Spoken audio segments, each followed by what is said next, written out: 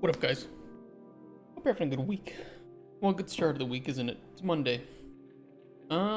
Speaking of the week, what we plan to do this week, and I should mention that Friday we did do some work on Coin Pusher, but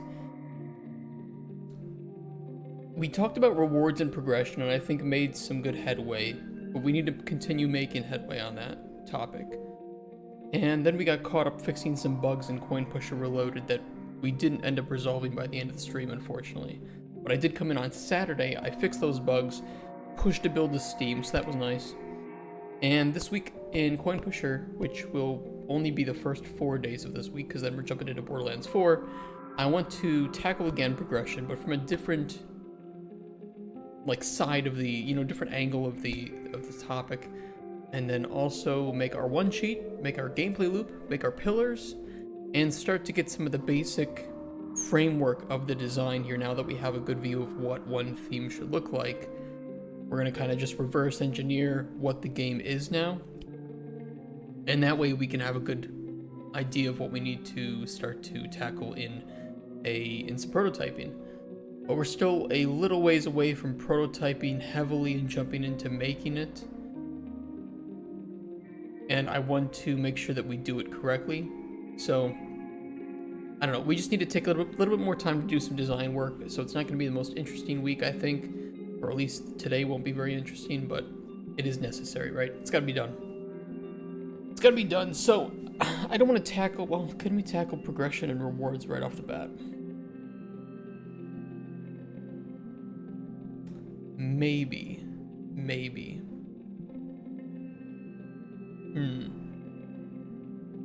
I'll tell you what I was thinking about. So over the weekend, I had a little bit more time to think about it, and I'm not as against XP and levels and perks or whatever. I'm not as against it now as I was last week. I think it could be done. I think that it could be done and might be able to be done pretty interestingly. It just depends on how it's framed and the rewards that are tied to it. But it does open up a new reward space. I was playing a little bit of like Deep Rock Galactic Survivor over the weekend, just jumping back in, seeing what's changed.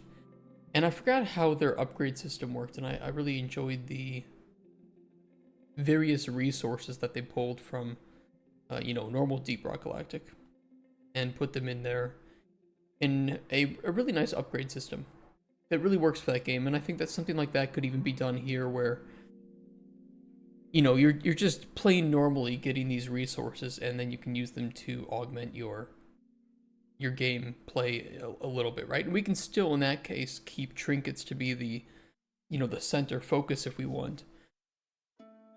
But it does open up a lot more possibilities for rewards and things like that. So I want to talk about if we were to do XP levels and perks, what could that look like? Like, where do you obtain XP? How are levels handled? What other kind of resources are tied to this? Things of that nature.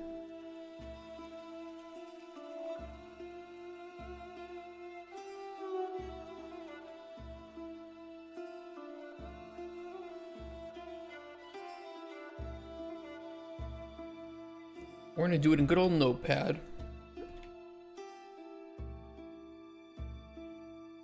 Just to sketch it out in our brains. Let's talk about obtaining. Well, there's only really obtaining XP. I mean, we could talk about like losing and whether or not you can lose XP. Of course, I don't want to lose XP. This should be a constant, positive progress game.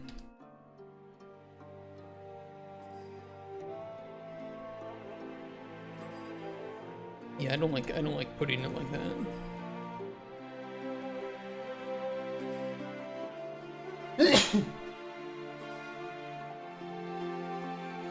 Sorry about that. Can't lose XP. Obtain from, let's say,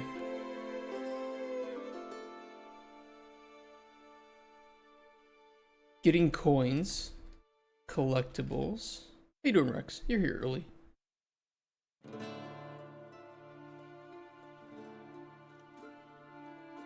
I was supposed to do some work over the weekend. I didn't fucking get to any work. You know what I did get to? I reloaded Grim Dawn and I played that for 12 hours yesterday, so. I was like, oh, I'll just play this for a couple hours. I just want to see, you know, is it as good as I remember it being? Yes. Sunday wasted.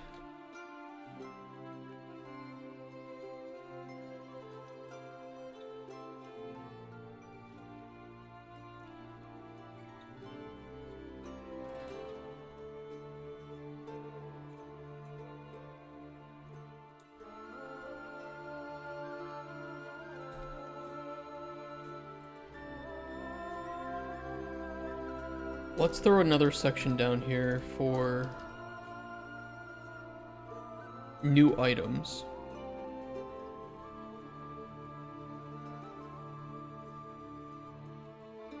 You know, I would like if power-ups were like the first game and you can buy them whenever. I'm still not sure if I feel like we should have power-ups or if we want to, you know, explode the power-up system and put it into other parts of the game. Basically, that they still exist, but it isn't part of this system itself, and it's more...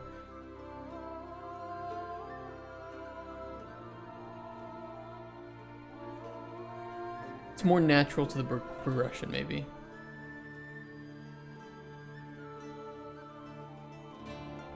I don't know yet. I don't know yet. I mean, we could tie it to, like, if we want to go down the route of XP levels and rewards, or skills, let's say, skills slash perks. We could tie certain unlocks of power-ups into that system.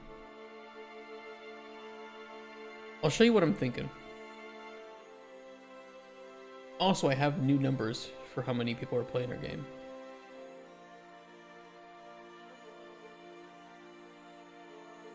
Oh, they don't have that. Okay, Deep Rock Galactic Survivor.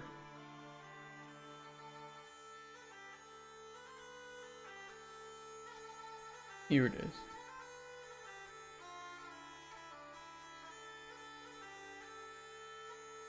Except I want like a larger picture for this.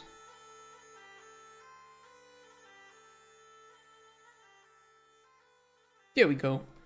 I like the system. I think that this in Deep Rock Galactic Survivor works really well. They use their 6 resources and credits, and they have some perks that you can upgrade progressively tier to tier. Very casual, very easy to understand, and this would enable us to then also keep trinkets to be our center focus, which I think are the most, in my opinion, the most interesting form of progression and upgrades, and certainly more meaningful than a couple of stat boosts, but they would stack on top of each other. I think it could be done.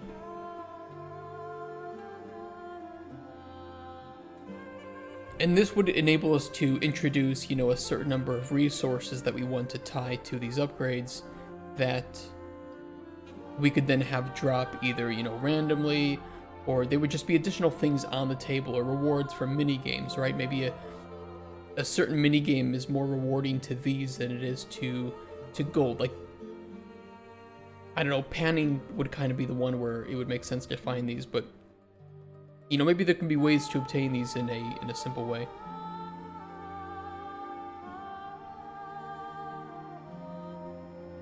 And maybe each theme can have its own, you know, mini game with a focus on certain resources.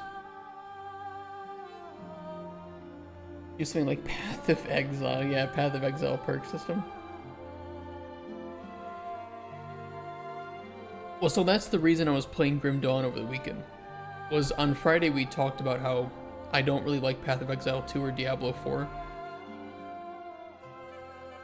And, you know, part of me was like, somebody was telling me, oh, it's because you don't like slow ARPGs. I'm like, well, that's definitely not true, because I like old Diablo, I like Grim Dawn, I like, you know, I would say Torchlight is a bit slower, Titan Quest is a bit slower. So I went back and I played some more Grim Dawn, and I played like 12 hours of it yesterday. I forgot how good this game is. It's just a really, really solid ARPG with fun skills, good itemization, and it's just great. It's just really enjoyable. It's got some deeper stuff, and then some, you know, some lighter bits of progression. Faction, I think the faction reputation system is pretty cool. Really good, really good. And I realized that I had never actually beaten it as a necromancer, and I love playing necromancers in any ARPG game that gives me the option.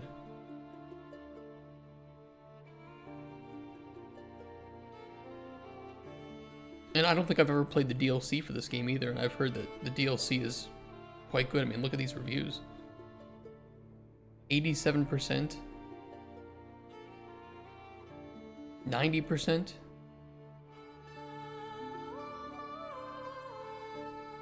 Even like a crucible mode, 82%. So yeah, I don't know. I own all 3 of them, and I've never played any of the DLCs for this game. So I'll do that, I guess. Yeah, that's good. I don't know. I like my ARPGs. But either way, I was thinking, yes, we can go into the XP route and the levels route, and it doesn't have to be super in-depth and crazy. It can just be like grid-based like this, and you can upgrade whichever thing you want or to obtain more. I think that absolutely works in our case. Something easy, something casual, and something that doesn't push the player into this menu and make them spend ages trying to think about it, or that doesn't punish you. I don't think it needs to be a choice-based skill system. How you do, Joes?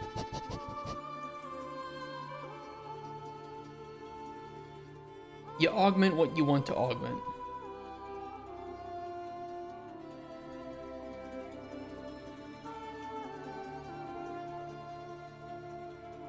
That would mean that we need some new items, which is not a bad thing, as we talked about, because it can mean some more unique rewards for different minigames.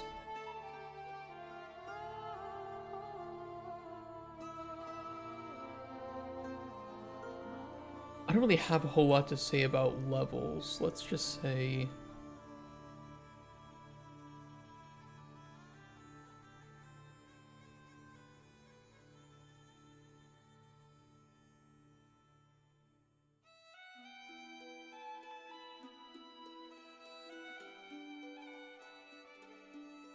You know, what do we want skills and perks to cost? Just perk points? Do we want them to cost additional resources? Do we want these to be 2 separate things?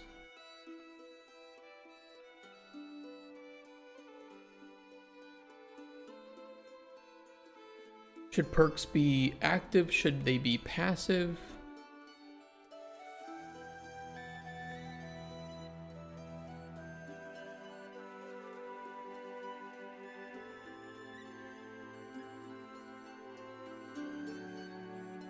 Could be both. Yeah, I'm kind of leaning towards both too.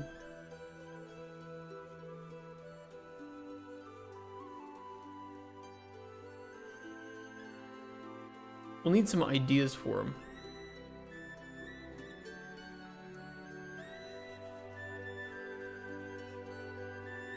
Skills require resources. Active skills.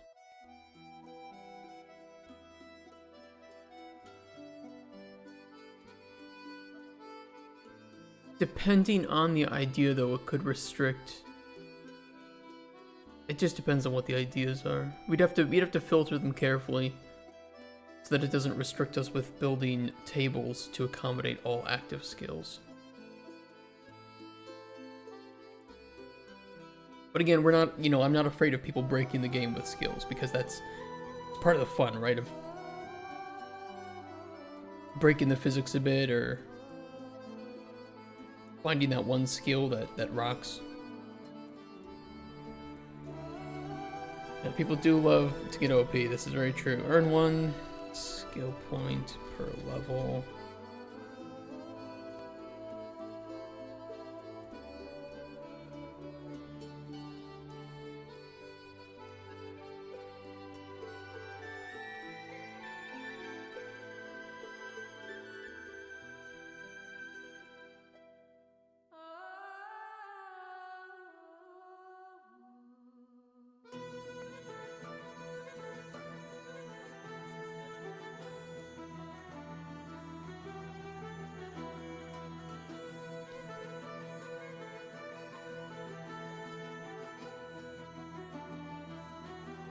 I really don't think it even needs to be more complex than this, to be honest.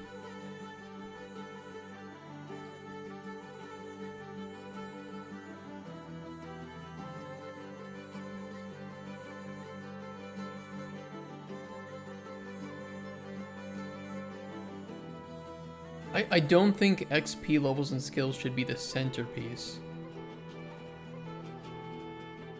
of the game.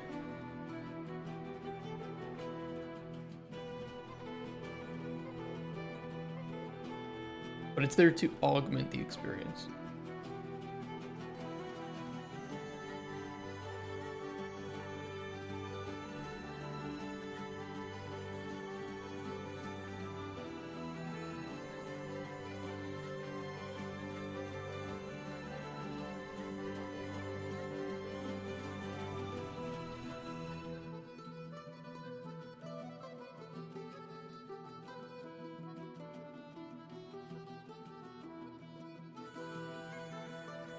What are some skill ideas we can do here? What are some crazy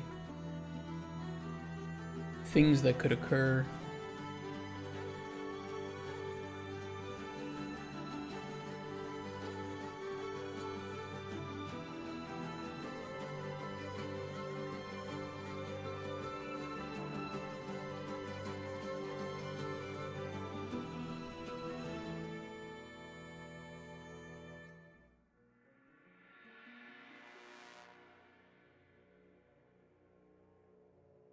We should break these up into passive and active as well.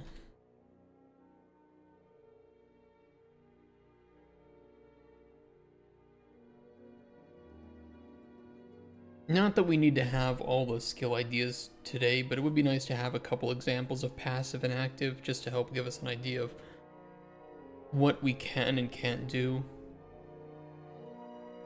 or how crazy these ideas should be.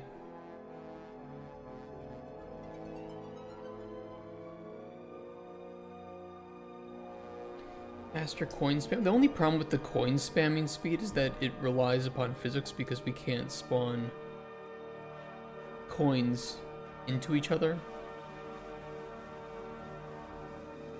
Because they might get stuck.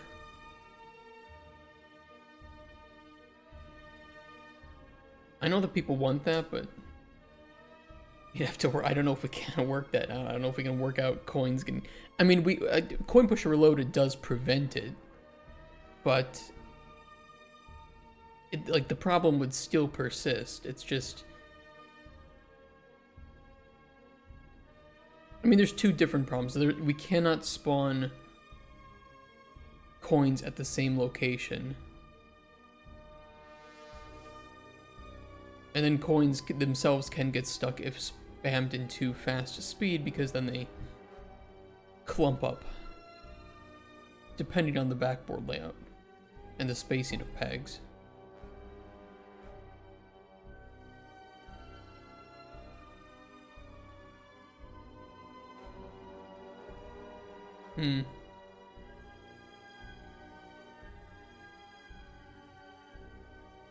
Yeah, increasing spacing on the pegs will help quite a bit.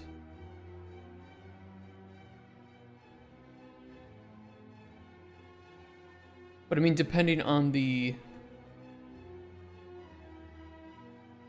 design of the board, we may not be able to increase the spamming speed. It just depends on how the spawning system is working for that table.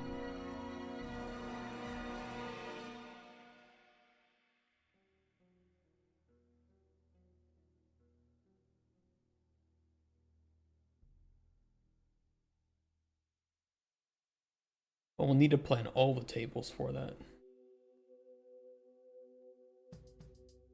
Maybe we can do stuff like coin rain.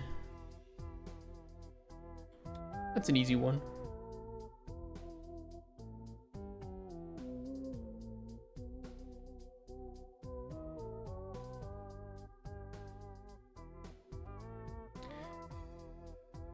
Well, I'd like to think a little bit technically about how we might be able to solve it.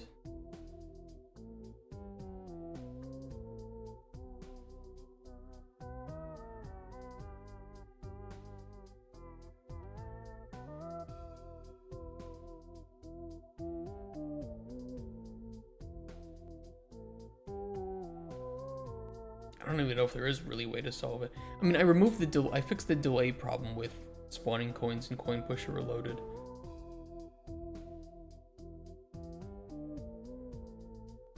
And the delay probably didn't need to be as crazy as it was in the first place.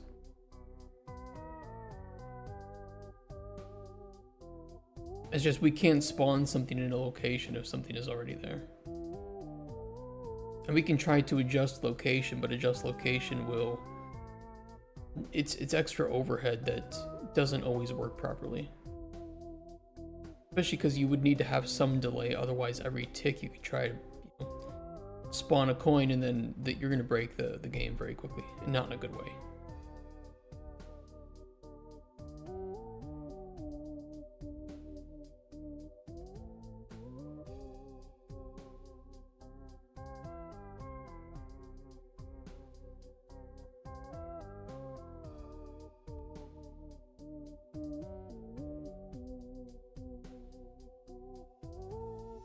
Well, I don't want to delay the spawn just so that players can upgrade it. Because then we're deliberately making the start of the game more annoying, just to have perks that would make it less annoying. Which, we don't want to make the first 2 hours of the game super annoying. I get the intention of putting in friction so that players can remove that friction, but...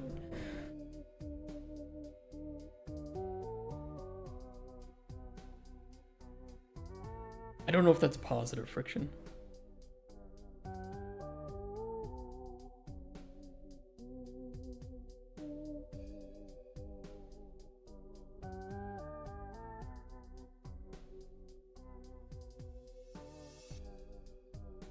I think there are alternative solutions in a case like this.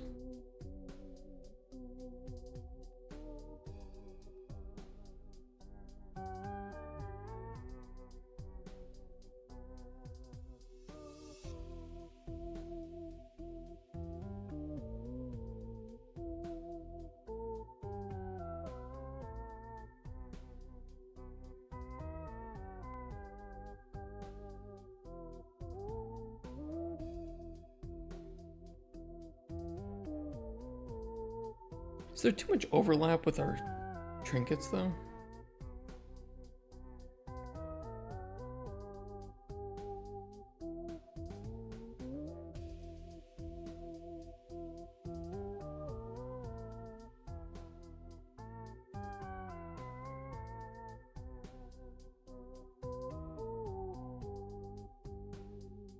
Maybe we just do active skills, and we leave passives to trinkets.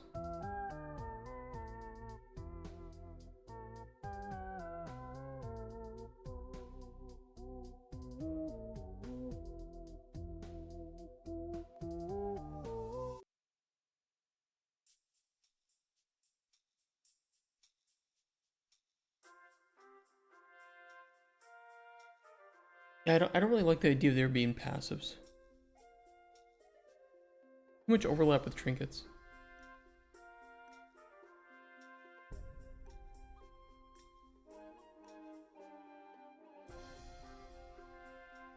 Also, then a bit of a math nightmare for each buff.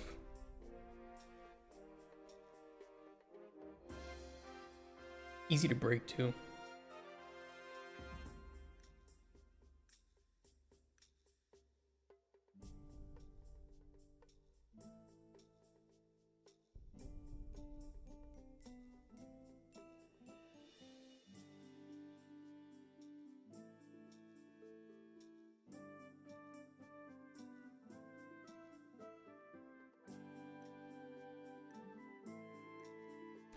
But the thing is, the passives already exist in trinkets.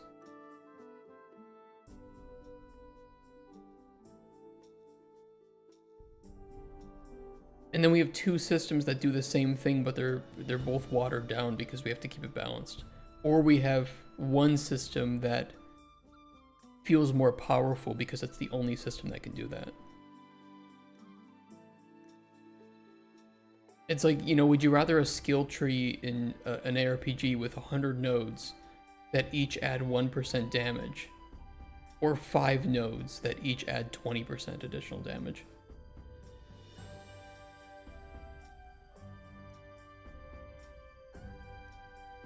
You'd rather have the 100? I wouldn't. Not for a casual game.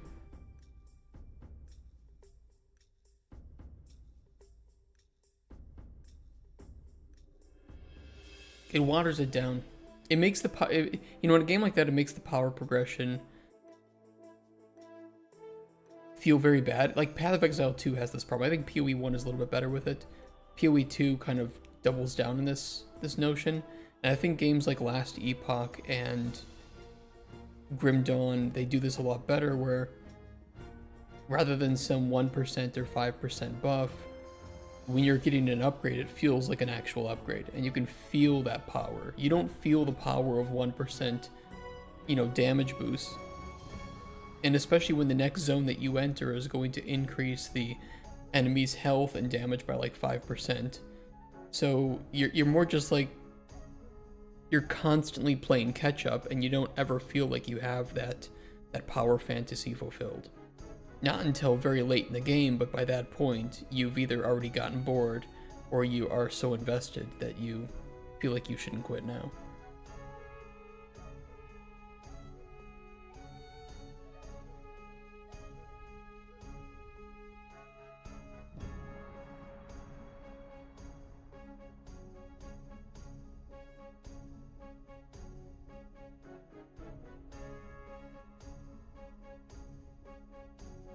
Leave passives to trinkets.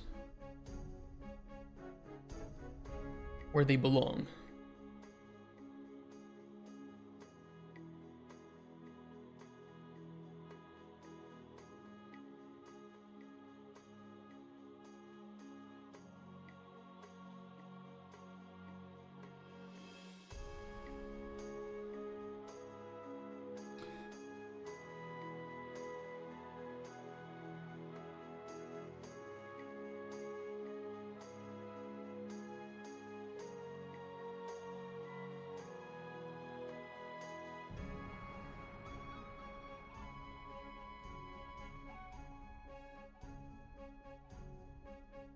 This I'm still a bit wary about. Level ups should feel good, and they should provide you with something as a reward for leveling up. But I do want resources.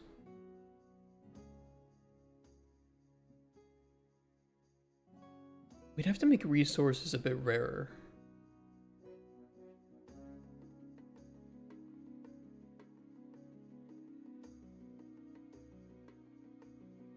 Let me think. What if the...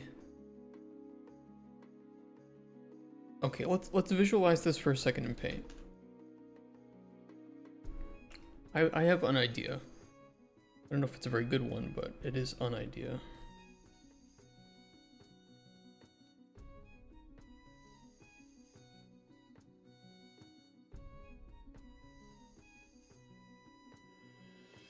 Alright, we have skill.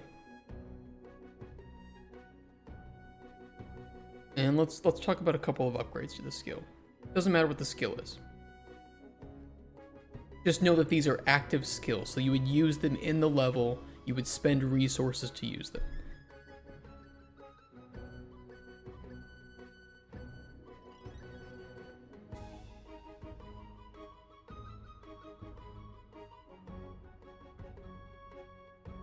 Let's visualize it like this. Now I'm going to draw within the boxes what the resource cost is. And hopefully this will make sense. You buy a skill. It costs 1 orange boy.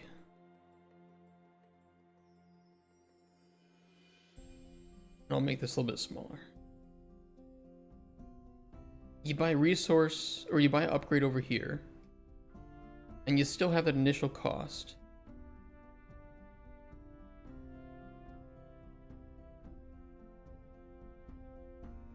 But now it costs, well, it's kind of a hard blue to show. Let me do like pink or something.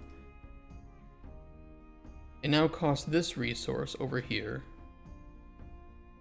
And over here you have this cost.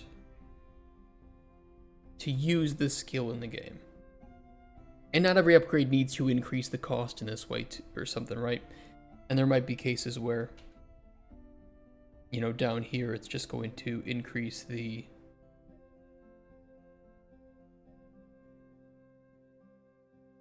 two of the orange boys or something.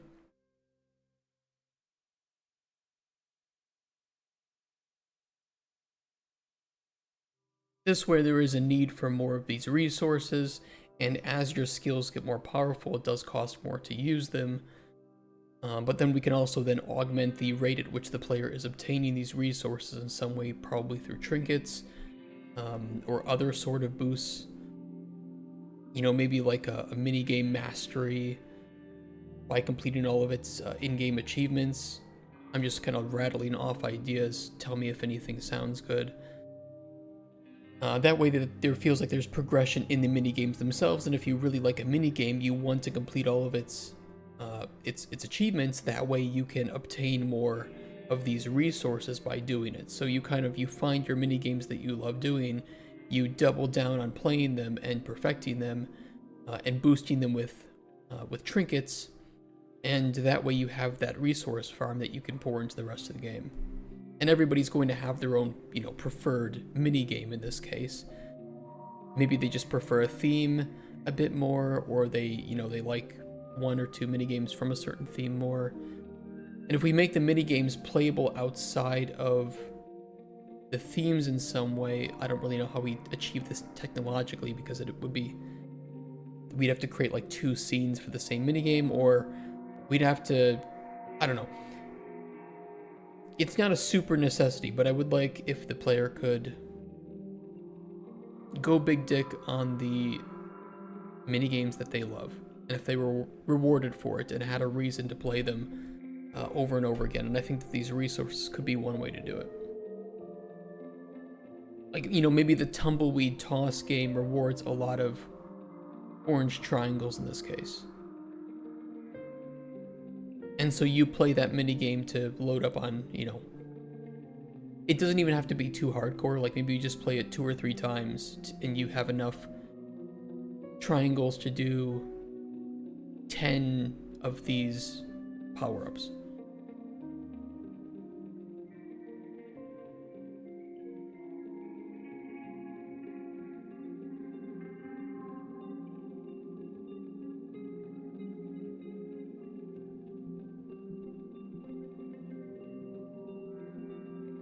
Get XP, levels give a skill point, and you use a skill point to unlock one of these nodes.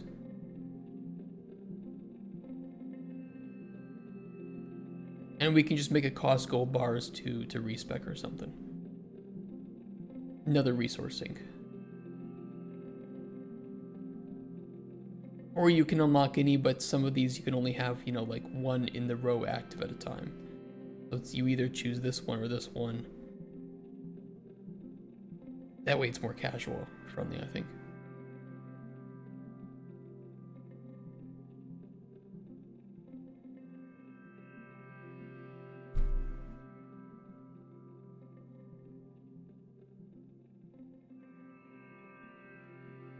We could even say that the only way to obtain these resources is, or like let's say the primary way, like 80% of your resources minimum are going to come from minigames. Because I think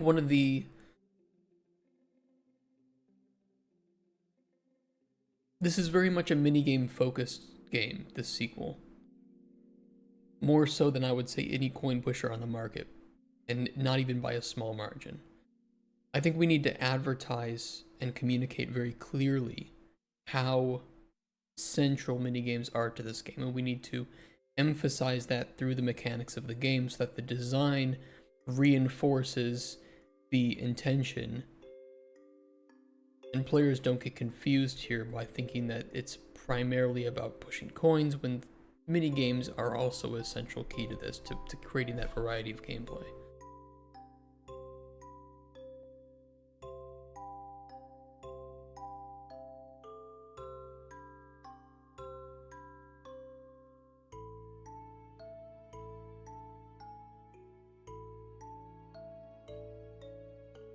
And I think in this way too, we can augment the natural challenge of the coin pushing machine, where you are intended to lose quite a few coins by introducing skills, trinkets, and these other resources to distract you from not having enough coins, or to allow you to make up for that lack, as opposed to Coin Pusher Reloaded, where it's very much a, we want you to obtain about 3 times as many coins as you lose. I think roughly that's the balance right now, is like 2 to 3 times gain to loss. And I'd rather almost go back to what we had before, where you're probably going to lose a bit more than you gain, but you have then those skills and trinket buffs to augment that. So you can perform the coin rain to spawn more coins, or you can spawn like a bomb on the table or whatever, or shake the table towards the camera a bit.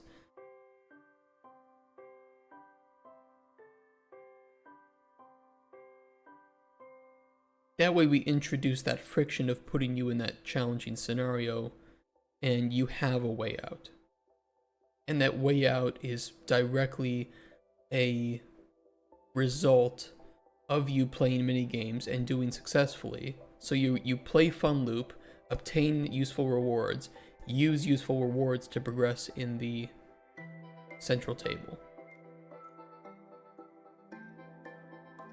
And then there's friction within the mini games too, right? Because they are in some cases a bit challenging or a bit demanding. Some of them have faster paces, some of them might require thinking and logic. So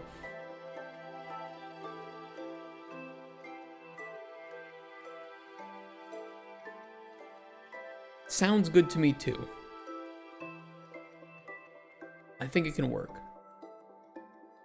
I don't know what the resources would be right now. I want something that is more...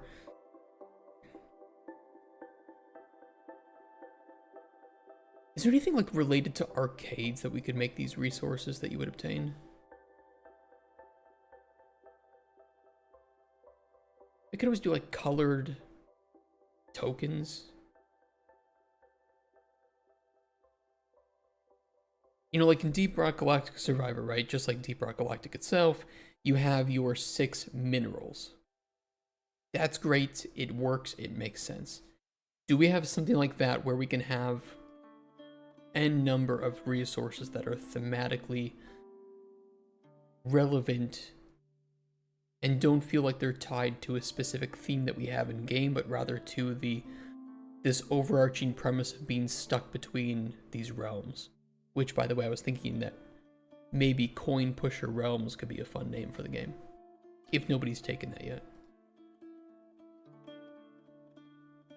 No.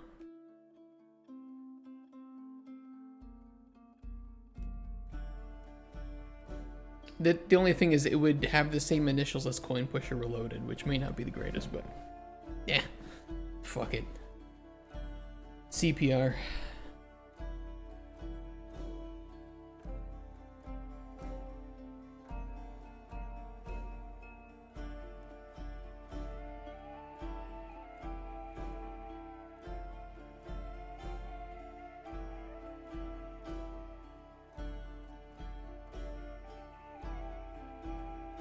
Like, who was telling me the other day about that Wizard of Oz theme one? I almost think like the colored tokens could be interesting.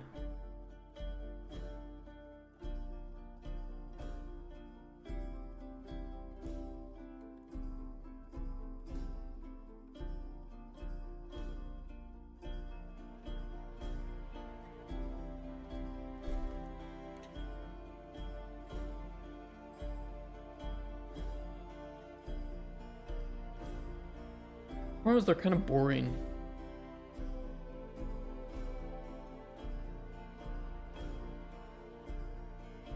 And it's not really obvious what they are.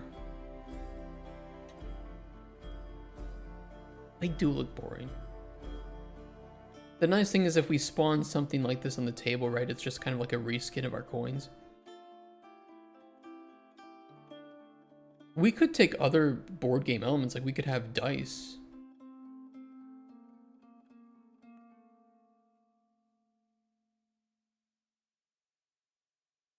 Like this skill costs 2 dice to use or something. It could be kind of fun.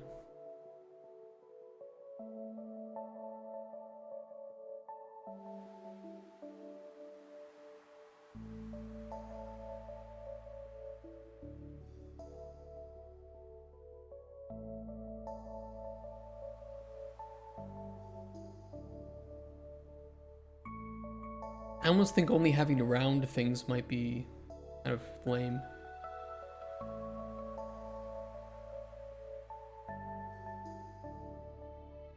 We could do gems.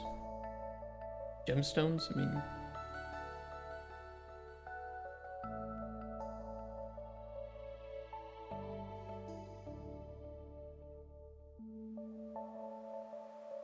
You know, it's like gemstones are neutral enough, but there are enough of them in different shapes that I think that they would stand out from other things on the table in most themes. Then again, that would mean that we can't then use that in other themes, which is why I was trying to go for something that, you know, a theme that we probably wouldn't ever make, use something from that, but still something neutral enough that it fits more universally. You know what I'm saying?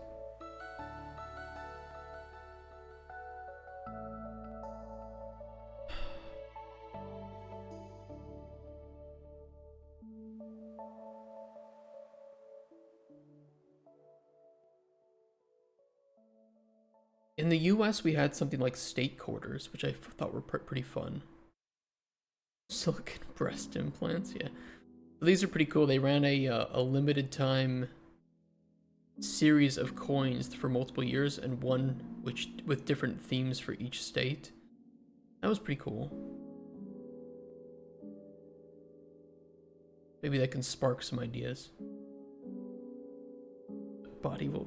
No, we're talking about... Okay, so we want to have like a resource system that's universal that you spend on skills in the game. But it needs to be something that's neutral compared to the other themes. And something that wouldn't detract from the experience. So I was thinking, okay, we could do like colored arcade tokens, but they're kind of boring. Even though they do fit a couple of the requirements.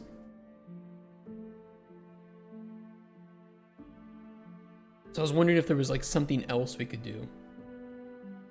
But unfortunately, with anything that we put on the table, it does restrict us from using that in some other theme. And I think dice could kind of work, but then we wouldn't be able to use dice in any other theme, because it would be confusing.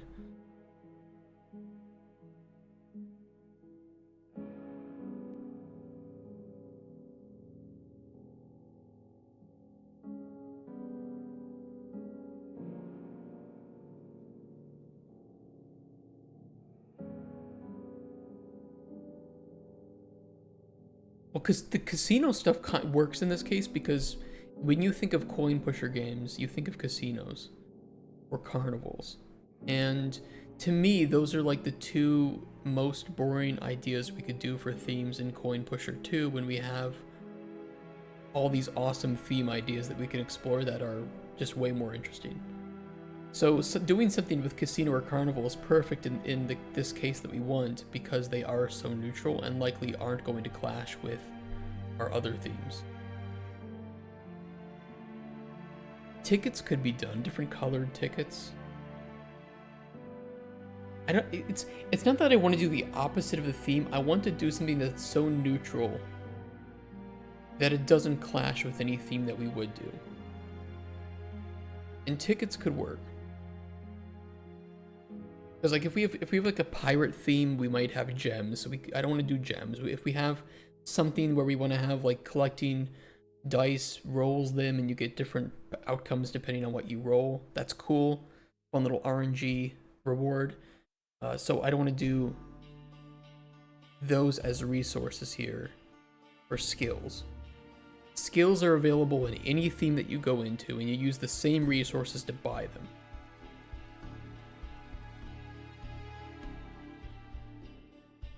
Pebbles.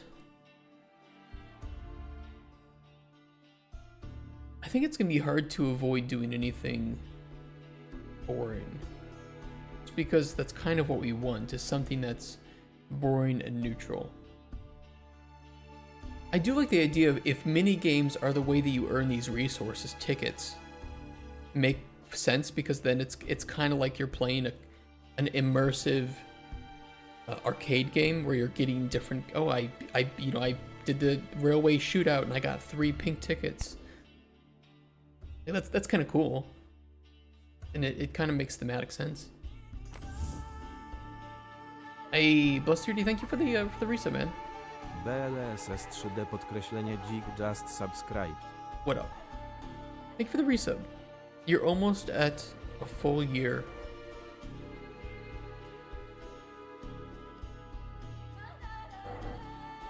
Hope you're well. I'm a little bit tired, but I'm doing well. I'm excited for Borderlands 4 this week, I'll tell you that. Scared, but excited. If it's good, I'm going to be really happy, because I love the Borderlands series. And Borderlands 3 was very disappointing to me.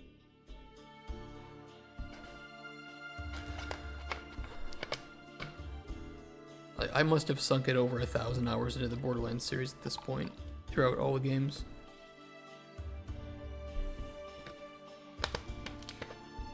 Tickets sounds good. How do you feel about tickets, Rex? Like, it may not be the most interesting, but it does fit with the theme of you obtain them from minigames. They're easy to make, easy to recolor. And if we needed to spawn them on the table, we definitely could spawn them on the table.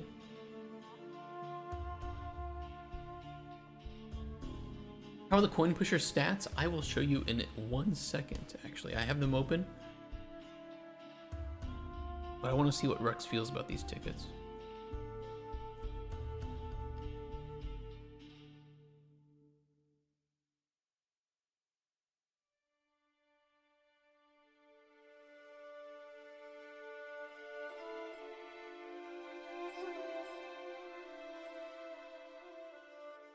My arcade.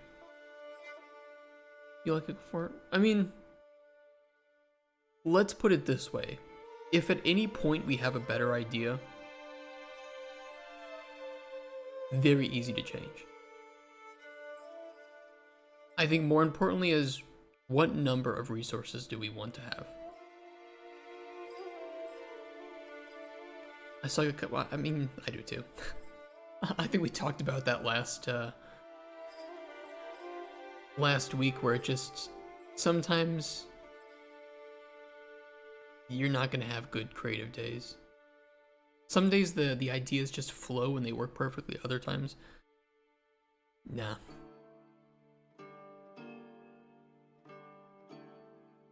But I will say, if at any point we need to change what the reward is, I think that it's very doable. It just needs to be neutral.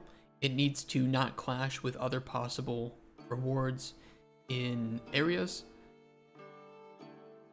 And I don't think players are ultimately going to care what it is, as long as it makes sense and it's easy to understand.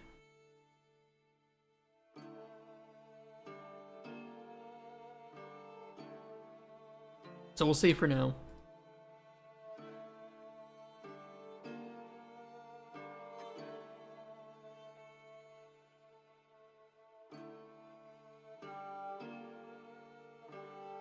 replace power-up system from coin pusher reloaded. Active skills cost resources, tickets. New items, tickets. And I'll just put some colors down. What colors work best for people? Can you give me 5 colors that don't clash with anyone with color blindness?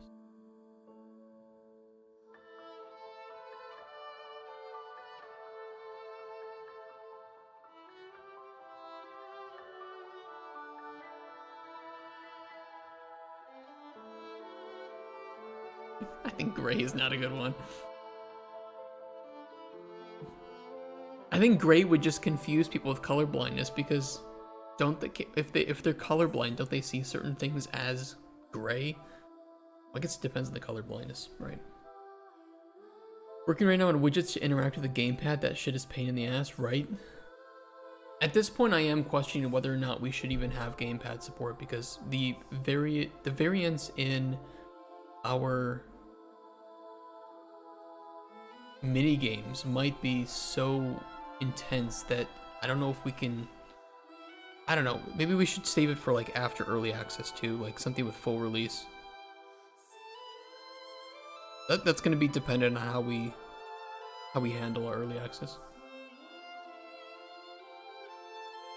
Ooh, this is nice. Thank you.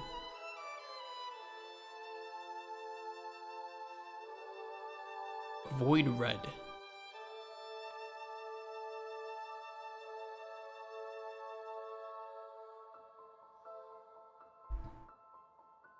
Coin Pusher 2 is going to be quite big. Quite big.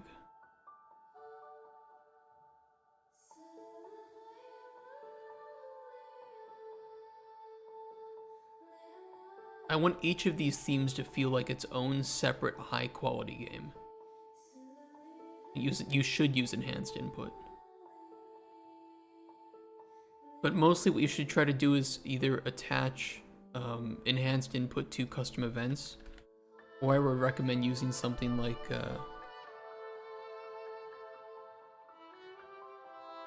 this, which has enhanced input integration with its UI. What up, C-Spawn? Happy Monday.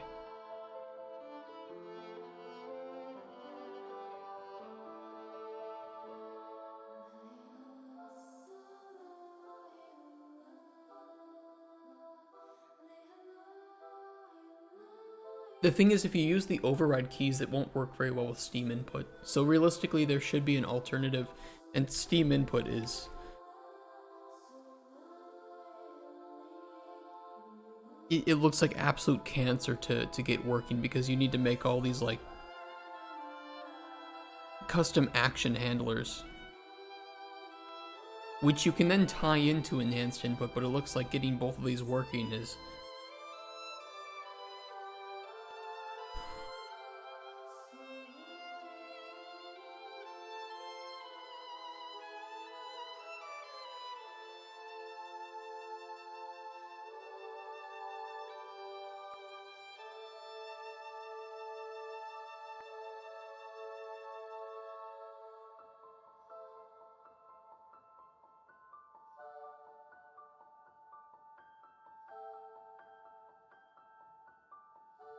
interesting.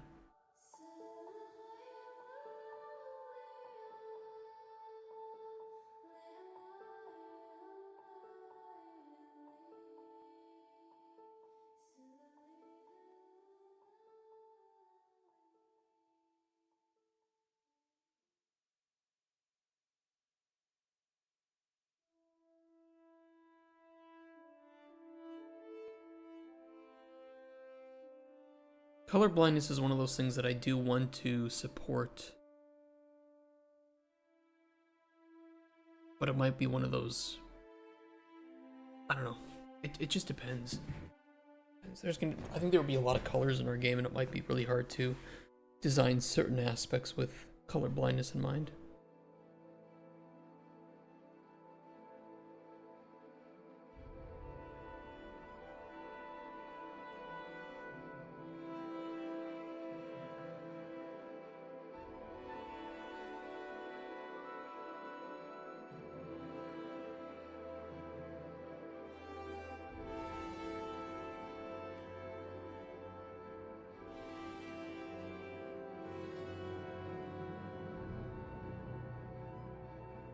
I wish I had somebody in chat who was colorblind that could help me with this. I have a friend who's colorblind, and I can always ask him what his opinions on certain things are.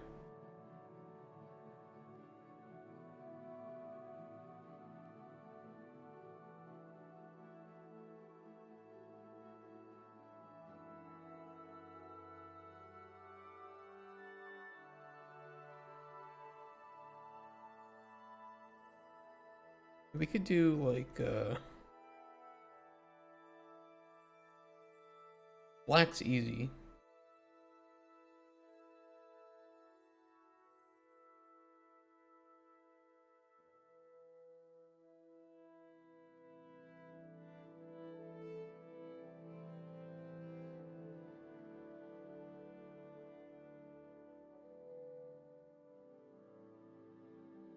And maybe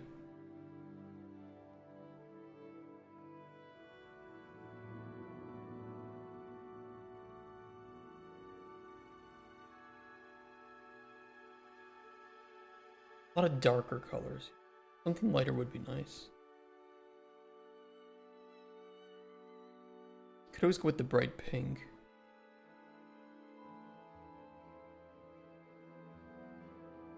Maybe skip the black because it's a little bit boring.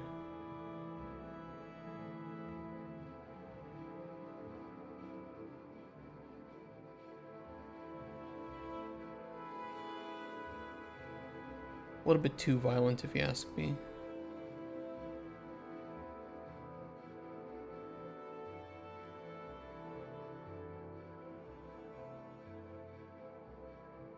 I think those 5.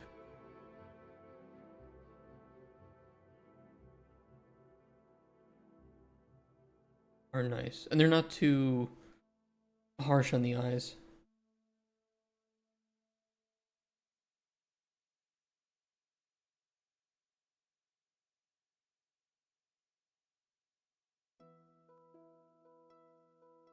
I think they're preset patterns, you shouldn't mix them.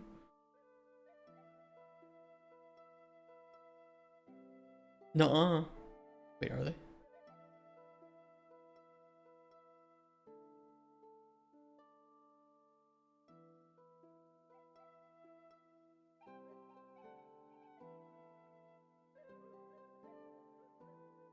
You have to use red, green, try to change brightness hue.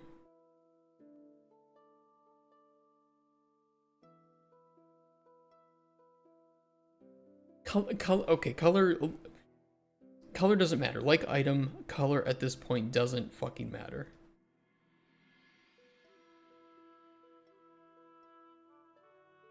We just know we want 5 of them. 5 of them. Different colors.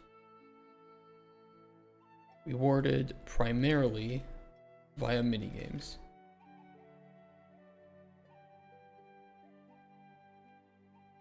We're getting hung up on the wrong things. What are some other skills we can have? And then these can have their own different aspects here to them.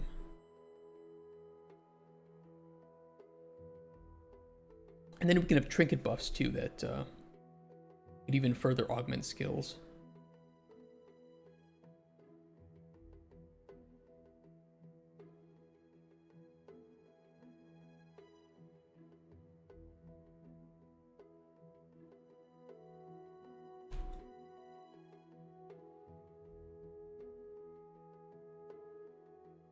The only things we would need to take these ideas even further.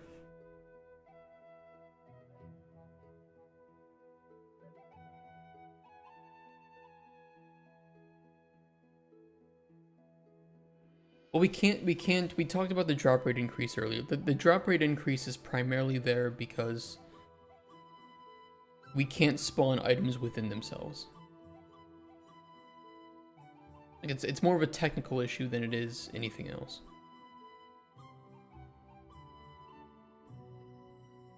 And there's not really any way to augment that any further. Like if we wanted powerful upgrades to these skills, how would we do that for that one? I don't really even see a way of doing it with sides. Coin rate, I guess I could see some alternative ideas for that. Sides, I don't really have any special power-up ideas for that one.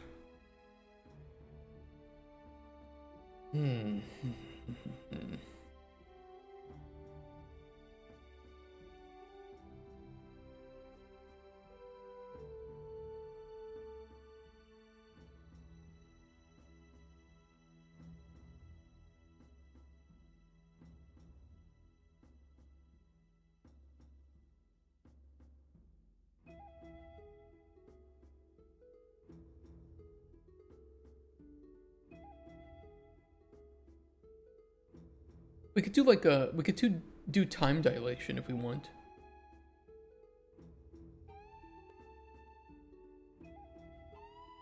Like you can slow down the game. Drop more coins on an area or something.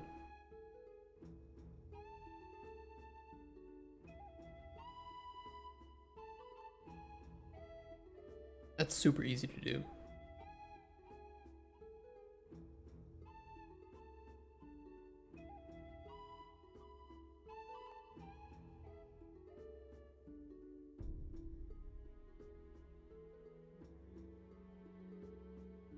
Hey Lynx, how you doing?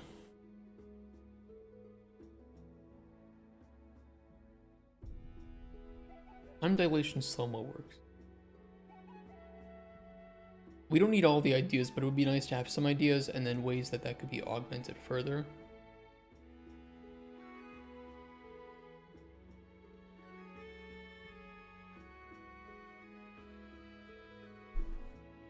Like maybe...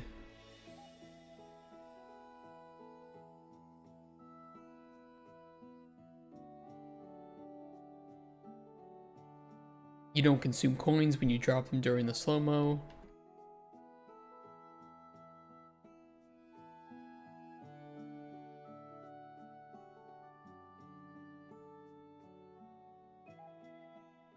Chance to spawn collectibles along with the coins.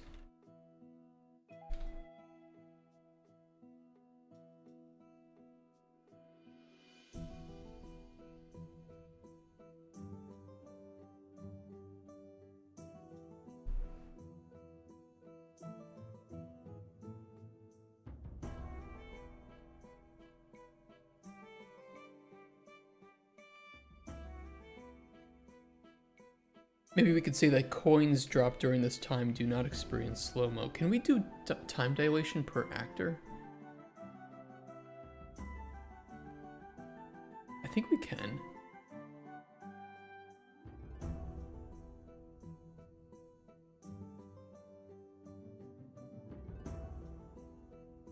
We'd have to do global time dilation and then probably do individual dilation on the coins that the player drops.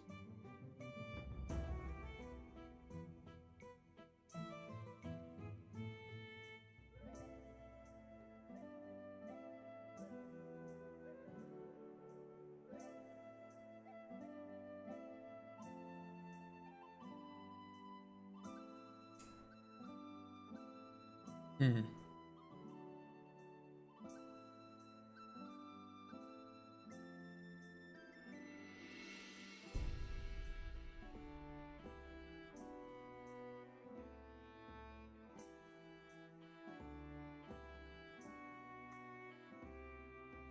That could be an upgrade.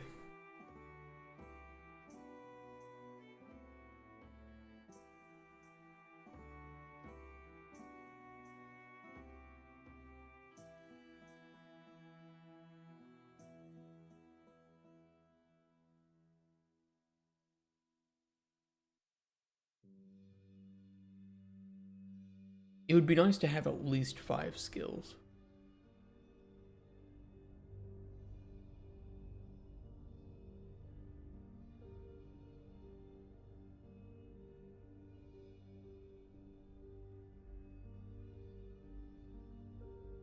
How about the game and made a design document of ideas like you're writing?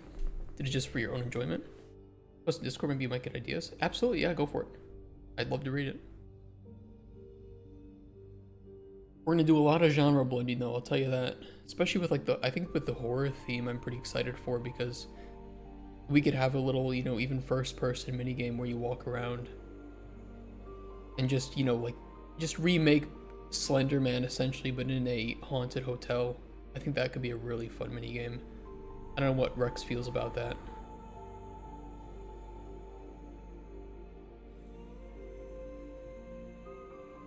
But I think that could be pretty cool. We're gonna do a lot of genre blending. A lot of genre blending of not just themes, but also mechanics. And I think people who enjoy all types of games will be able to jump in and find something to their liking.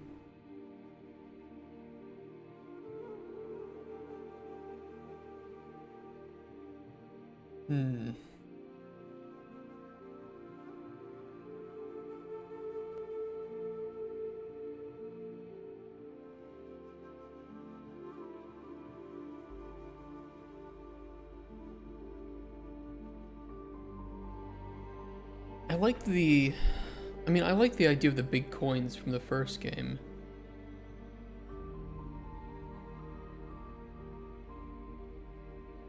Magnet could be fun.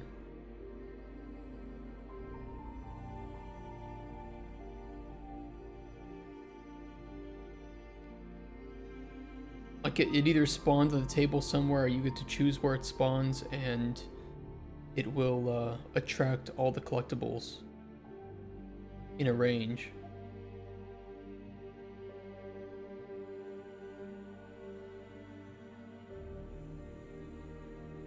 And of course, you know, it could fall off the side, but also it also has the possibility of getting pulled down. Some sort of like magnet.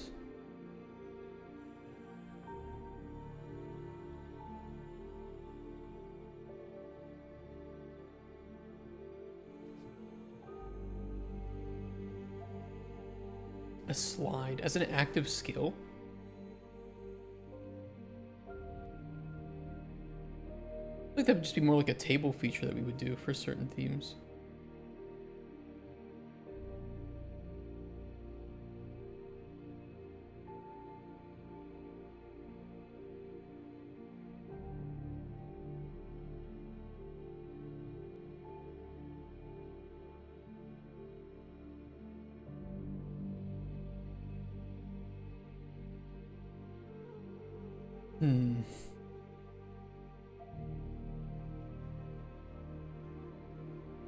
I don't feel very ideas-y today. I don't feel very creative today. I think it's a good start. It's a good start. We'll throw them into a document, continue it at a different time. This game has a lot of design behind it. A lot of systems. We know we want them. We got some ideas. We'll circle back to it. Transfer coin to split into multiple coins mid-drop. Skill period where coins split into more for a while when they hit pegs. The splitting is tough. It's a really cool idea. But splitting coins is really tough to do because of collision issues. And physics freaking out when they're inside of each other.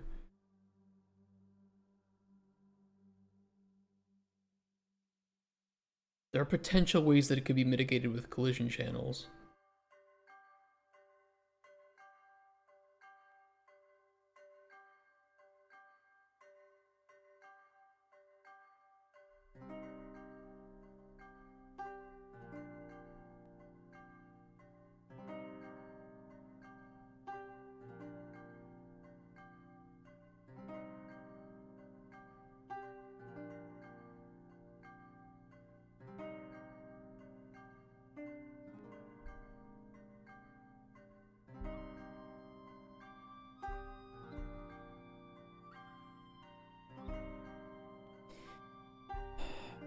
There's a way that I might be able to do it.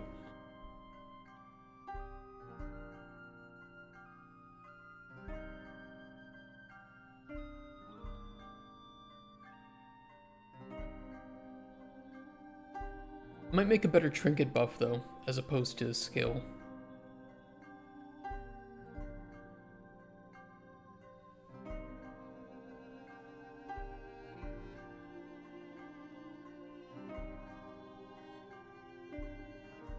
Active that does something different in each area.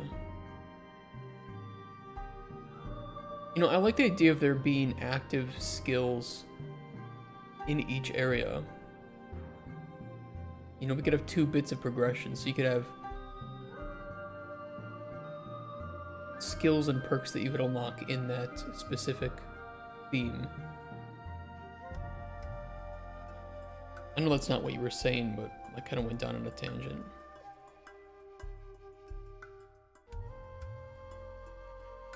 I did think about it last night about having 2 XP bars. One like global XP bar and one that was per theme. Wasn't very attached to it though.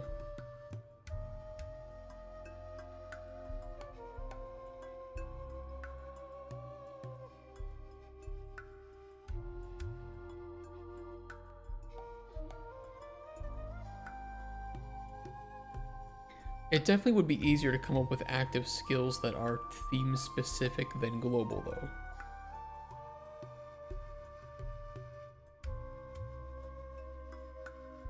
Because with global ones, we don't want to override any possible theme mechanics. And you could even argue that, you know, having like the sides pull out or slow-mo or even like the magnet now have prevented us from doing those in themes. Which is okay, I guess.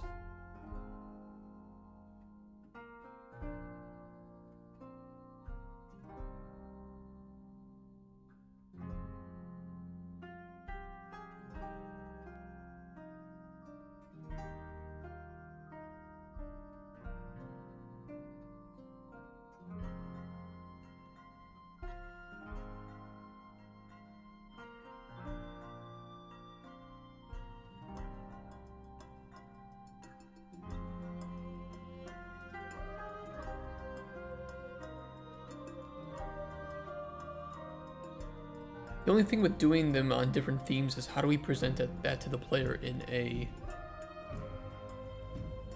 non-confusing way. Well, we already have tumbleweeds as an item that'll spawn on the table.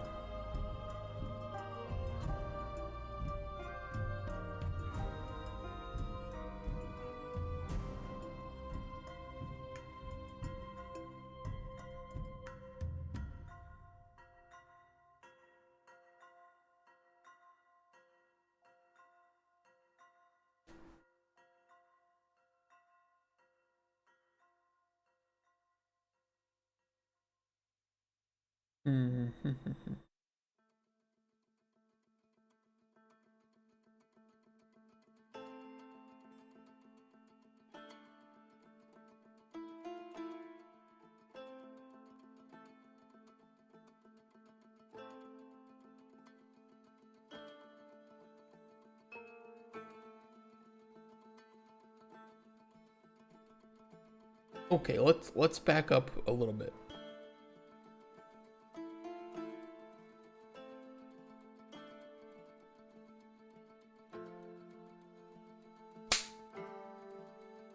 That's right.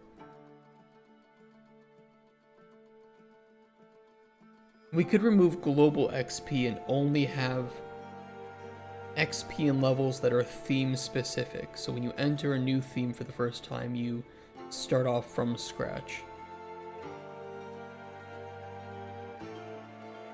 And you'll get XP by playing that theme normally. And then you could have theme specific active abilities.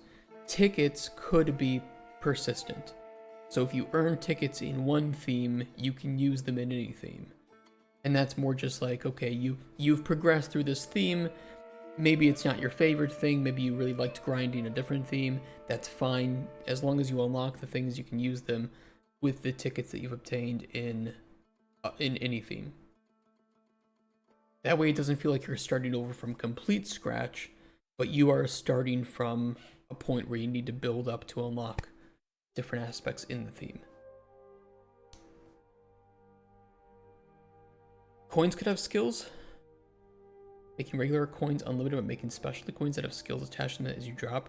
Well, I think that could be interesting for a theme, but it might be too much to have as a global thing because, you know, for the Wild West theme, for instance, we already have, like, what is it? 1, 2, 3, 4, 5, 6, 7, 8 types of items that can spawn on the table. And now we're potentially adding tickets into the mix, although I don't know if I want to spawn those on the table specifically. That's a lot of different things already. And some of them, specifically like the wooden nickel, will take the place of, it will look like a coin. And this will spawn instead of coins sometimes. So it might be a little bit too many things on the screen for a casual game.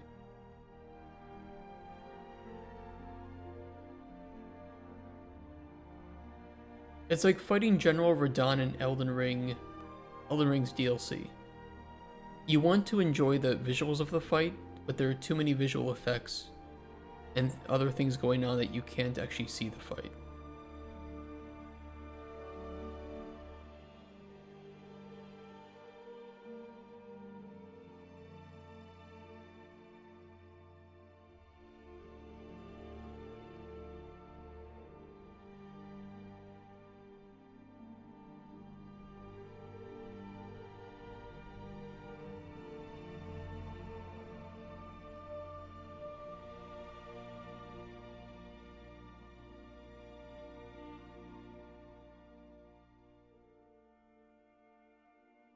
I'm still okay with this. I'm okay with this.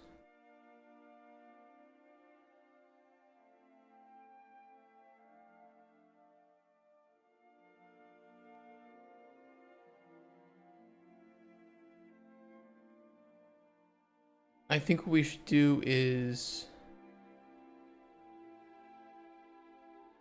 XP and levels are per theme.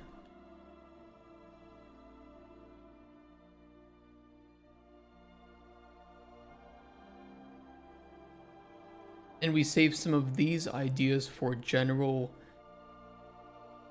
mechanics of tables. Like maybe you're in a scientific lab and magnet is one of the mechanics, one of the things that can spawn on the table, and that's part of that theme, making that one more unique.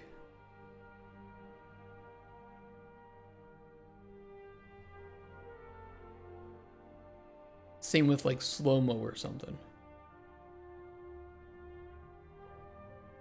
Let's save it to use uniquely.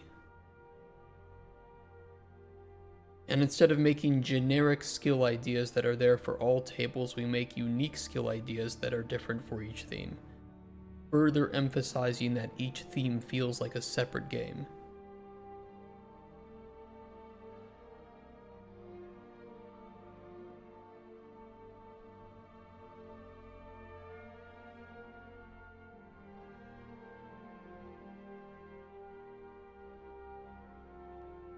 I mean, I'll keep this. I mean, maybe we can just throw this into like some general ideas.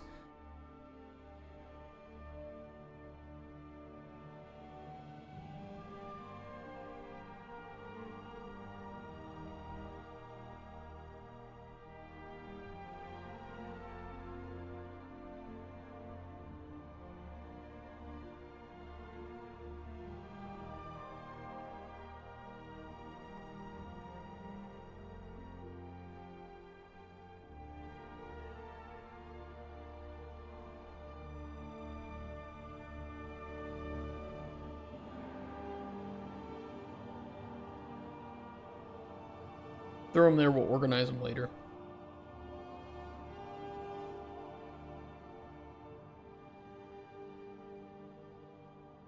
And because we're working on the Wild West theme, I think that we can just come up with some active skill ideas here.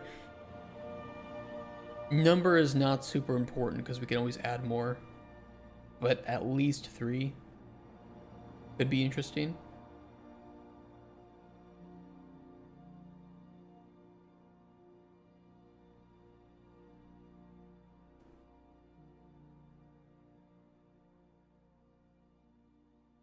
I like the idea of being able to shoot coins. The problem with shooting coins is that if you are the one shooting them, they will go away from you, and we probably want them to come closer to you.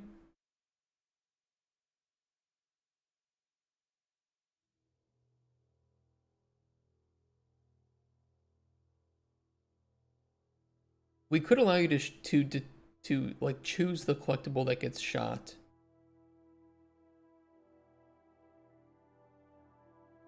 And we could do like the side of the screen that it would get shot from.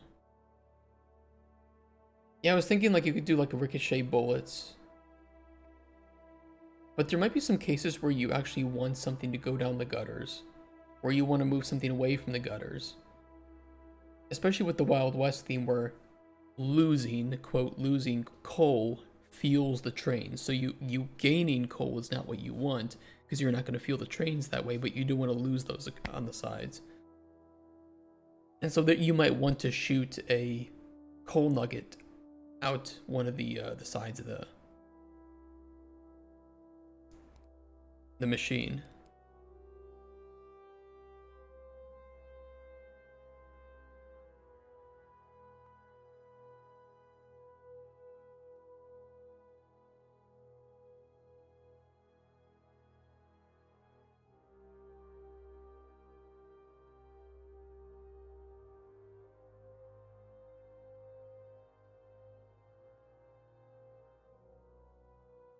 I mean, we could have you like selecting the item and then around a circle you get to just choose like a 2D image of a gun, and it's going to determine, you know, like which direction you want to shoot, or even like an arrow pointing in the opposite direction of where it's going to go when you shoot it. I think that's all very doable.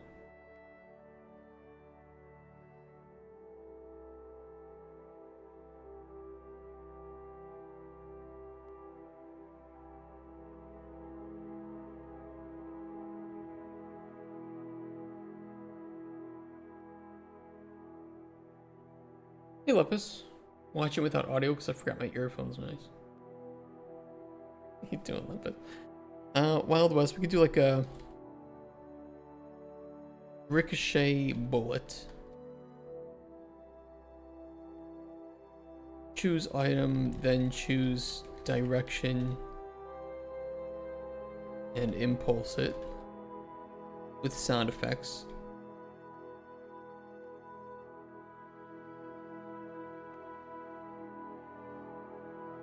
I like it.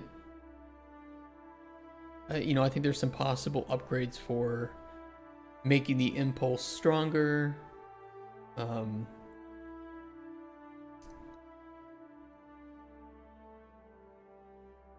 That's the only one that I can think of at the moment. There don't need to be fair, there don't need to be upgrades. There don't need to be upgrades.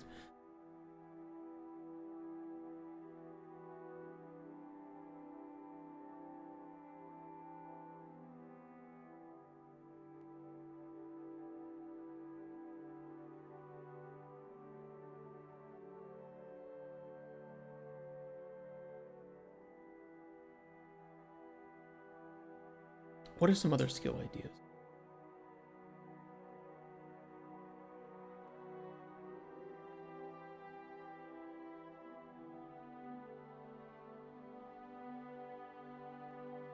You know, I almost feel like the being able to cheat with the poker game with Joker cards should be a skill. Like, we could take it away from just being there and saying that you have to unlock the skill to be able to cheat at the poker minigame.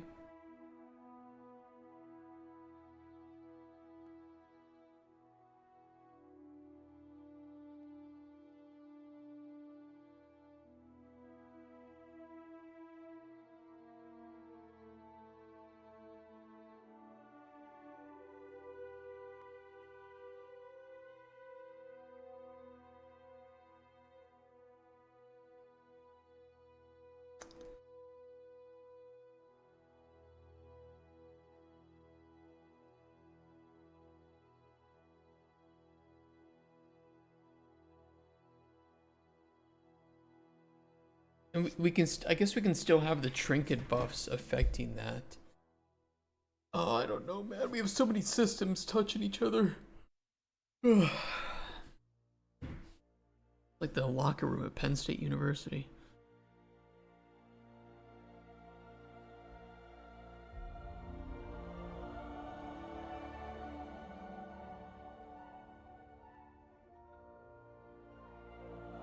We kind of wanted to keep skills separate to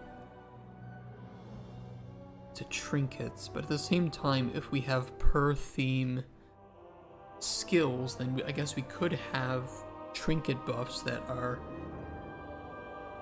aimed at the skills, but then we don't need passives for the skills, and they are more just about upgrading them. but then at the same time, by weakening skills, we weaken the use for the tickets, which should be a global, persistent currency.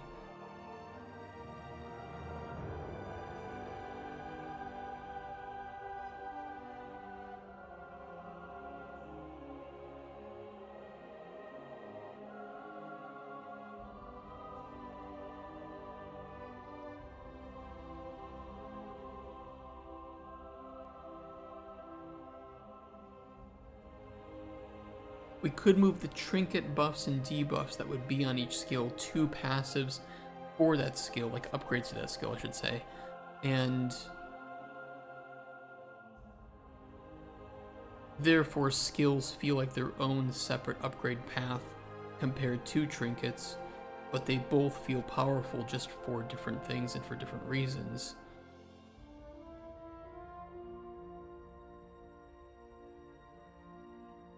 And where a lot of our trinkets target minigames specifically, I would say that skills target the table very heavily.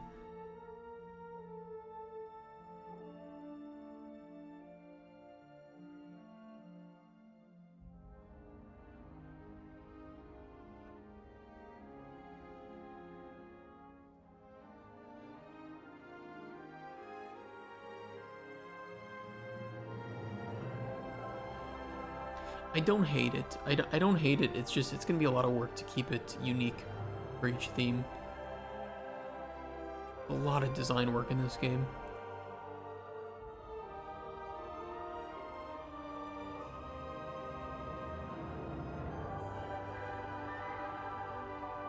If you have too many, do they create fun for the player? Do they help introduce friction that makes the game more enjoyable? Kind of some things I was working on recently, asking myself questions like this. Well, I'm always asking myself questions like this, especially with a casual game.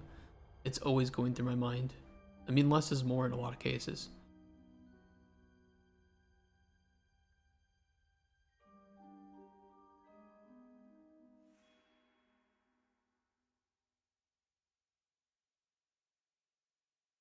But I'm okay with scrapping XP and levels if we need to. And it's a system that can be removed without causing too much problem with the rest of the game, because it is so modular to it.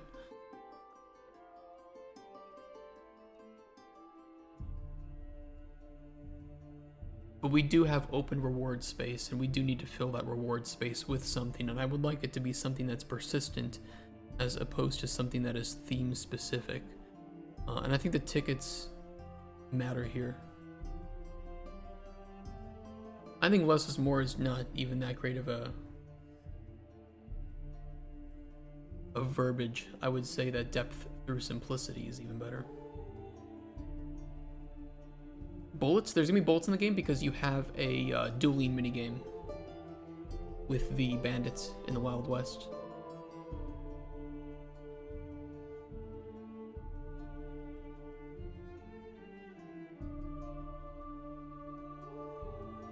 Hey, Chisel. Morning.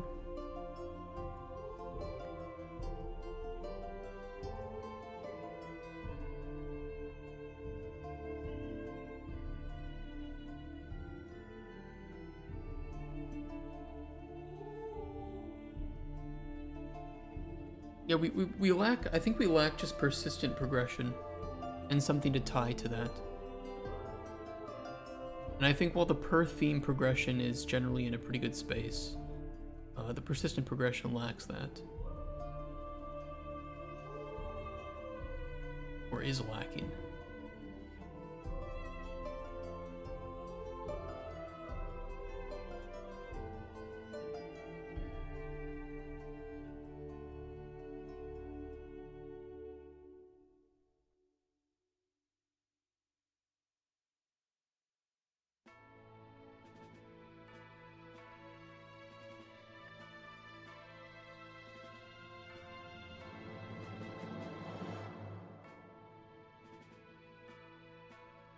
What's going on? We're talking more about progression and rewards today. I'm trying to find some solutions.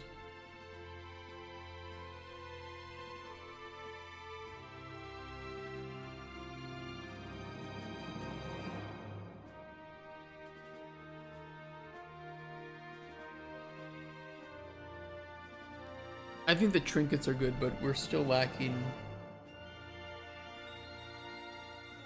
something that's more overarching.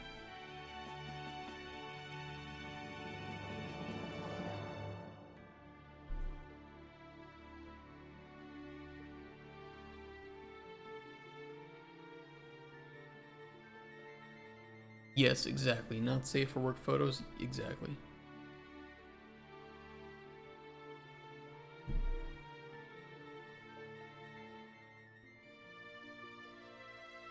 Money, we kind of have that with gold bars. We're pulling that from the first game and bringing that back as a like global currency, primarily spent on trinkets.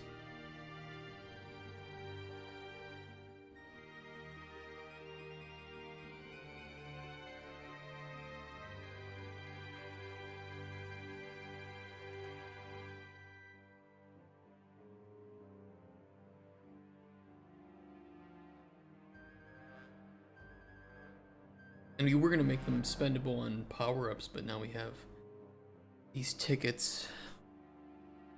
I'm okay with keeping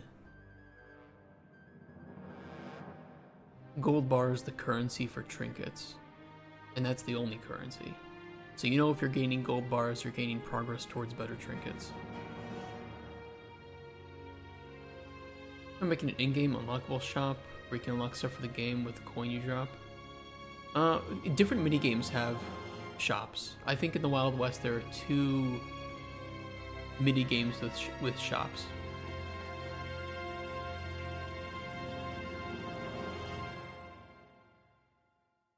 So it depends.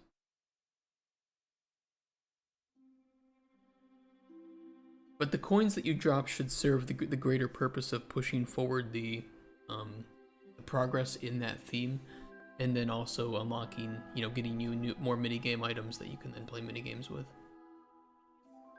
Coins are the means to an end.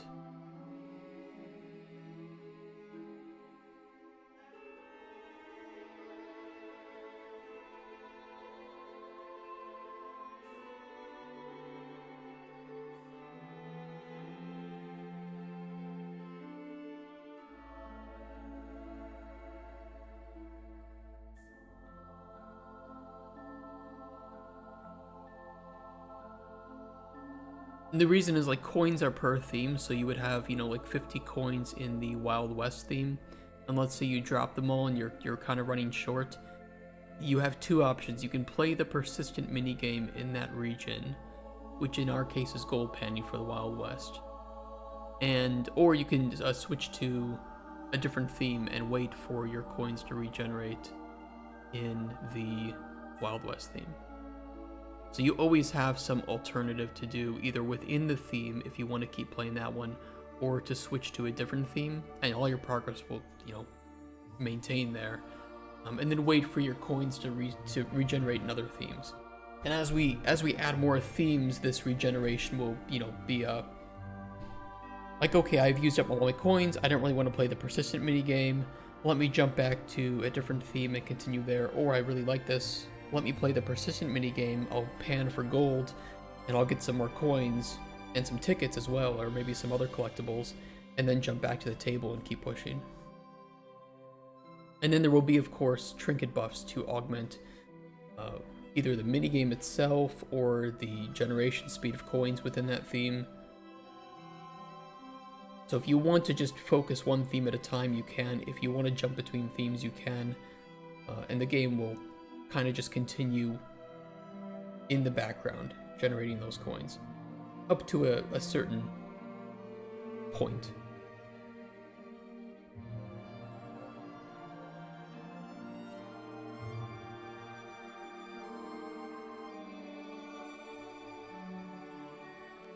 And sure, the coin pusher games focus on the board of the coin game, and you want minigames. I've never played a coin pusher at all before this, even IRL and arcade. Oh, really? What other coin pusher games in the genre do you know of that stood out to you? The only one would be Rat Coin, which isn't even out yet, and that's just like a roguelike. All the others are very generic. They all kind of do the same thing, or at most they introduce collectibles or a couple of minigames that are tied to the board itself, and are not separate. I want to go more like the Yakuza route, where there is this overarching game that you enjoy playing, and then there are these mini games to distract you. But it's not like a distraction in a bad way, it's a distraction in a fun way, and you're making progress then towards your main objective while doing these mini games. And that's the way that we can stand out. None of them do anything like this. And even the ones with mini games, they're all like casino related. It's like a slot machine in there, or, you know, maybe, like I said, some collectibles. So I think that the only one that's really trying to do something different in the genre right now that I've seen is Ratcoin. And I don't want to compete with it, so we're just not going to go down the roguelike route. Fuck that.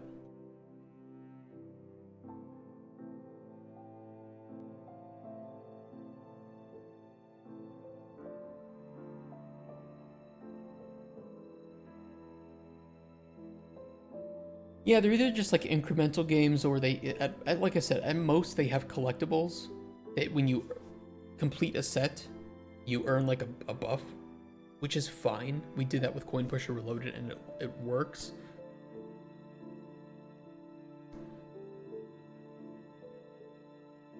But they're all just they're all kind of the same.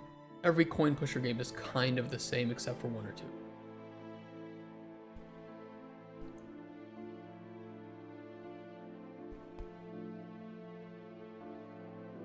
So we'll lean harder into themes and minigames.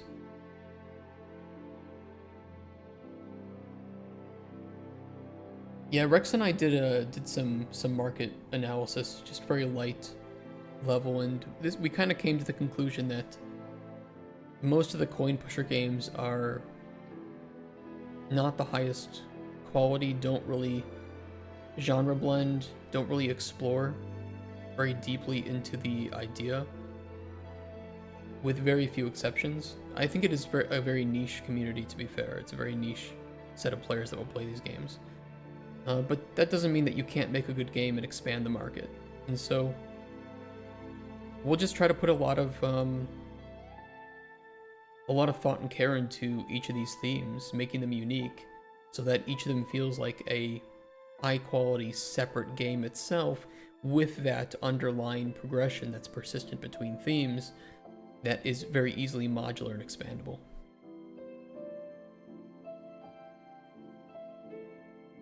And I think already Coin Pusher 2 here is setting itself very, very separately to anything else in the market.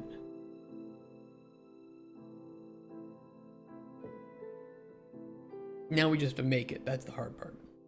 Actually do it.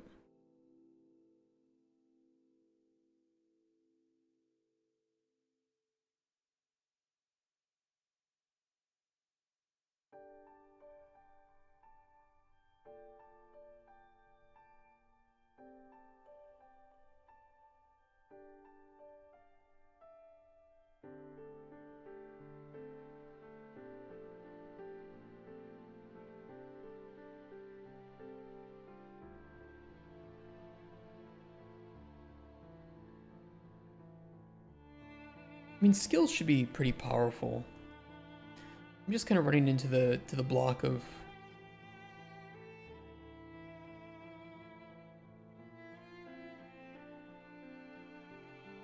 this is still a question mark, not just of what I want to do, but whether I want to do it. Are there any gambling-based mechanics in Coin Pusher Reloaded?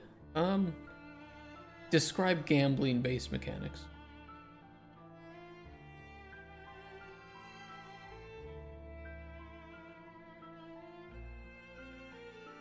Good ARPG to play? Already played Grim Dawn. Shit, I was gonna say Grim Dawn. If you are okay playing early access, the new Titan Quest 2 has its first, like, I don't know, 12 to 15 hours of gameplay, and it's really high quality. Great soundtrack too.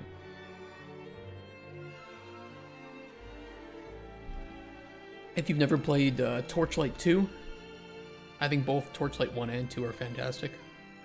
Torchlight 2 especially. Very much old school, like Fate. You ever played that back in the day?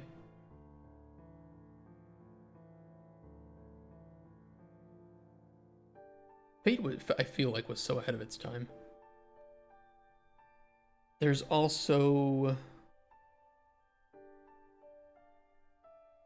The Adventures of Van Helsing, which is often an underlooked one. It's early access right now for Titan Quest 2. I think it is 100% worth it, and the price will increase. But it's like you won't have the full game there.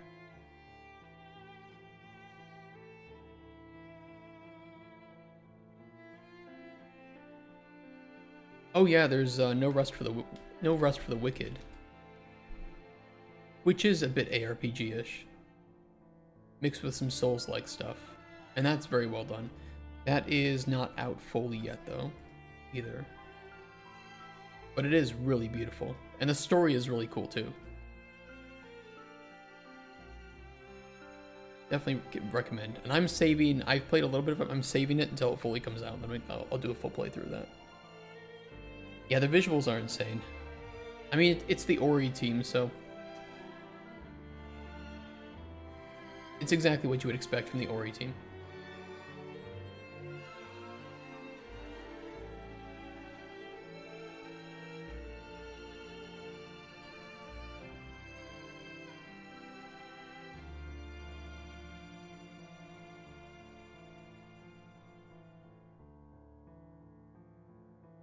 Yeah, PoE 2, I couldn't get into PoE 2 either. Honestly, I played that, I've tried playing it like 3 times now. I just don't think PoE 2 is very good. I think they're struggling with sales. You think so for the Ori team? No, I bet they're sitting with more than enough money. And I think a lot of people are wanting to play No Rest for the Wicked, but are just waiting till it's fully out.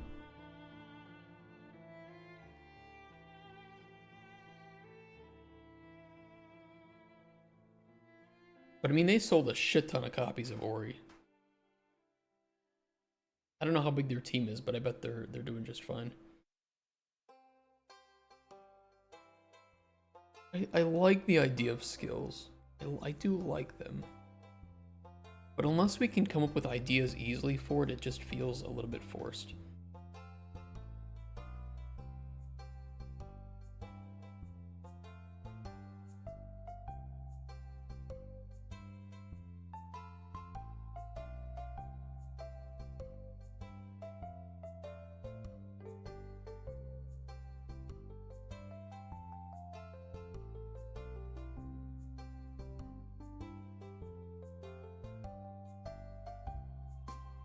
I do kind of regret going along the seeded trinket route, because if we didn't do seeded trinkets, we could do probably some more interesting stuff with it. But at the same time, I think the community engagement with seeded trinkets will be a very good thing once we release. Like, we will be glad that we chose to do seeded trinkets when we actually release the game. And people start sharing their really cool ones that have generated, and they start saying like, oh, here's great ones. People will like have wiki pages for good seeded trinkets to use in different mini games, or if you're trying to min-max. I think it'll be really cool.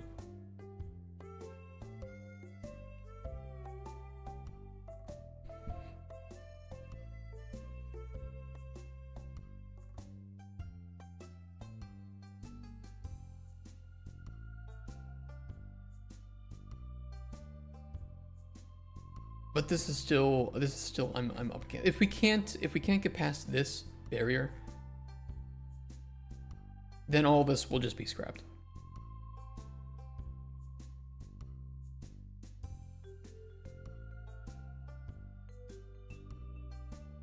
Because all this is everything before skills are meaningless if the skills themselves aren't fun and unique and interesting enough that the player would actually want to use them.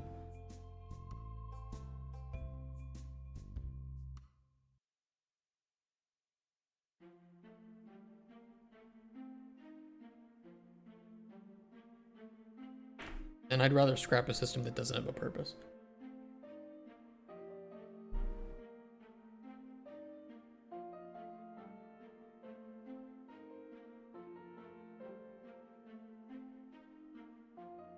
hired 90 people, split from their publisher mid-development. They want to release multiplayer for the game, but keep struggling with it. The problem is their publisher got all the money from the initial sales, and now they need new sales to survive. I don't know, man. I mean, I'm not saying you're wrong. I mean, we're talking about fucking Ori here.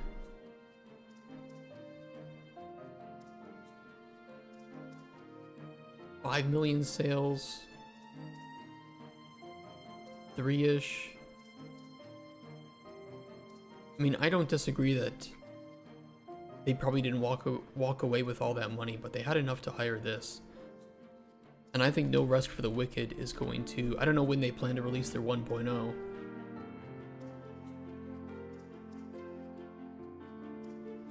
And this is just Steam too, because this also came out on consoles. I think a lot of people are like me and they're just waiting for the game to come out for people to, you know, to actually play it. I played 3 hours, I fell in love, especially the story I thought was fantastic. Now I want to see the full release before I jump back in.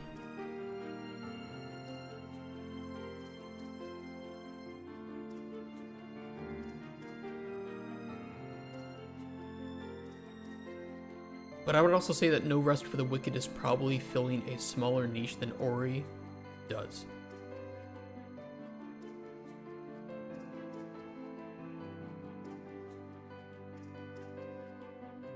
But yeah, we'll see. We'll see. You're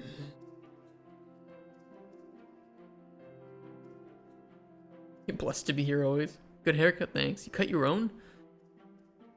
That's impressive. I've always wanted to try it, but I'd rather just pay a professional and not fuck up.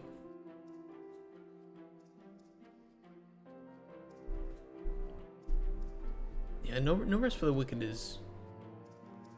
It's good, but it's definitely more niche appeal. Because of its difficulty and the way that it plays. Too, I'm poor. I'm poor too. Every time I go to my barber, I love my barber, he's great, but it is also a bit expensive. I sometimes go like, can you just cut it a little bit shorter than usual? So I don't have to do it as often.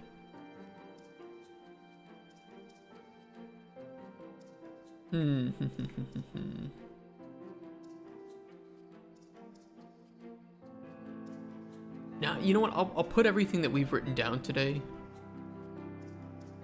into a document and we'll just say, look, it's there. Adding XP, adding levels. It's easy to add on, but right now, especially today, I just don't feel creative. And I don't know, I can't come up with some crazy skill ideas.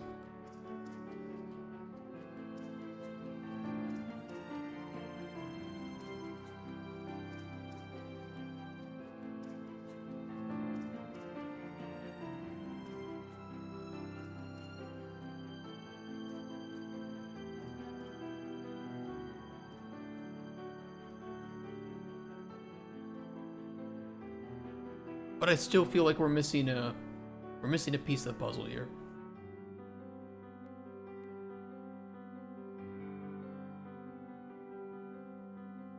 Prefer salons, pretty women with style.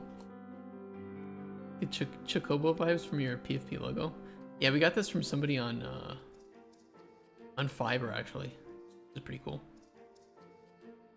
I only pay like 35 bucks. But now it's trademarked. It's pretty awesome.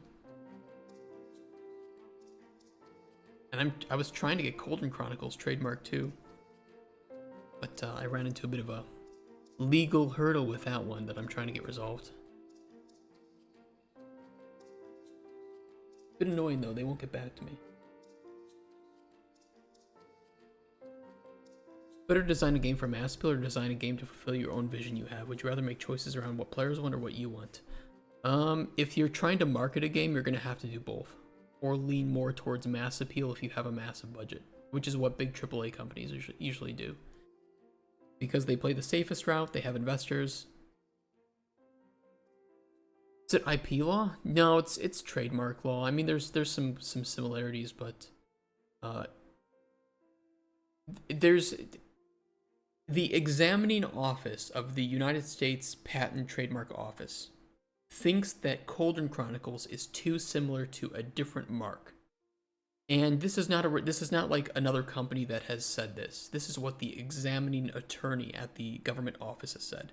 So I need to make my arguments about why they're wrong, which I'm not a lawyer, so I'm trying to do my fucking best at. And I am also trying to contact the company that owns the mark that they say it's close to, because I don't think it's close at all, and ask them for a I forget the term, but it's like basically they say, yeah, we don't think it infringes on our trademark, so we give permission to that it's okay. And that can be a huge boost, because then it's like, well, they don't think it's too close or whatever. Well, here's the thing, I don't have any money.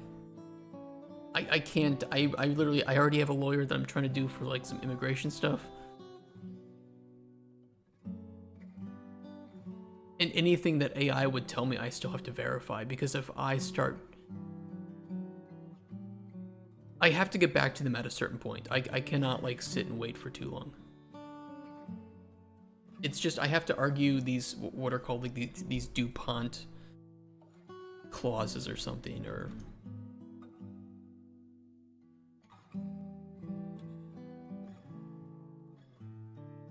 what are they called? It was like DuPont, hold on, DuPont trademark factors, DuPont factors.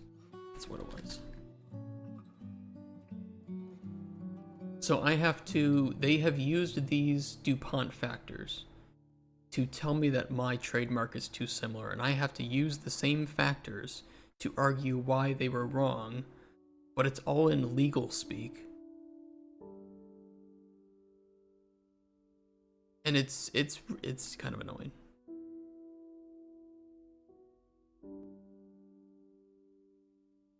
And if you're curious what the mark is that they said Cauldron Chronicles is too similar to, it's a studio called Cauldron Studios, which hasn't made a game, and as far as I know right now is shut down, but the trademark is still active, because that's how trademarks work.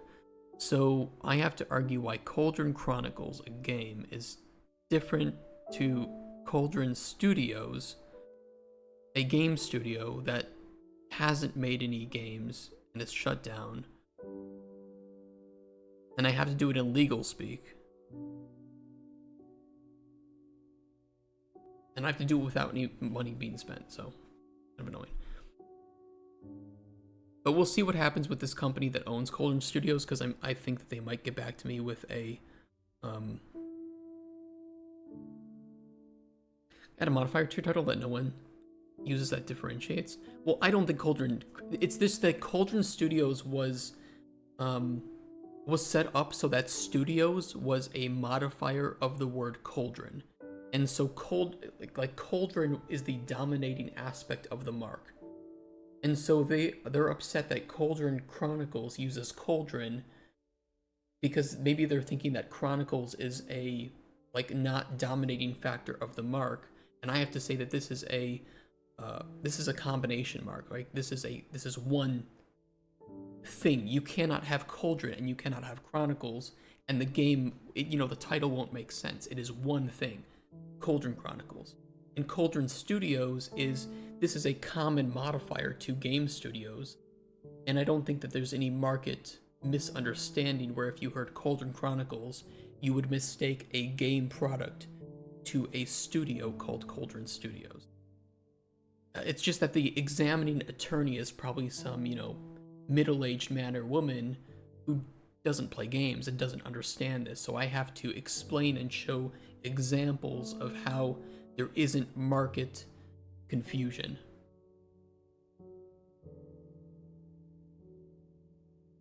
Well, I can't have them cancel the trademark, but I can get what's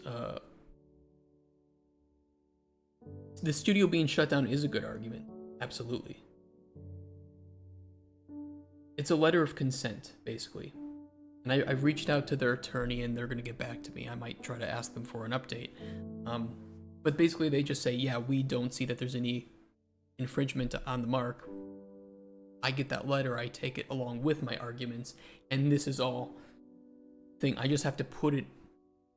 I don't think there's any issue arguing it. I just need to put it into writing and have it make sense for a lawyer. So I need it to sound good, and I need to specifically cite other examples or other cases or case law, and then the DuPont factors, and I have to put these all in order. Yeah, all the similar cases. So I have it. I'm working on it. It's just I need to do it right so that it goes through. It's kind of annoying. Yeah, and I don't have lawyers, so it's a bunch of busy work that I don't understand completely because I've never had to argue trademark case law in my life. And so now I'm like furiously looking up trademark case law in relation to DuPont factors, also something that I've never heard of before, with this legal paper that I was sent about how my mark is too similar. And then I have to explain to some middle-aged man or woman, I think it's woman in this case, who probably doesn't play games, how the gaming market works and how people aren't going to mistake Cauldron Chronicles with Cauldron Studios. And Cauldron Studios, like I said, isn't even like, the only thing that I could find is that they had money but then ran out and didn't make anything, so they have no market presence. But you could also say that Cauldron Chronicles doesn't have any market presence either. But, it's like explaining to your mom how this all works. Well, a game studio is...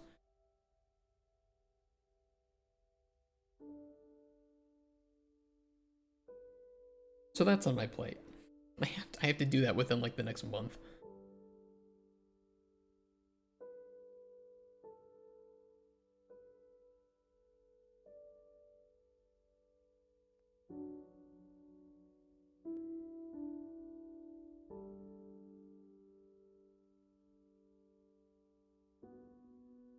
Not work in progress, but like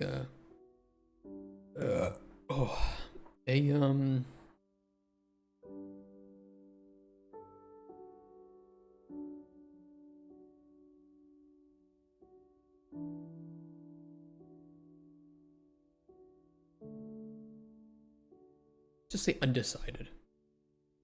And I'll just throw all this shit in there. I don't really care if it looks good right now. I just need it written somewhere. Even if it's gross like that, I'll come back to it at some point.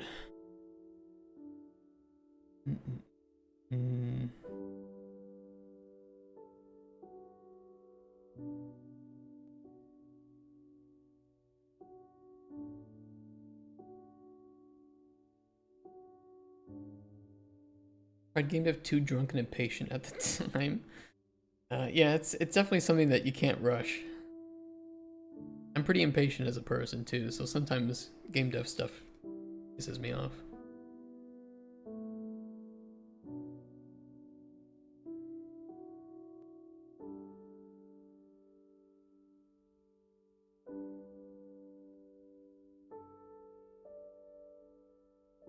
Here's the worst case. If I don't, make a solid case about Cauldron Chronicles right now, I can always just try and trademark it again in the future with an actual lawyer.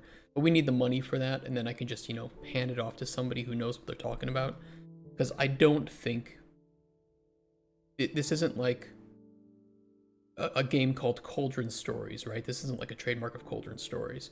In Cauldron Chronicles, I could see there being some overlap and confusion, right? Because imagine talking about two alchemy games that are, Cauldron Chronicles, Cauldron Stories.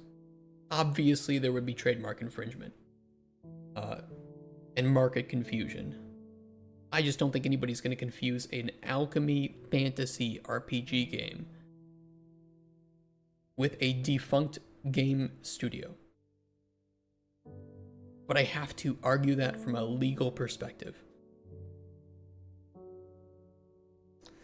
That's kind of the challenge for me. And I have to put it in it, I have to like argue it in different words.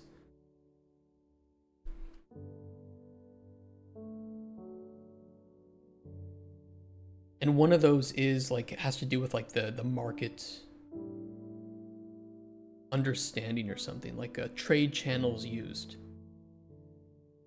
or the nature of goods and services. Like, well, you know, a video game is inherently different than a video game company. And in this case, this was a company that was providing services, and that's on their website. So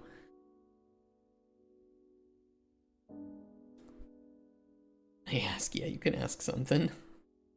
You still have a diversion account? I think I still do, yeah. I've not seen Silicon Valley.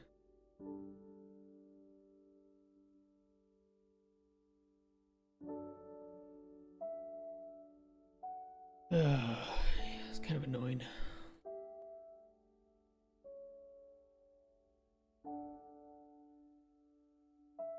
Like Diversion more than Perforce? It's not hard to like anything more than Perforce. However, I do not like Diversion as much as Plastic. I was not super impressed with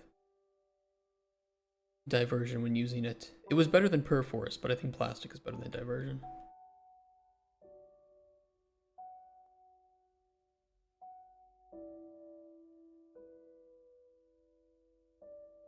And that's what we use. Plastic, I think, is really great, and it also has a really nice like branch explorer for branching, good merge tools.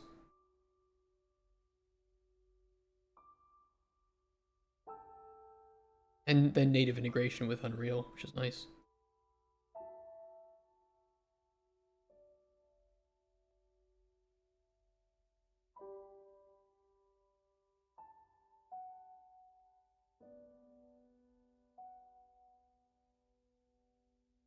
Send it to me in Discord, Lepus. Send it to me in DMs. You're not, I joined your Discord. If we're done talking about XP and levels, maybe we can jump into the one sheet gameplay loop and gameplay pillars that I wanted to get to today, or game pillars. I need to think about those rewards more.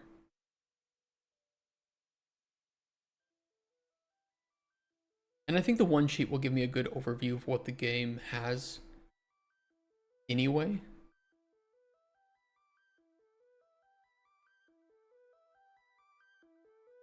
So let's make the one sheet. Or we can do the gameplay loop first, and then maybe the pillars, and then the one sheet after that. So let's do that. Let me go to the bathroom first, though. There's 38 reviews for CP. Man, I see that people are really loving CP. Here are our current numbers, if you guys are curious. And we have been live for like 4-ish days. I'm pretty happy. This is way more people than I ever thought that we would have, I'll tell you that. It's looking good. Here be.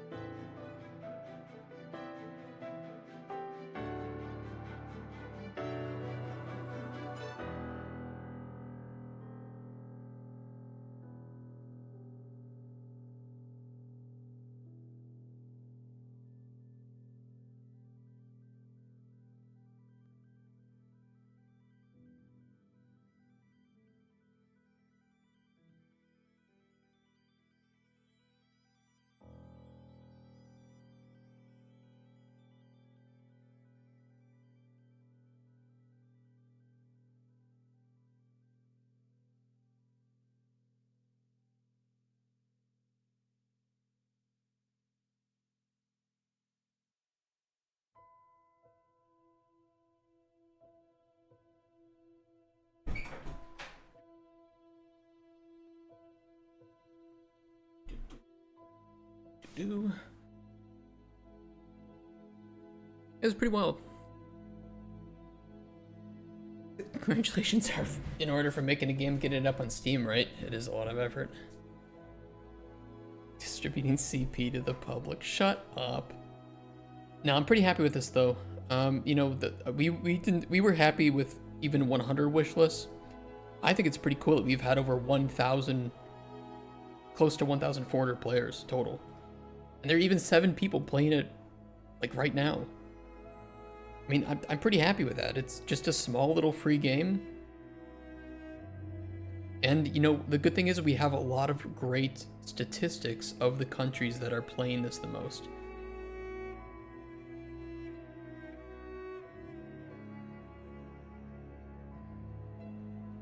And that's going to help us a lot more. Japan, they love their, they love their CP.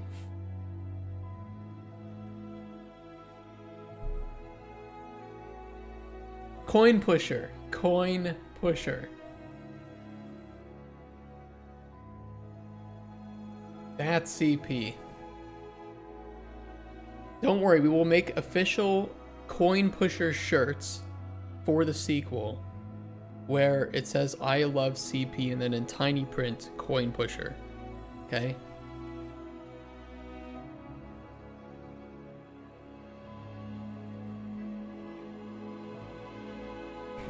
Yeah, it's great. I did not think that many people from Japan would play it, but the good news is my wife does the localization, so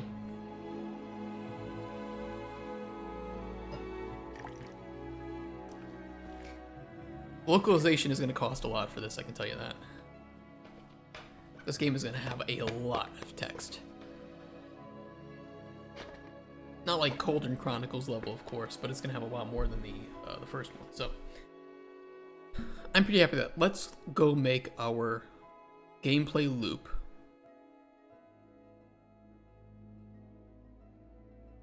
And let's make our pillars.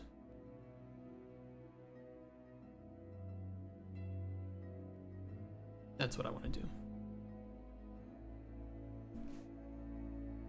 I'm gonna need mascots like cat girls or raptor girls.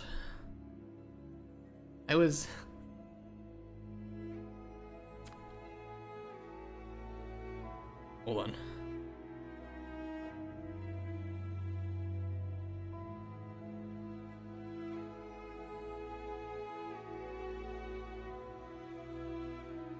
I was considering if we were going to do some like marketing at a convention to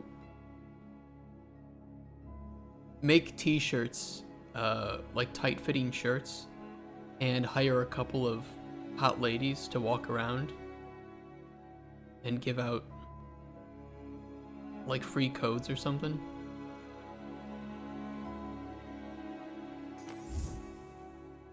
IGS Ghost, thanks for the raid, man. Also, welcome, guys. X Happy Monday. Ghost raided my stream with 18 viewers. What's up, guys? How you guys doing? How's your Monday? Where's our loop? Can I make this dark? Very violent. Theme.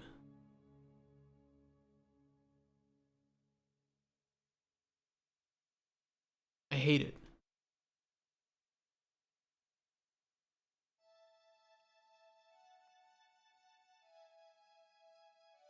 Oh, like Hooters. Yeah, it's like Hooters. Can I make this dark? That's so annoying. Oh, whatever. Sorry, guys. We're gonna flashbang you today. What were you working on today, IGS? And how's life? How was your weekend? Did you play Silksong over the weekend? Like the rest of the internet?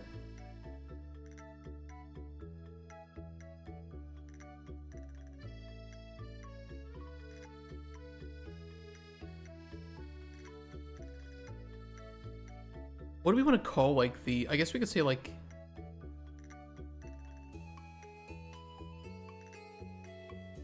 elevator between realms, right? Let's make this a little bit bigger.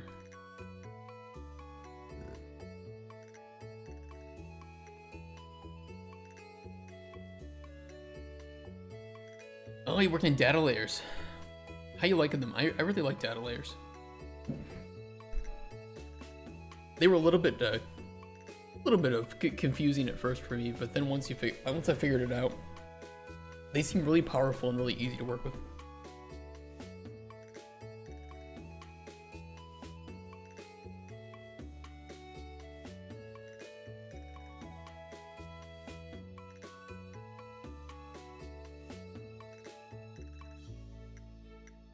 Let's say this is the start.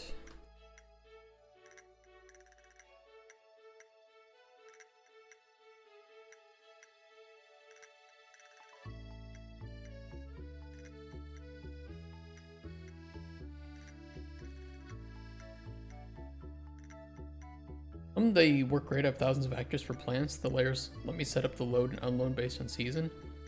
That sounds like exactly what I was doing with Golden Chronicles. That sounds like exactly what I was doing. It was really nice too, because I saw that if an actor existed in 2 layers, 2 seasons, then it wouldn't replace it with a new actor, so it would remain it would keep any persistent data that was there for it, like whether or not it was picked, what regrowth stage it was in, or any other factors, and it was really, really nice that way.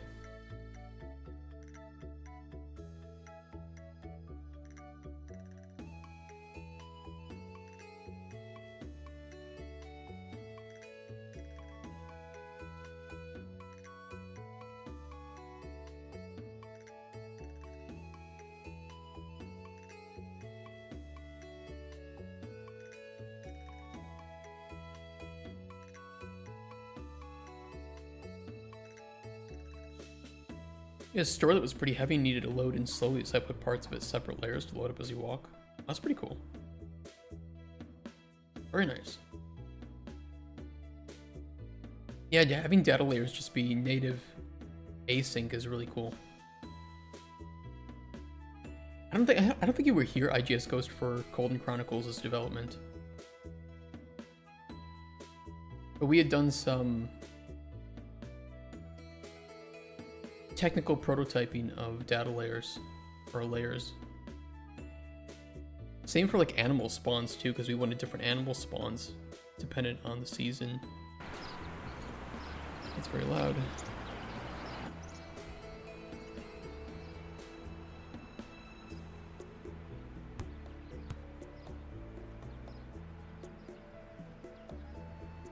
Yeah, it was this one. We had a lot of good results with using data layers here for different seasons, and also using material parameters to change the colors of certain materials.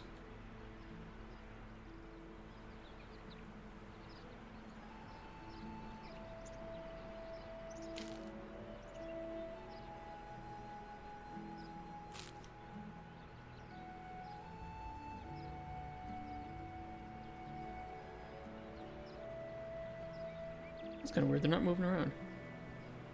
Feels like home, right?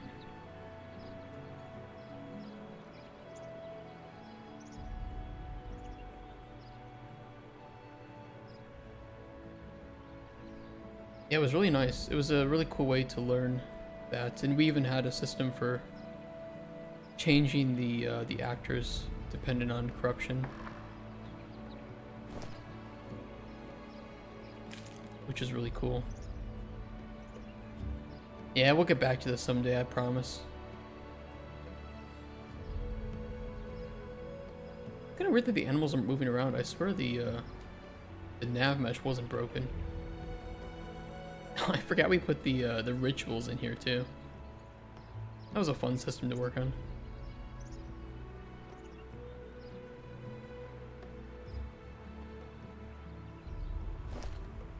I like it a lot.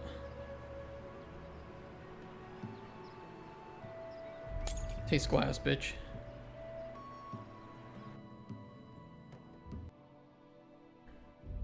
One day we shall return. Choose realm to play. What do we have to choose realm to play? We probably have a separate little bit here of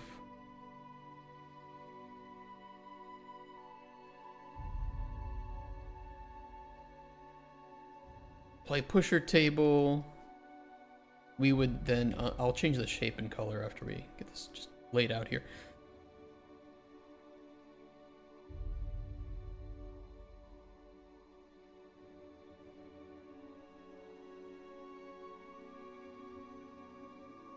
Collect minigame items.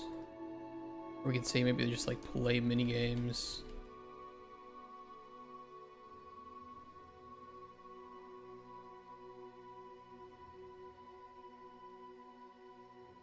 Right up until the player chooses to...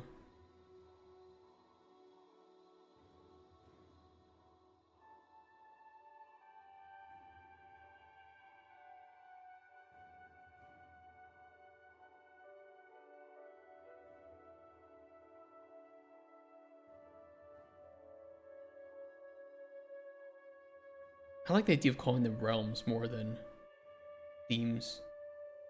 Realm is a much cooler word, and I think it resonates with players a lot better than theme.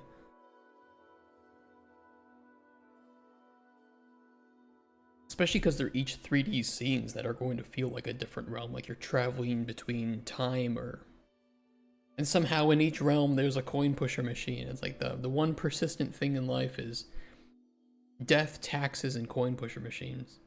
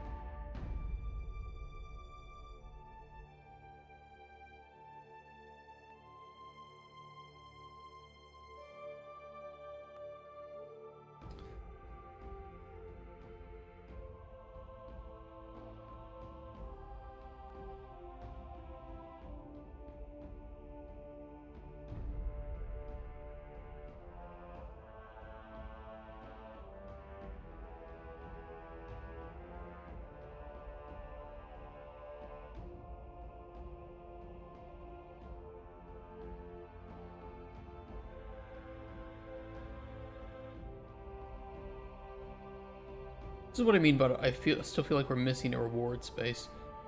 The progression though is very much tied up in the realms themselves, as opposed to there being that persistent progression. And it might be okay that trinkets are the primary persistent progression. They don't get in the way of the realms themselves. Which is a good thing. I would much rather this feel more like pinball, one of those like pinball effects games or something, where you just choose the pinball table you want to play, and there's progression and achievements within that. But then you just stop playing it when you want, and you move to a different table, and you can always come back.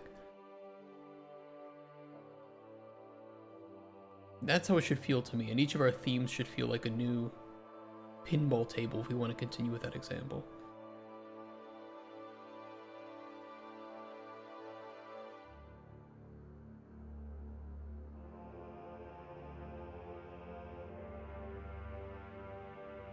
Well, there will be shops. But with any shop, there has to be a question of what are you buying?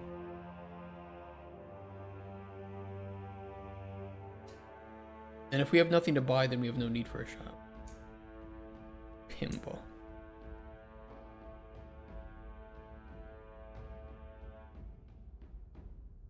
Like, we have progression here, and that's per theme. And then you finish, of course, you beat it, and you can always play it again if you want. Or continue playing.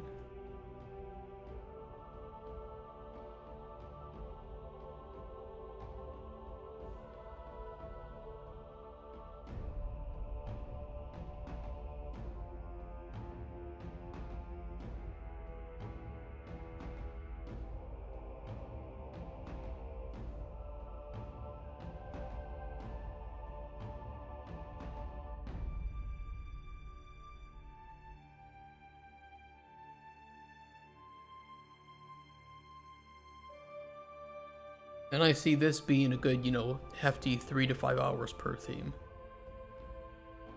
And you can always come back to it and play the table again in minigames. Maybe with optional table, like realm reset. Except for like maybe achievements.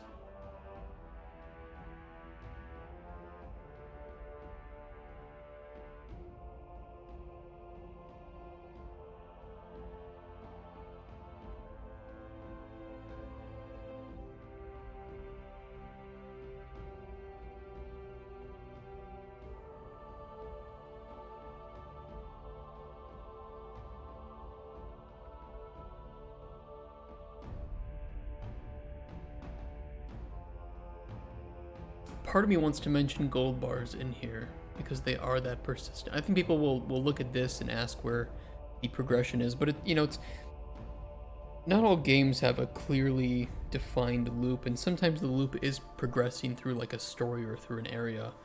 I mean, look at like linear games, for instance. It's hard to see the progression when the progression is going from area to area, and the next area progresses the story.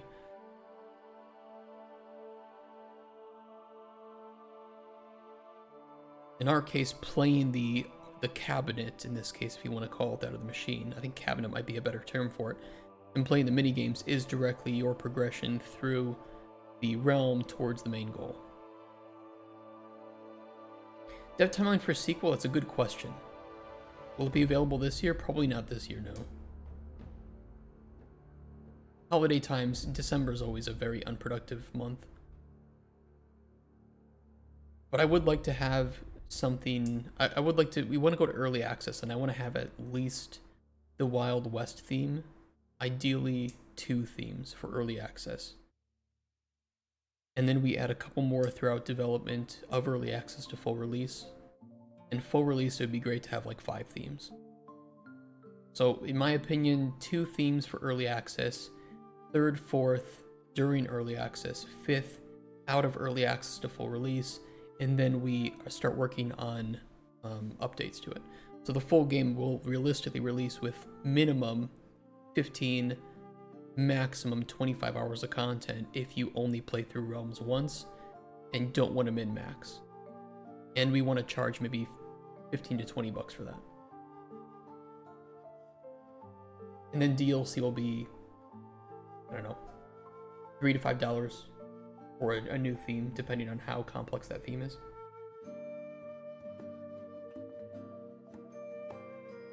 That's only my working 1 week of thought monetization practice for it, so.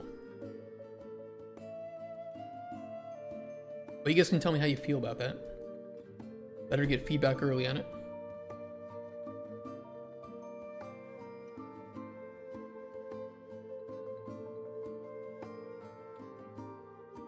Could you genre blend in a narrative story to the coin pusher game, and the reward and progression is just talking to NPCs? Well, I think that we already are going to genre blend into pretty much every single genre already. Like, there is, name one genre that Coin Pusher 2 will not have, and I'll tell you how we could have it. It's done through minigames primarily. I think the scope is good for the price. I hope so. I mean, early access 2, by the way, if we have like 2 themes, will be cheaper, and we will increase the price throughout early access. So early access might only be like $10 or something. And so obviously, I'll put it this way. Right now we have no money to spend on this game. Having even $5,000 or $10,000 will enable us to get really high quality stuff that Rex and I cannot do ourselves. So it's going to be hard to get to that early access point and it to feel good, but if we can do it in something that feels halfway decent, minimum, and I think that we can do that, we can start making some money and then just funneling it right back into, getting like a high quality soundtrack, or being able to outsource to somebody for something that we can't do, like really good sound design. It just depends. It really just depends. I don't want to sit there and waste my time trying to source sound effects, right? When I could just pay somebody who knows what they're doing, has a library, and can just implement those right where we need it.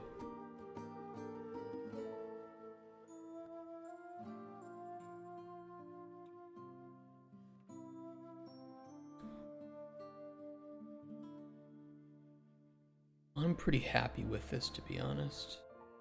Oops.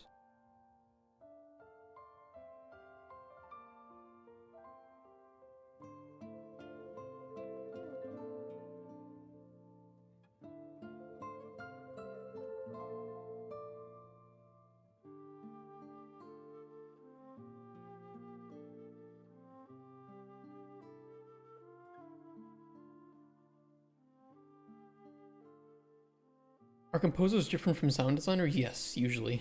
I mean, some can do both. Just note, some can do both. Sound designers are going to work ideally in Engine to directly implement those sounds. But some sound designers also make their own music too and can implement music. It's just, you know, we have like multiple different themes, so each theme is going to need its own songs, and hell, each minigame might even need its own song too. So there's a lot of space for music here that, you know, we can't underestimate the scope for. It should feel unique, and the more unique it feels, the more quality it feels, I think the better the value, and the more interesting it's going to be for the people that play it. I don't want to have just one or two songs that play the whole time while you're in the Wild West theme. I want background music for when you're pushing coins. I want a different song for when you are doing the minecart or the tumbleweed toss or panning for gold. Or in the dueling minigame, right? That's part of the main objective is to duel these bandits. We need something exciting and, you know, spaghetti western sounding. And I think, yeah, we can reach out to like Fiverr for somebody, right? Or for different themes. It's just, we need that money. Because right now we do not have that. And that's where early access is going to be beneficial.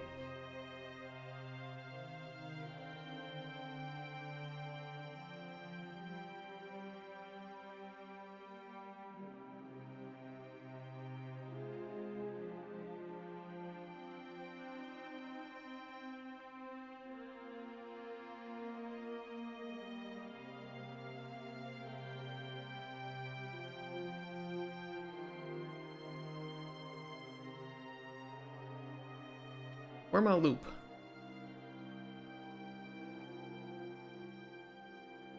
Hey Kent. Happy pre-production. Yeah, it is. I do like pre-production. It's a little bit daunting though, especially when you start increasing your scope, which this game definitely has a big scope.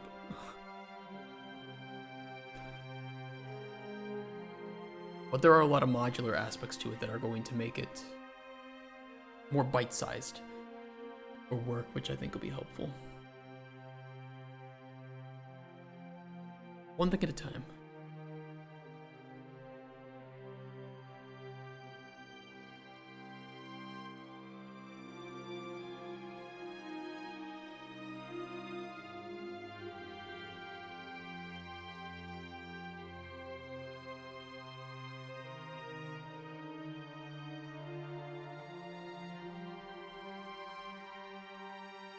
Between realms in the elevator, see the the intro level is what? CP2A11.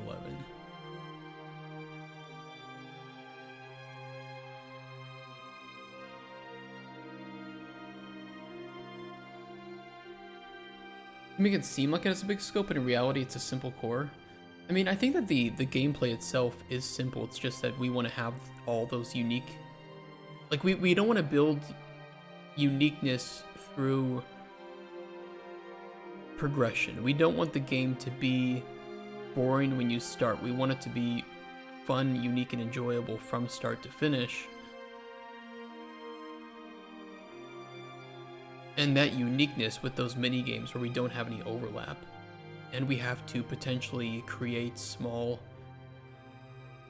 Like I said before, I mean, you weren't here for it, but the haunted Victorian hotel theme might have like a first-person horror Slenderman style minigame to it, which is totally different from gold panning, or different from a Cauldron Chronicles simplistic potion making for the stylized fantasy. So it's like, that's just one minigame out of like 5 that we'll have for each theme. So even just to get to early access, we need probably to make, you know, around a dozen different unique minigames. And, you know, some of it's easy, right? Like having like a horror level with a flashlight where you interact with whatever you're trying to find in a minigame. That's, yeah, I can do it in a day. It's, if we can have that seamless switching of minigames and between the table and the minigame, then it should be fine. It's very easy.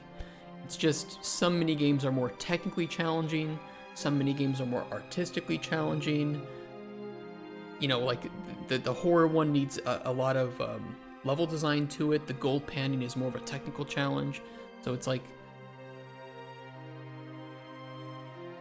it's just, but it's cool. It's cool because you'll know, like, okay, I'm buying a new theme for this game, and I know that what I'm getting is completely unique to everything else that I've played. I'm not going to get the same 2 mini games, and I'm not going to get the same 2 themes. And so I think that the engagement and amount of purchases that we'll see from existing players on the DLC will be pretty high if we want to go that route.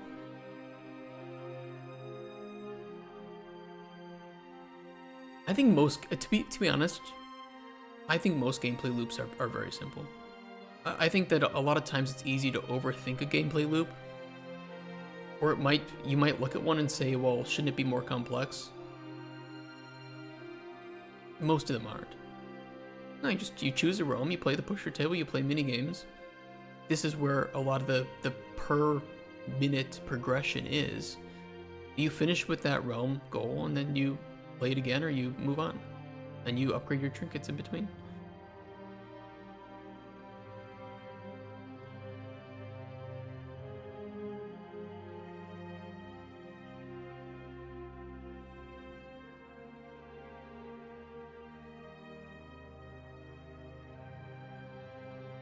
I don't know, even like complex, you could see like complex sandbox or immersive sim games. I mean, what's the gameplay loop of a game like Skyrim? Travel to location, explore, or do quest, or both. Finish location's exploration or goal and move on to next goal. You know, it's very much like a game of setting your own goals and accomplishing them, right? But it's driven by the quests. So the quests and the locations are the backbone of Skyrim. But the gameplay loop is very simple. Very, very simple. You know, you get loot and then you upgrade and levels and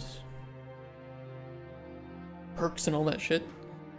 Traditional RPG stuff. Hey, Pumpkinhead. Good to see you.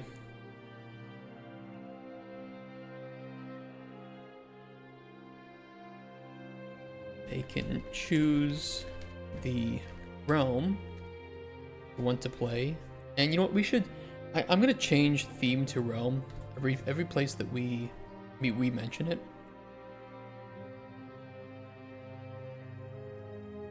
I need to fill this out too.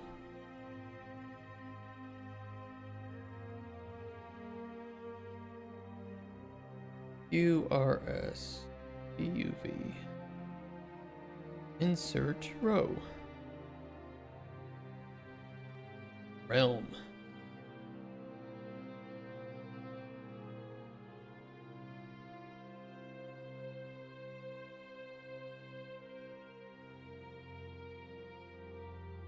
The gameplay loop for the rock simulator?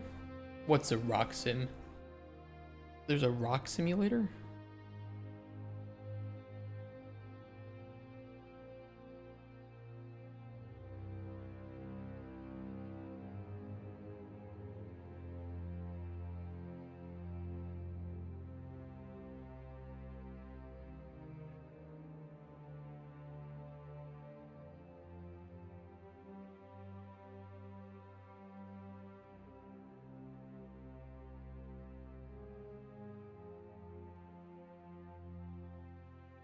while you play the game, you wait, and as you wait, you earn levels, and as you earn levels, you unlock skins, and then it repeats. That's the gameplay loop.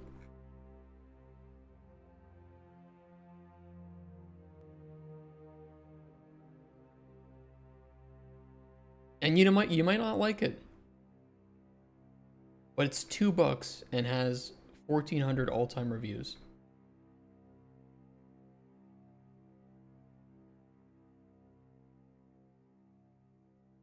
I don't know. Clearly, it's successful. In fact, it's more successful than Concord.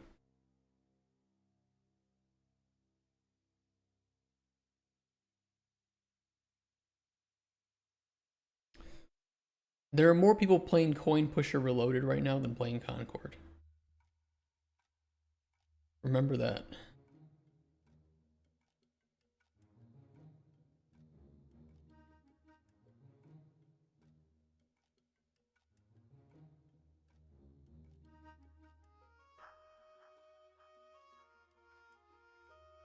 Craft and equip new trinkets.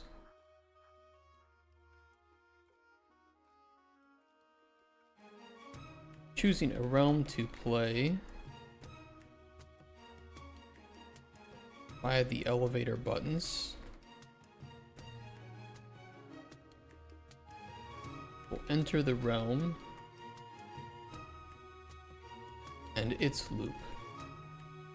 In realms, players will alternate between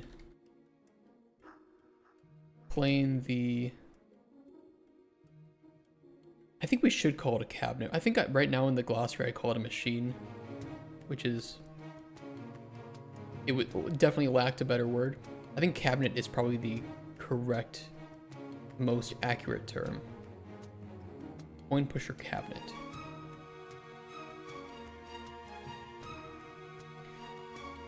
Small tip with game design. Be very consistent with your terms.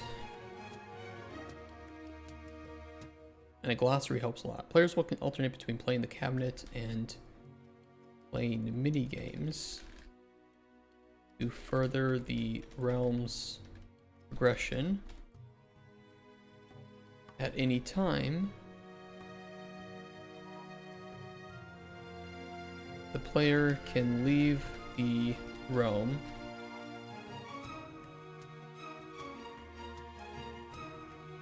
to purchase new trinkets,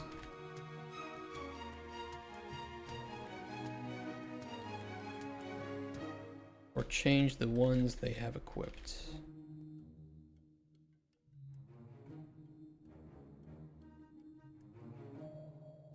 Player could re-enter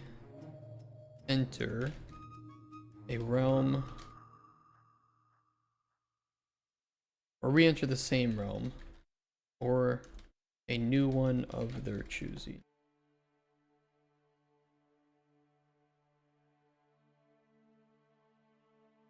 I'm missing two things. I almost want to mention...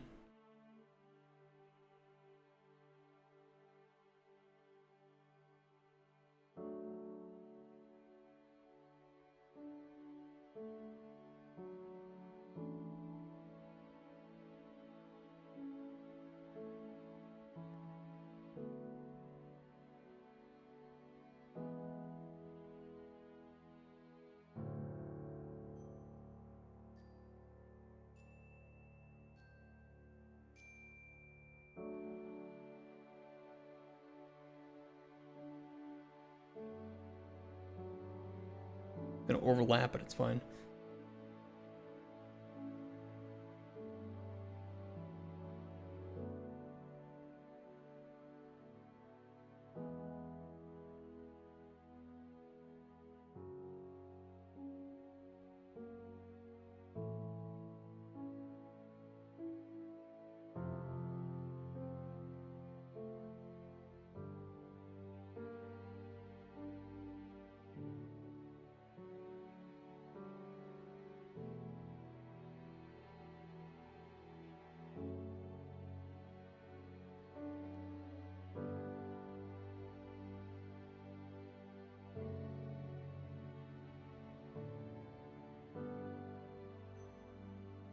That's annoying.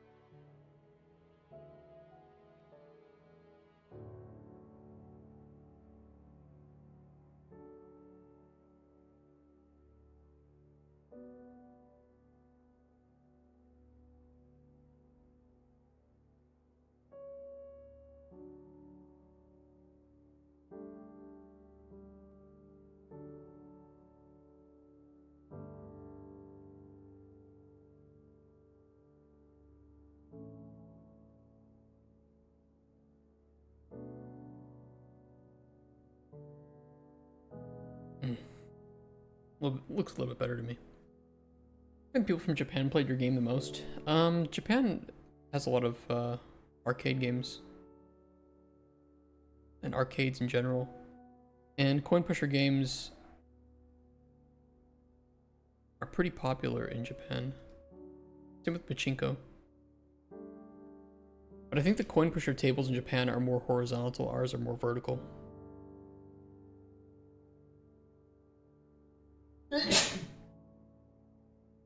Sorry. They have a lot of cool mechanics though. I mean, Japan just knows how to do these sorts of things quite well.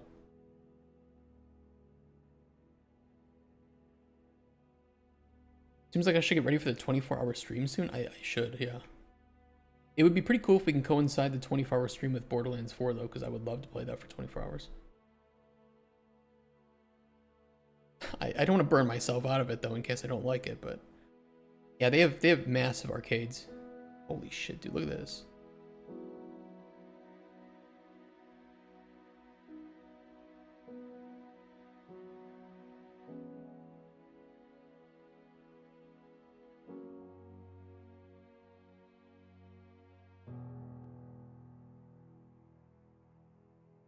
As I said on Discord, sky's the limit with Coin Pusher 2.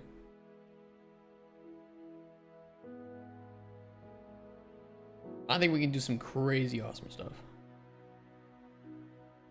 I think it would change your design philosophy to possibly incorporate what a Japanese audience wants, try to tailor it to their taste after seeing that.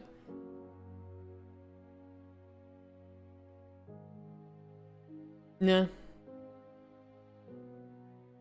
Nah. When does it come out? Be Borderlands 4? Friday. Actually, for me, Thursday at like 6 p.m., but I'm going to save it for Friday. I won't play it that evening. But I'll probably come in a little bit early so we can have a massive full day of it.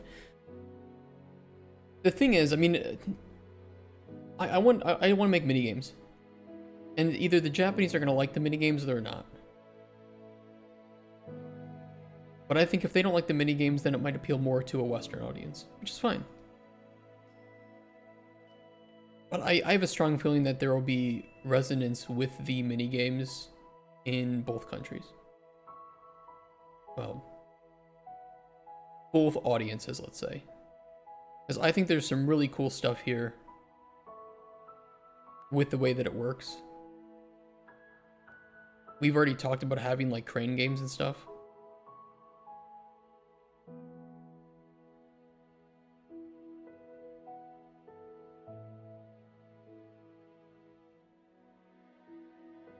This is tame compared to what we're doing too, to be fair.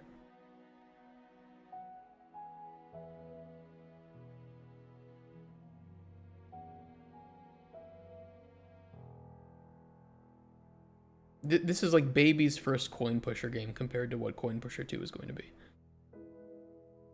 I think the really cool part about this is just that it is in the real world. And it's mechanical and you can see it happening. That would be my opinion.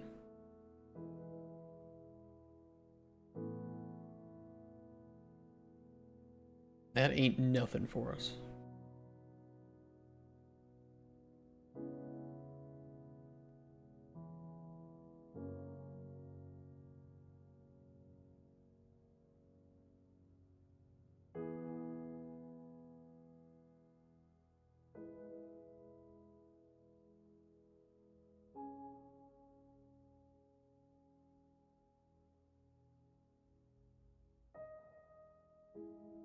Is that not a valid answer?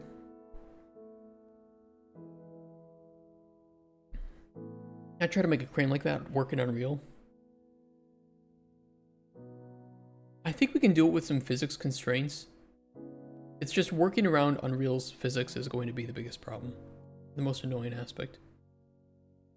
And there might be some games that are just going to be pretty fucking annoying with physics. But I do want to make physics-based games, and I want to make non-physics-based games. Like I gave with the example of like the haunted hotel theme.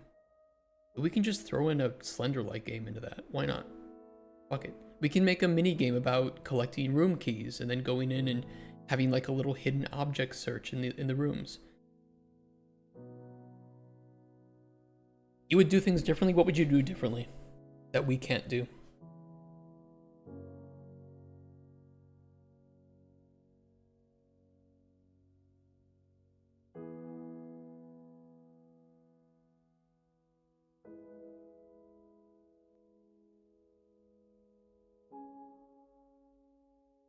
While in realms, the player will earn in-game achievements, gold bars, and trinkets. This is in addition to progressing in the themes themselves.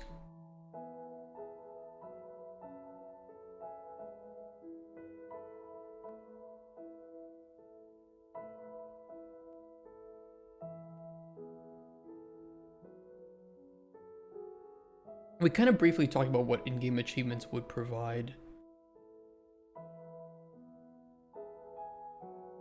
It's not impossible either that we could have in-game achievements be a large source of gold bars, or one of the primary sources.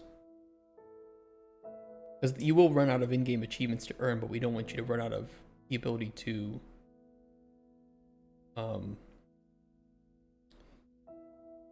generate more trinkets. And we don't really want that to slow down at a certain point, so we can always have a way to...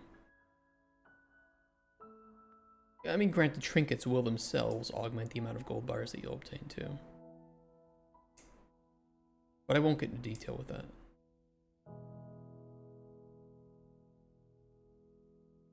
No, I will mention that here.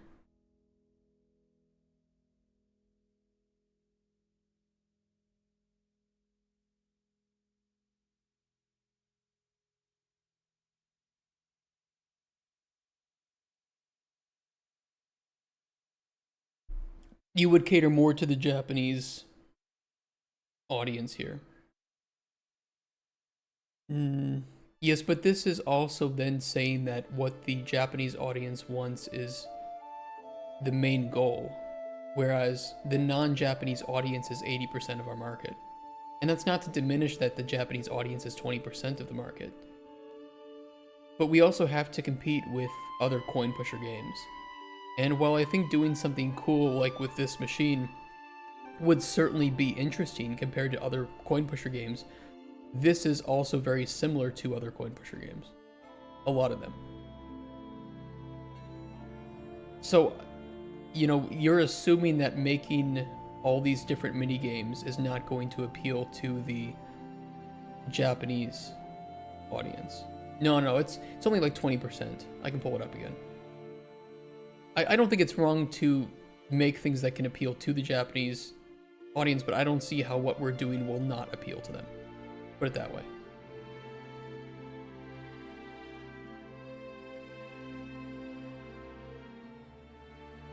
This is the current breakdown. And even if what we're making now doesn't appeal primarily to the Japanese audience, I think that it will appeal to a Western audience with all the minigames.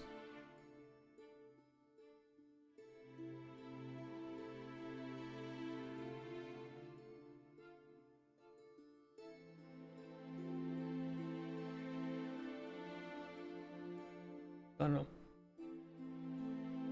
I think moving into the themes and to the minigame route is already setting it apart from... Name one game on the coin pusher market, and I challenge any of you to find it, that is going to be anywhere near similar to what we have.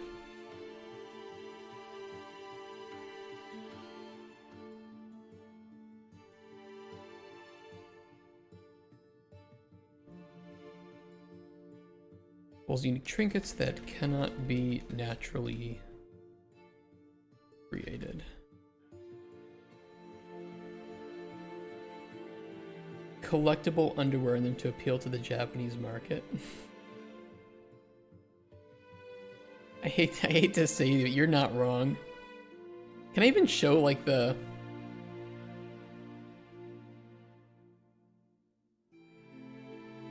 Hold on.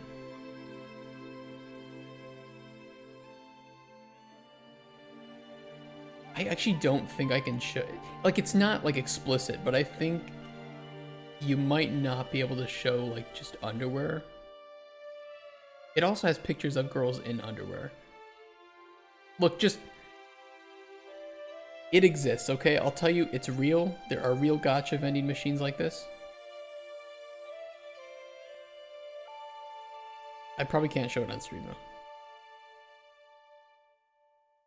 Now, if you wanted me to like interview a terrorist or talk about how much I love terrorism or dox people, I mean, that I could do on stream without getting banned, because those are the rules that Twitch has set. But God forbid I show you some panties.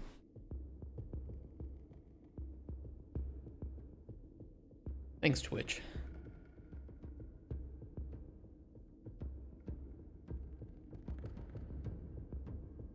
What are our pillars? I'm okay with this. This is a good start. I think this will help Cutsper and Rex understand what the game is meant to be. And I think both Cutsper and Rex, by the way, already understand what the game is meant to be. But that's just there just in case we bring anyone else on or need to refer to it. But pillars, we don't have. Let's start just by writing down what I think the terms are that matter to us.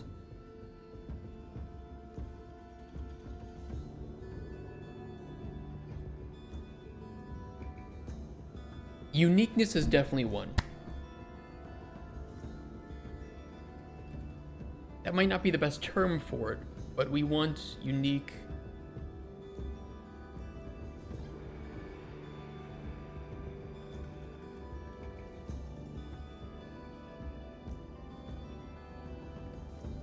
It's easy to say themes are unique, but I want to define that further. Like, themes don't have... Themes aren't repetitive. Aren't themes and mini games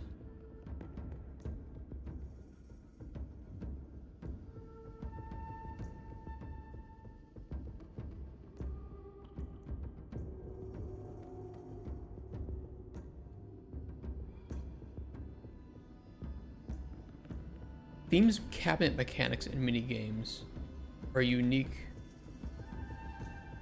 to each theme. Are...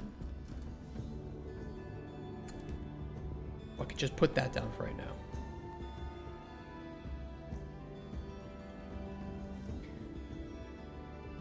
Left Terrace most safe. I guess if you interview right Terrace, that's a good point. Yeah, you're right about that. Thanks for the clarification. As long as the terrorist is semi-attractive and you could make an argument to, you know, to appeal to emotion, even though if they're killing people like civilians, then it's okay.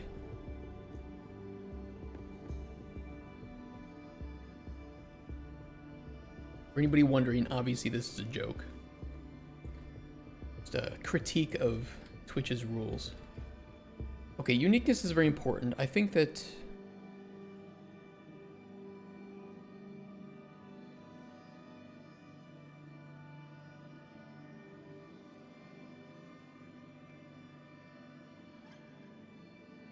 casual is another term that I think is very important, and the way that we define what we want out of it being casual, or what we want to achieve with that, is very important here.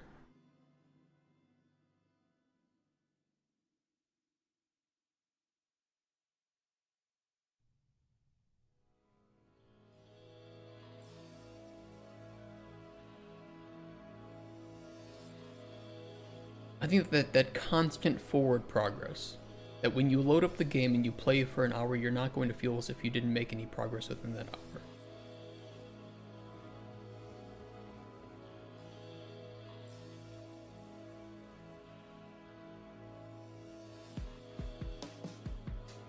And there might be some ways to increase that, or, you know, that's less efficient, but that just loading it up and playing and having fun, you're not ever going to run into a wall where you feel as though you need to pull up a spreadsheet or open up a menu to actually make progress. That is there for people that want it and want to min-max and go crazy, and especially with like the in-game achievements, could be, you know, deeper. I think Kick actually had an endurance streamer die who hurt himself on stream. Yeah, I heard it wasn't him hurting itself. I heard that he was being bullied by people around him. From what I know, I think it was like some French streamer. The Schedule 1 music is really good. I was actually a little bit, I was like, I don't know if this music works when I first heard it. I'm like, you know what? Nah, this is fucking lit. Yeah, it's such good music. I hope they make more of it. Casual, constant forward progress, uniqueness. We don't need a certain number of pillars, by the way, but I would like to accurately describe what this game is trying to be.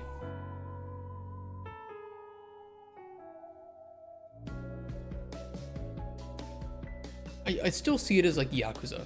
And how would we define Yakuza's pillars? Obviously, it's very lighthearted. It can get serious when it needs to, but it's very silly. It's over the top. But the way they blend in mini games, almost say like immersiveness is core to what we want to do too. When you're in a theme, yes, you're playing a coin pusher game, which doesn't really make sense for like the Wild West or something. But we want you to be immersed within the themes themselves. That if we have a carnival game that we are retrofitting, like the tumbleweed toss, right? And this is based off of like the carnival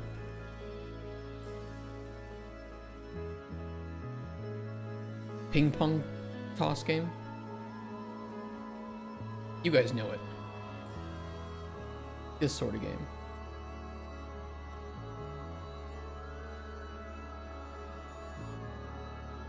We recreate it, but we make it more immersive, and we add some depth to it.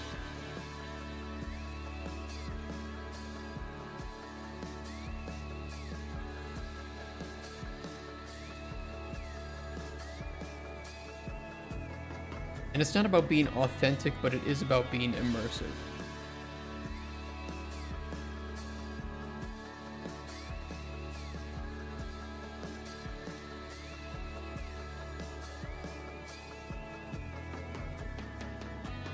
Let me think of it this way. Minigame renditions.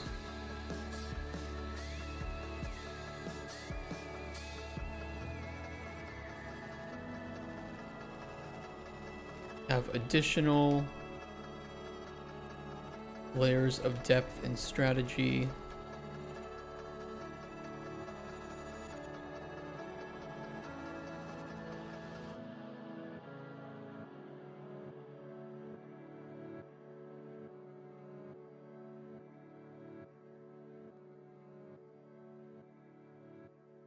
for those that want to engage.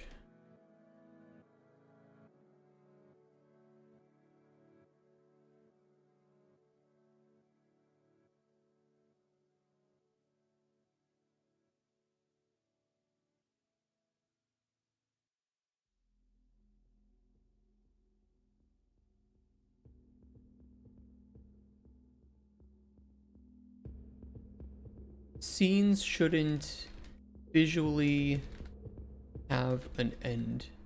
Well, how do I put this? Like, if you get transported into the Wild West theme, it's not like you see just,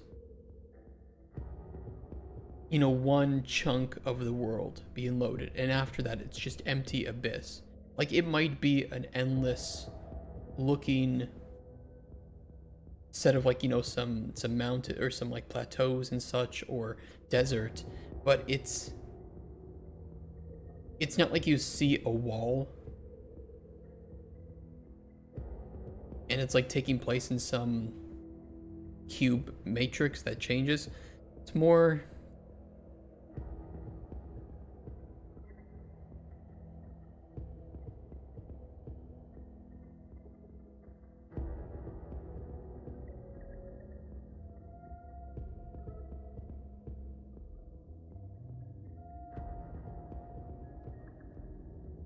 with no visible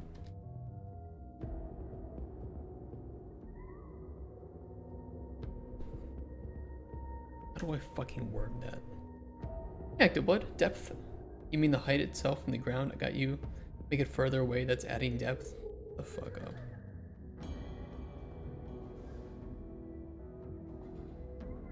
God, I hate you. Seems to be real with like I don't know, like no artificial visible boundary.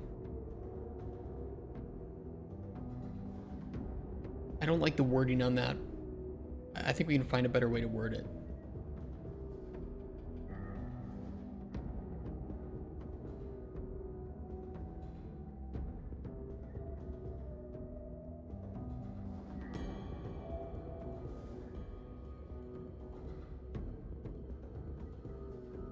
It's kind of like the Disney World effect, right? Where when you're standing anywhere in Disney World, does Disney World have, by the way, can I go on like Google Maps and see fucking Disney World and walk around it? That'd be so fucking cool, by the way, if I can. I want to put me in Opole.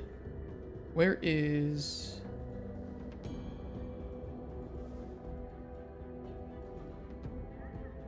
These are the resorts.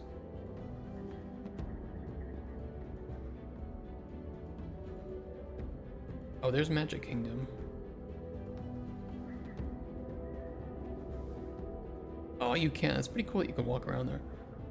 If you go to... Actually, I think a good example would be Animal Kingdom. Where's Animal Kingdom?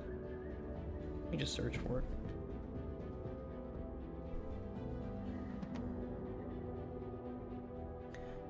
Animal Kingdom works really well because if you go to like the let's say the Pandora theme of Disney World, you know, you're meant to feel like you're in Pandora, and I think that Disney World does a really good job of setting up its horizons in this way,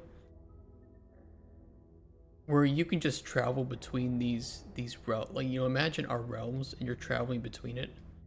I think this is the exit, right? Am I going the right way?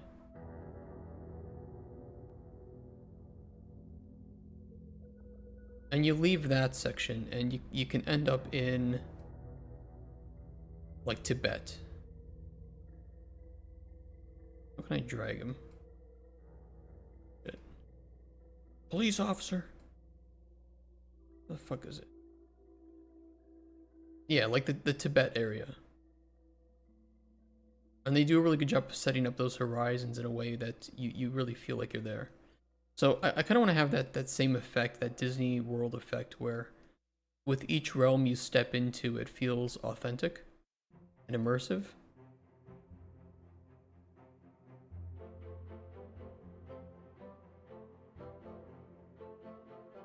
Well, that's not very immersive.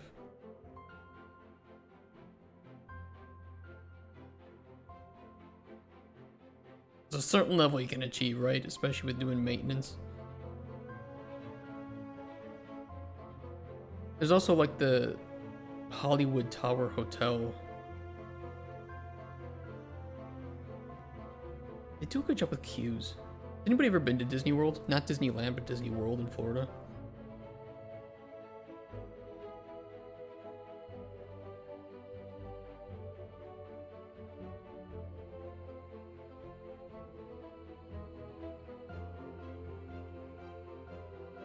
They do a really good job at like staging different sections of their rides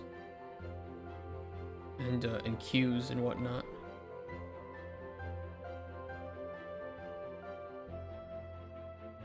Like this is that haunted Victorian hotel.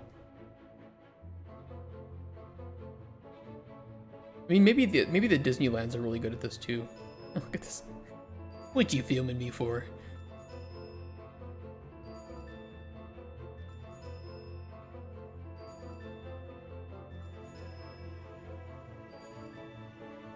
Maybe there's like I can show like a good example. Hollywood Tower Hotel. I didn't know they made one in Disneyland Paris. I bet it's pretty similar.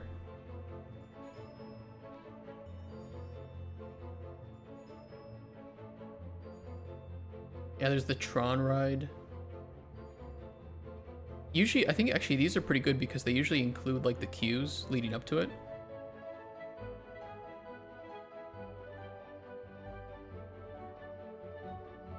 And I think they do a pretty good job with like their cues to making you feel immersed within the world and theme. I like it a lot. Like that's pretty fucking cool.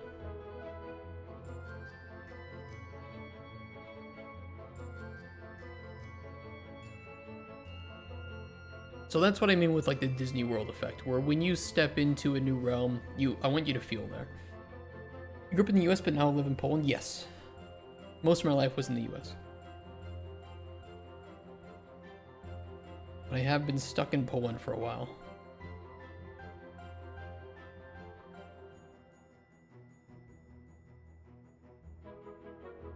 It's a cool adventure. It has been. I do like Poland, I will say. It's grown on me. But it was my first time ever moving out of my house. Like my parents' house. It wasn't to a neighboring city, it wasn't even to a neighboring state.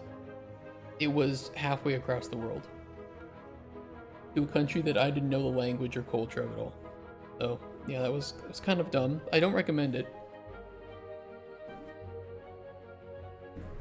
But, you know, you grow into it. It changed me, I'll tell you that. Very traumatic in a way.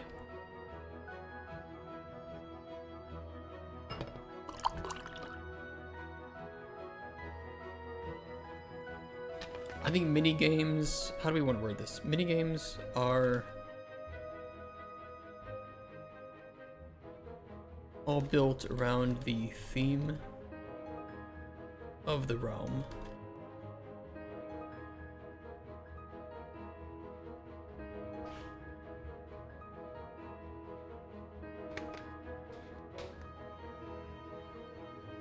Casual, constant forward progress. I think there's another thing that we can add to casual about it being like,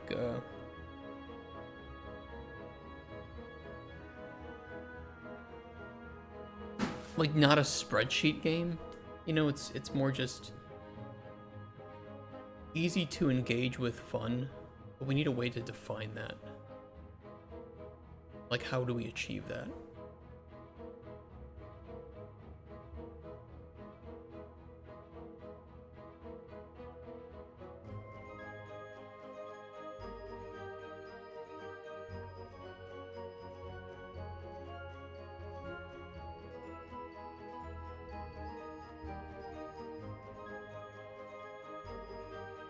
I would say like limiting progression paths, but making progression more meaningful.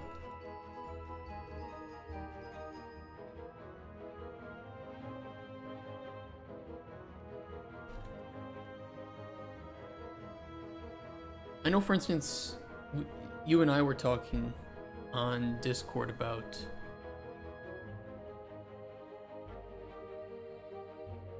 you know, like idle and incremental games. But the problem with idle and incremental games, while I think that they offer the player a lot of variety of what to do in the moment, they're often very forgettable. They don't really offer a lot of memories. You play an idle incremental game and you get some progress, you hit a wall, and eventually you quit, and your experience with that game is largely just removed from your mind. And you might look at it and say, oh yeah, I remember playing that game, but it's like, well, I don't remember the moment-to-moment gameplay of that.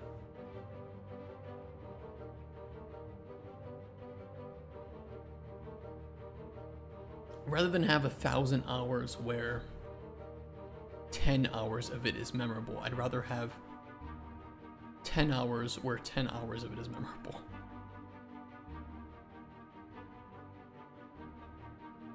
And I think both can be engaging, they're just engaging in different ways.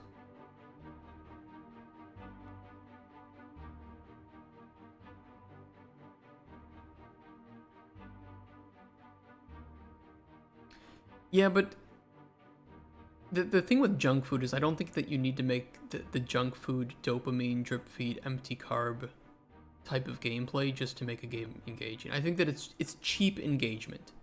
The alternative to cheap engagement is meaningful, unique engagement, right? Like, think of Ubisoft-style open world versus Elden Ring. And Elden Ring is the ideal, but it's more work. But I do want to lean into that and try to emulate that methodology as opposed to the Ubisoft formula, where of course we could make realms and we could make some mini games and then just reskin them and add in some different progression paths, right? Add in all of these endless style upgrades and whatever. Or we can say you're going to buy this realm DLC, or you're going to buy the main game and have 5 realms. And each of them is going to feel completely unique. And yes, you can probably beat a realm or two in a weekend. But every moment that you spend playing that, the only thing that's going to be the same between each realm is that there is a coin pusher game and that there are mini games. But the way that you approach each cabinet, the way that you approach each mini game, the way that each mini game plays is all different, 100% different. So they should feel, realms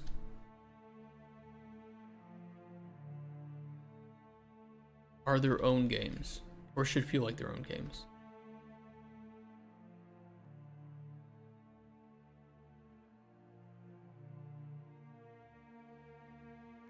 Just wrapped up together in one executable.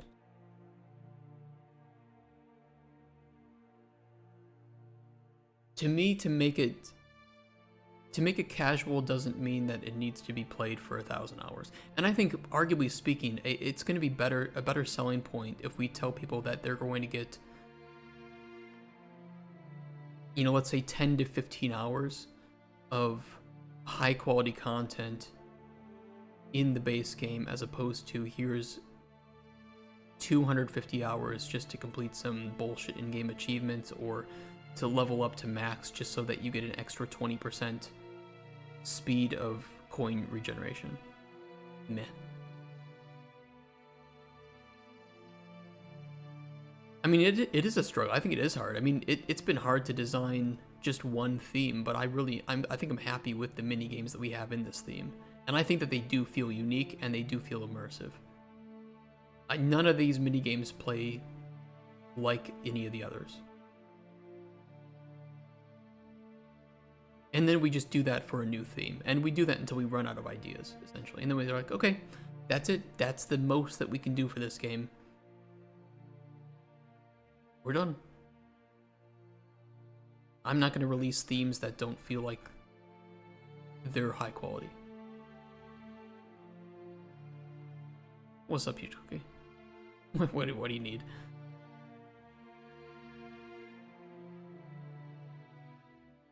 Hi. Yeah, it's just I think it's going to be a lot easier to see how this plays when we start building it, because it's all on paper right now, and paper doesn't mean shit, right? But once you start to see the unique table mechanics and we're flying around the scene and shooting from the train and, you know, cracking into the safe or tossing tumbleweeds into whiskey glasses. I think it's the pacing is, you know, once we see it, we can start to refine it, and it's gonna make sense. And it's just a game that you can be like, okay, I'm in this, I'm playing the mini games, and it's just relaxing, and I can just sit back. None of the mini games are too time consuming or mentally consuming that I feel like I can't load this up and just have some simple fun.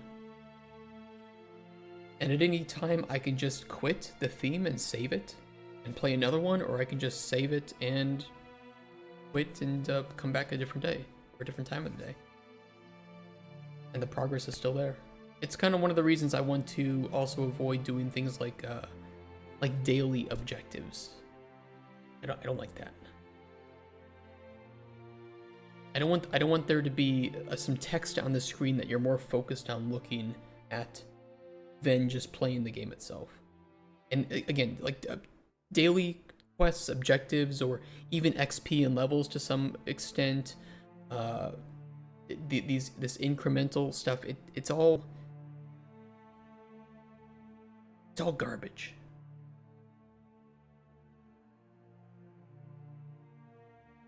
And it's fun. It is junk food. I think junk food is the perfect example. Empty carbs. It's great to consume McDonald's. I do not remember any of my McDonald's visits. And that's okay. I don't need to. Those games exist. But I feel like there are fewer games that provide that arcadey, unique content. And that's the niche that we can aim for to make our game unique. And unlike any of the others, especially the Coin Pusher games. Coin Pusher Reloaded was meant to be that simple, forgettable game.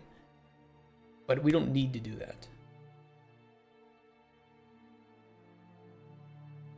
And I think this game, this one realm, the Wild West realm here, is already more unique than most other coin pushers on the market, including Coin Pusher Reloaded, obviously.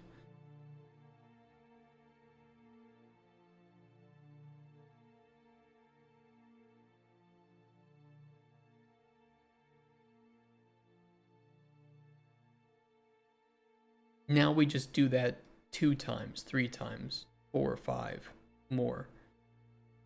And then we run out of ideas and we say, okay, this is our last DLC. Next game. I don't want to push it to an extent where all of these themed area ideas we have to do. Scope creep is a concern. Tell me what is too large for scope. Did you mean what's on paper is nothing? Did you say that? Yeah, I just mean that ideas are worthless. If you can't accomplish the ideas, then a game idea is worthless. So, you know, it sounds cool, but then we need to make it. And thinking that it sounds fun is different than making it fun. So, I'm happy with what we have on paper, but it's meaningless until we can make it and we can make it fun. The good thing is I feel pretty confident about a lot of these from a technical perspective. A lot of these are just little mini games that I can make, you know, in like a week maximum.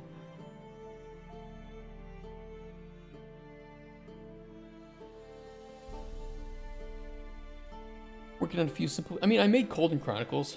I think Colden Chronicles was way more systematically complex than this. The only, you know, I don't want to spend 2.5 years making one theme. I'll tell you that. But I would like to get to a point where it may take us 2 to 3 months to make a theme. I'm okay with that. And we can always, you know, if we start making some money, we can hire people to reduce that time. It's just right now we need to make one theme. And one theme is a great prototype and it's a great playable, and then we can use that to push ourselves further. And if Rex and I in, let's say 1 year, can make 2 themes, or in like 1.5, I'll be happy with that. Because then we can put out the early access. And once we have a little bit of money, there are things that he and I can't do very well that we can pay other people to do. So, just like the first realm is going to be tough because we need to figure out how we make it. And we need to build a lot of the technical backbone. The second realm is a little bit easier in some ways, but then we need to refine the technical backbone. The third, fourth, and fifth realms should be easy because we then have the backbone, we then know how to switch, how to save, handling the progression, and it's just, okay, now do the realm again. Now do the realm again. And we should have a really good pipeline for figuring that out, if we do vertical slice well.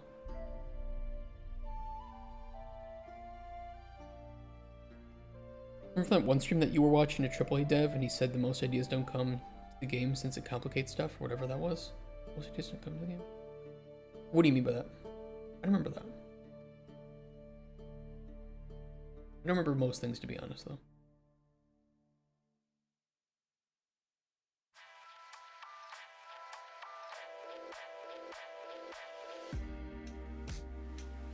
But I would say around 1 year for early access release would be nice. Oh, lots of, yeah, ideas are like assholes. Everybody has one. Ideas are worth nothing.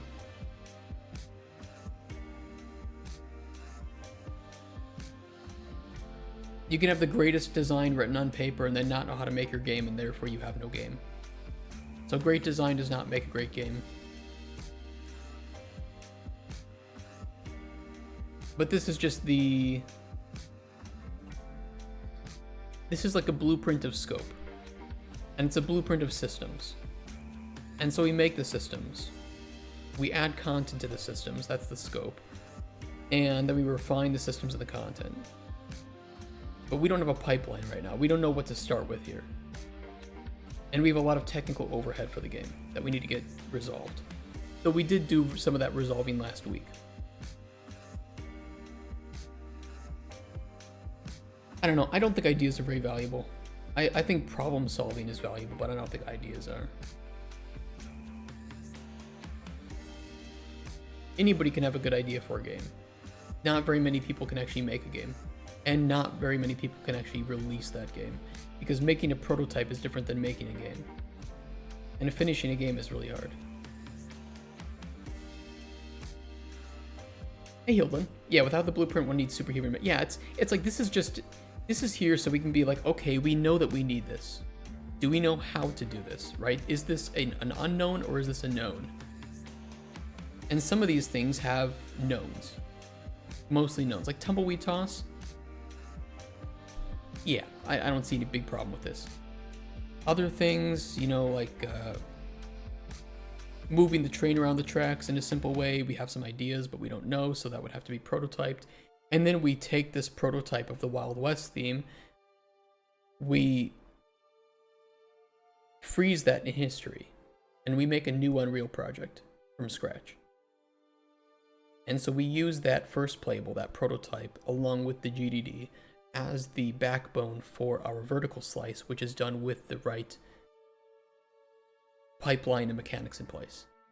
So it's, you know, we're doing some things that are non-conventional for most companies. We want to do it in a way that means that we can just expand this game until we run out of ideas and then move on from there. Or until we get sick of working on the game, which is also a reality.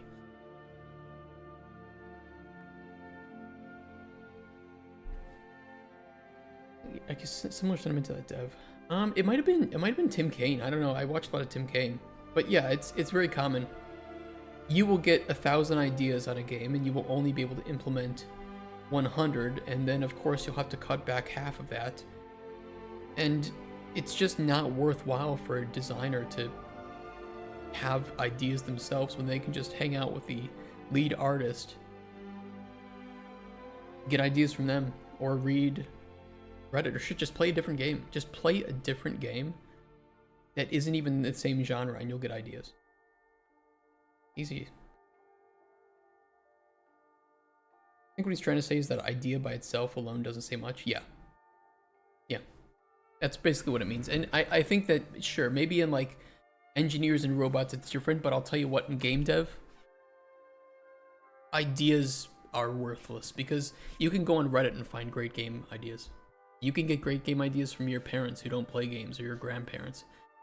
You can get great game ideas from watching documentaries, movies, listening to music, watching the real world. I mean, Death Stranding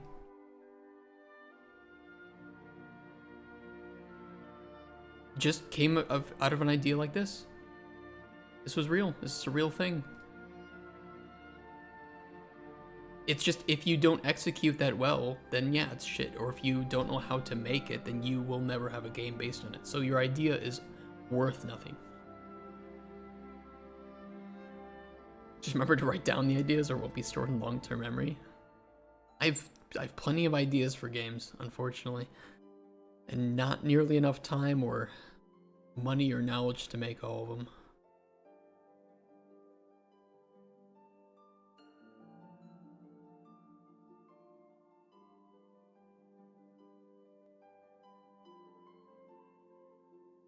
You liked Ellie Fanning in Death Stranding too?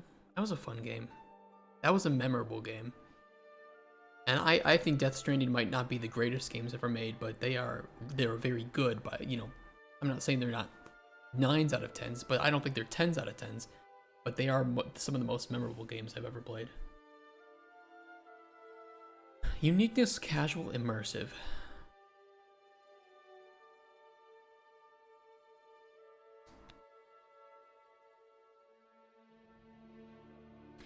Yeah, I like this. I think this is pretty good. I think this is a good start. You know, we might change the pillars a little bit after we make our first playable, of course. We did that for Cauldron Chronicles and it was better. But this is, I think, a good way to start. I did finish Snake Eater, Lopez. What do you think would be the most profitable idea you could pursue, limited to the current staff you have? Limited to the current staff you have? This one. This one plays on a lot of our strengths. Not only, you know, Rex is a really good artist and is very fast with things.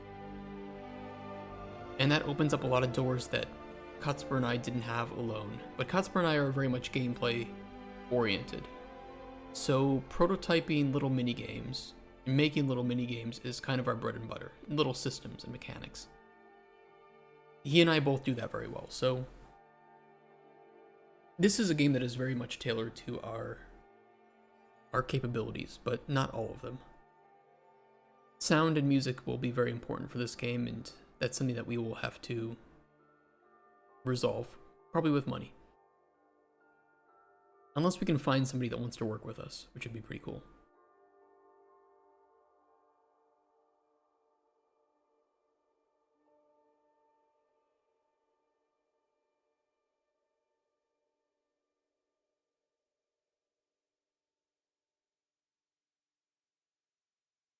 Rex is doing VFX. Rex is taking some courses for VFX, yeah. And I really, you know, it's a lot of work. I'm not going to put too much pressure on him to learn some crazy shit, but I really want to work with motion design as well if we can. Because I think there's so many cool applications for motion design.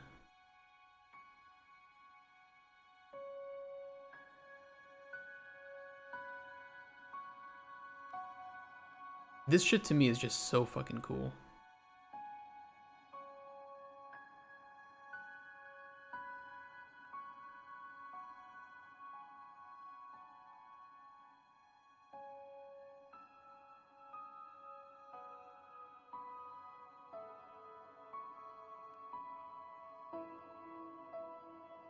But it's not the end of the world if we can't figure out how to, like, work with this and how to do it. It's very hard to master. I can't even begin to imagine the amount of knowledge and work that goes into working with stuff like this. So this is more just like a long-term desire is to see if we can find some cool things to do with this.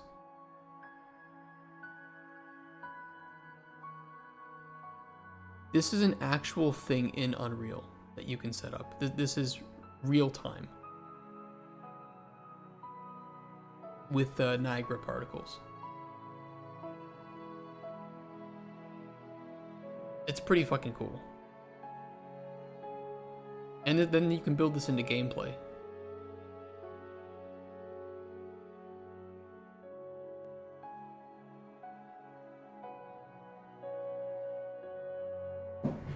Is it expensive? As far as I know, it's actually incredibly inexpensive. And Niagara as a whole, as far as I know, and I could be wrong, so take this with a grain of salt, is very efficient, and all of this is quite efficient to do.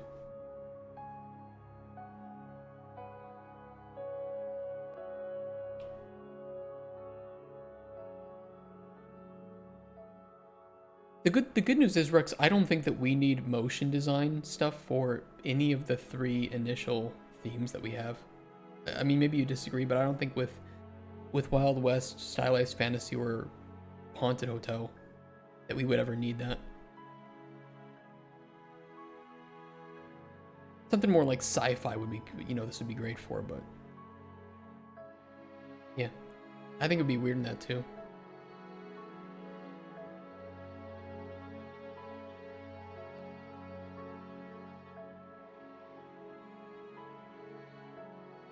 Absolutely wild, the power that this system has. It's pretty incredible.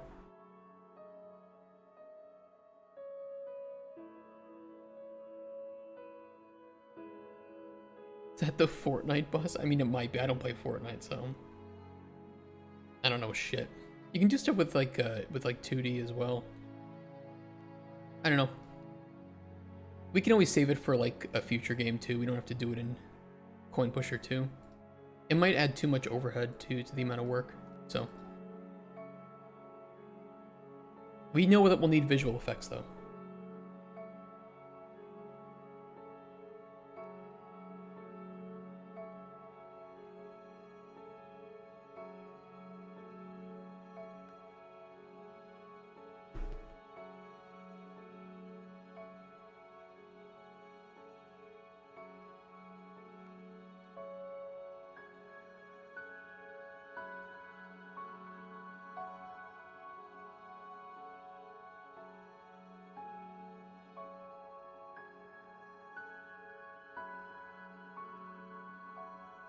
Uniqueness, casual, immersive.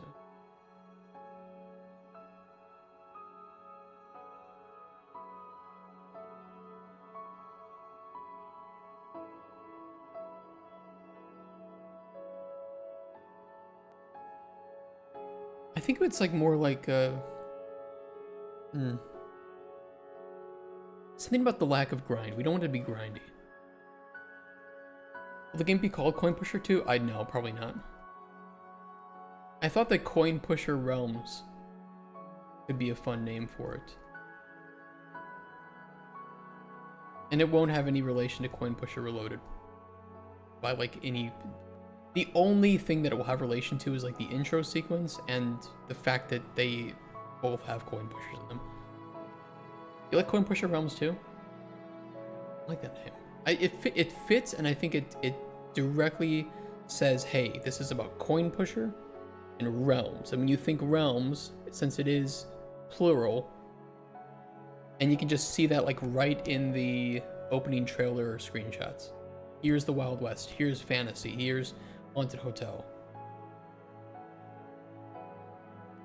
And I think it'll be very easy to make a trailer for this game, just because there will be so much unique content to show that you can make a 30-second trailer without any repetitive scenes. Push to the realms. The only thing is, Coin Pusher Realms is also the same initials as Coin Pusher Reloaded, so... But I think that Coin Pusher Reloaded at that point will just be a distant memory for anybody who's played our games. Realms sounds RPG. Do we make an RPG game now? No, there's no RPG elements in our game, really. The only one that kind of is like the random trinkets, but... Drop the pusher word?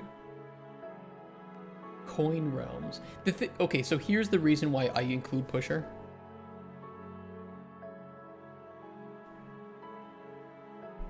Is that when people are looking for coin pushers, they almost always have that term in it.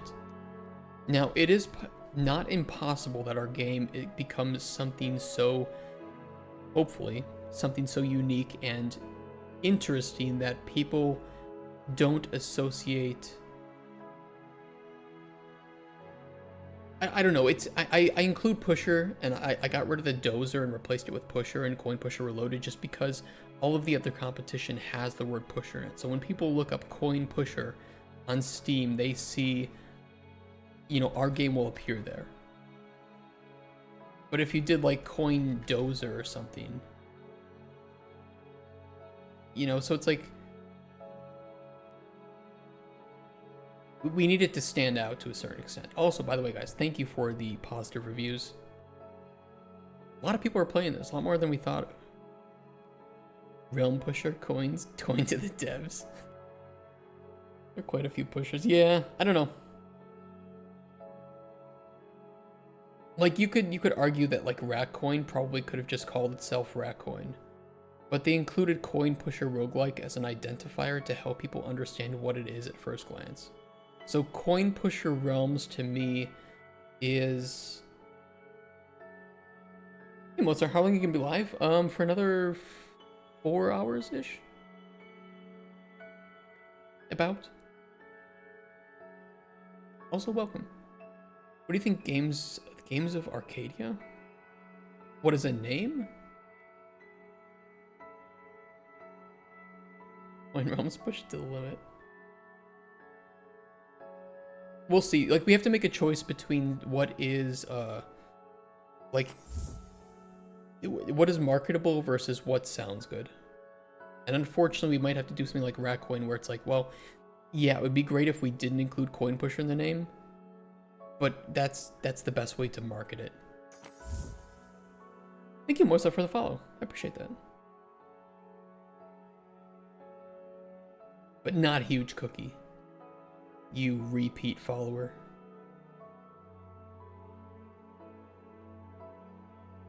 Ratcoin looks sick. Yeah, Ratcoin does look cool. Coin Pusher RPG on SteamDB, see how it's sold.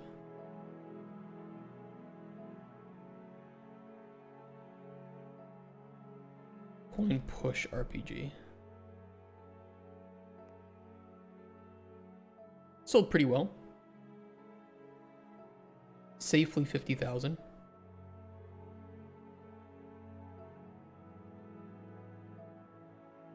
When did that come out?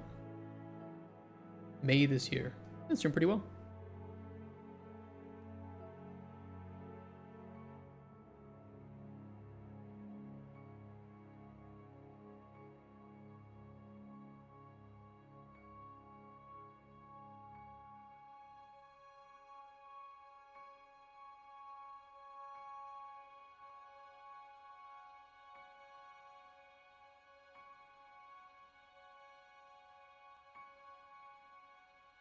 What was the sale price on it?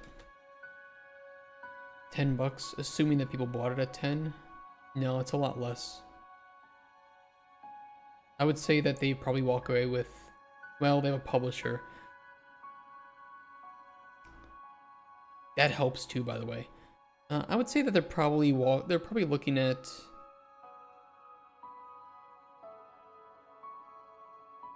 they probably haven't made a whole lot of money yet, to be honest. Just depends on what their publishing agreement was like, but if we discount the publisher's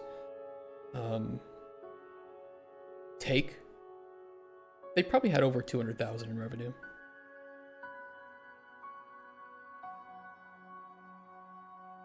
I would say closer to like 300,000. The problem is that depending on what the publisher spent on marketing and what their agreement looks like, they might be only walking away with, like the developers will be walking away with maybe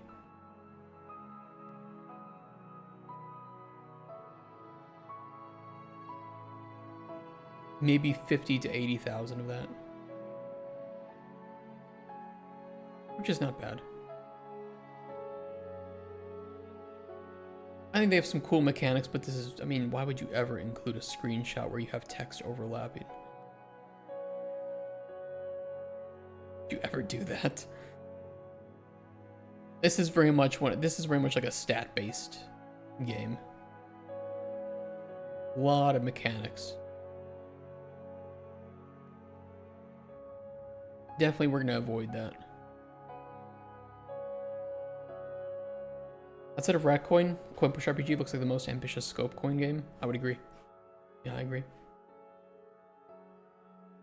Path of Coin. What do you think would happen if you promoted a crypto coin?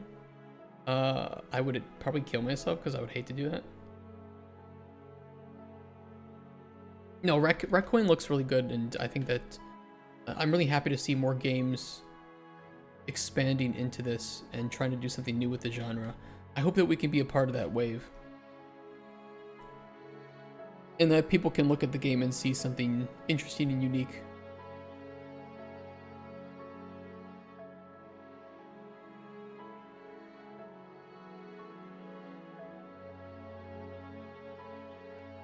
But I don't want to lean into any sort of roguelike elements in coin pusher realms.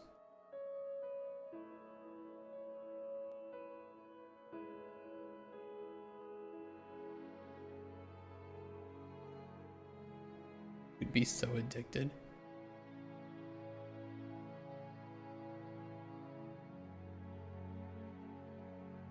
Maybe there's better ways that we can describe it. Uniqueness, casual, immersive. Let's just put them in here first. Uniqueness, casual, immersive.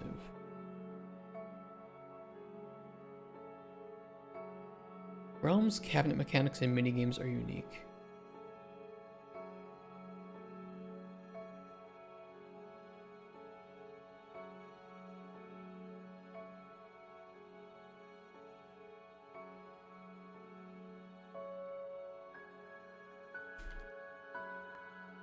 Absolutely no reskins. Realms, cabinet mechanics, and minigames are all unique.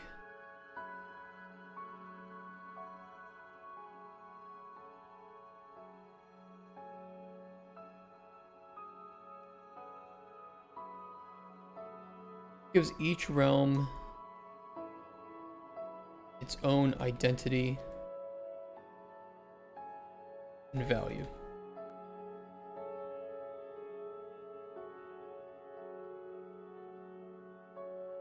Path of pushy. Some games there's also the issue with good game names being taken. Yeah. I think if we start, number one, if we start calling it Coin Pusher Realms right now, by the way, we if anybody tries to take that from us, we have some authority with that. So if we like that name, we need to start using it in commerce immediately.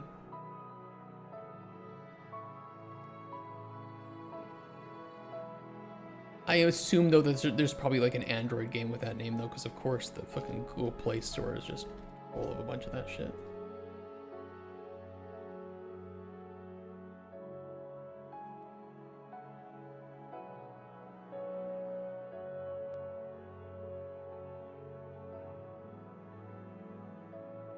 No.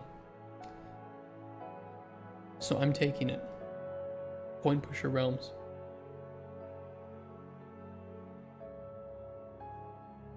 It is now officially named that.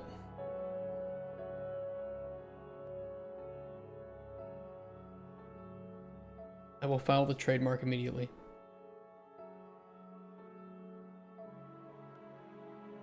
Actually, I wonder if there is like any coin pushers on the oop, probably not here.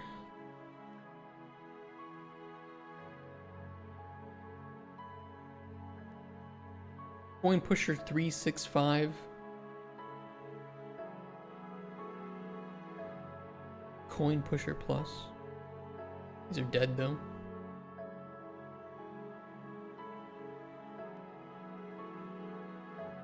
I bet they'll try to tell us that Coin Pusher Realms is too similar to this though.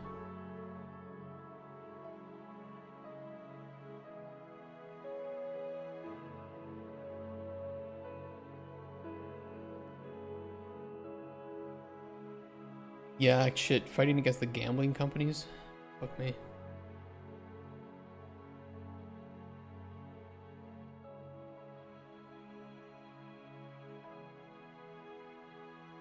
Yeah. Because they've marked the disclaimer as coin pusher, meaning that the dominant aspect of this mark is coin pusher. But it is a visual mark and not a text mark.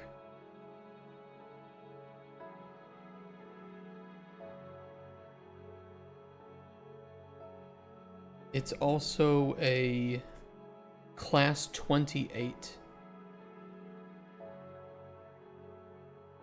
which is a different international class than we would be. We would be 009. for international class. So it's possible that we could successfully argue it, but I would do this with a lawyer. Lesson learned. I mean, it's a bag of dicks, but I'll tell you what, if you can actually get something successfully trademarked, you have a lot of power. Yeah, that's what I mean, Kenji, is that this is International Class 28, which is not the same international class as a downloadable video game. Which means that the market for seeking an actual arcade game does not overlap with the digital market of Steam and people looking for digital video games. So that would be one argument, is that while similar, that these are taking place in very different parts of the world and have very different market overlaps. That you wouldn't be able to argue that the same people who search on Steam for Coin Pusher Realms are the same people going to casinos to play Coin Pusher 365. You just can't draw that conclusion. And the two areas to which you go and find these games are very different. You don't go to a casino to find Coin Pusher Realms. You don't go on Steam to look for Coin Pusher 365.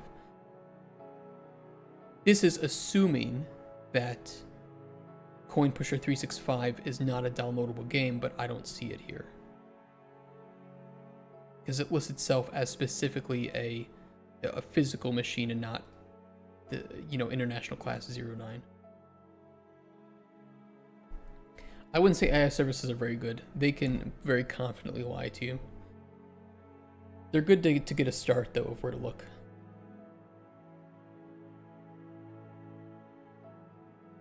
Coins of Exile. Nah, I think that we could argue it, but I would do it with a lawyer just to be safe.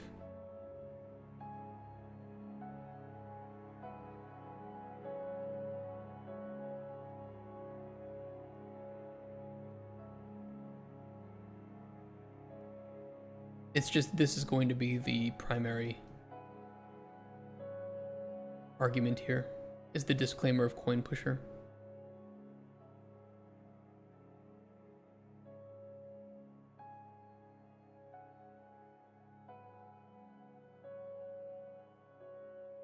This one has been dead for over 10 years. But this was 009 for computer games. Cyber Agent America.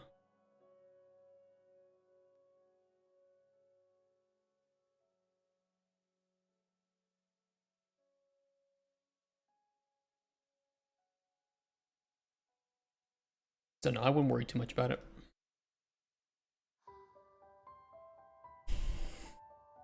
Look, Nintendo lost a copyright case against a retail shop, and Nintendo almost never loses legal battles. You just have to know what to argue.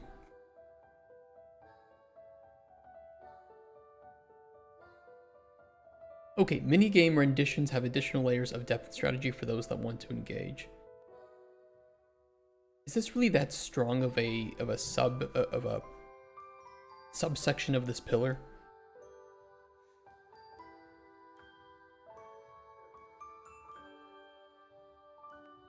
That more applies to depth than it does uniqueness.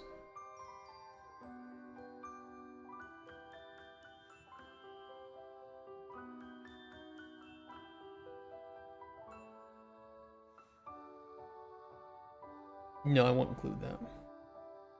Realms should feel like their own games just wrapped up together in one executable.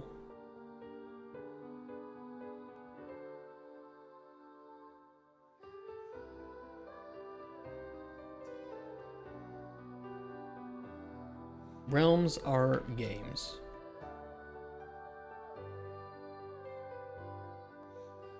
Is itself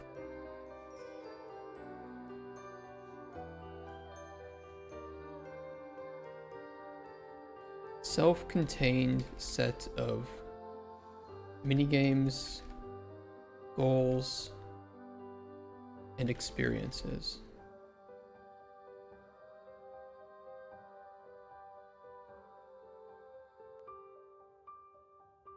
No two realms are at all alike.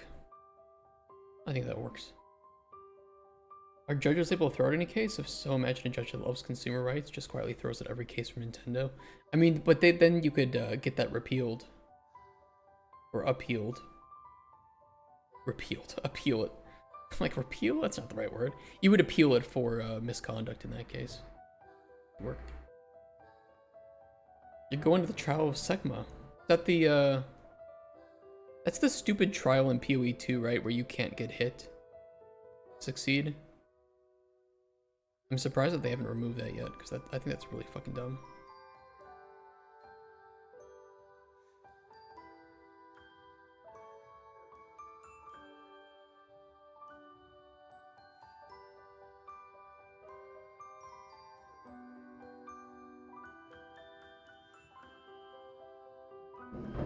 I think PoE 2 must have designed and made mistakes. I think it, no, I mean, yeah, Path of Exile 2 is well liked. I mean, that's not a bad score. It's not a great score, but it's not a bad score. And clearly people are enjoying it. I don't vibe with it. I don't enjoy it very much. I think it looks beautiful, it sounds beautiful. I think that the animations are high quality, the art's high quality, the music is excellent, the visual effects are great. And I think that it does some things very well as an ARPG. I don't enjoy the moment-to-moment gameplay. I don't feel rewarded. I don't feel powerful. And because of that, it doesn't interest me as an ARPG. It feels overly punishing and challenging, especially early on, for no specific reason. And I don't care if it gets better because I get filtered out before that. And I don't want to play through some bad early game just to get to a great late game.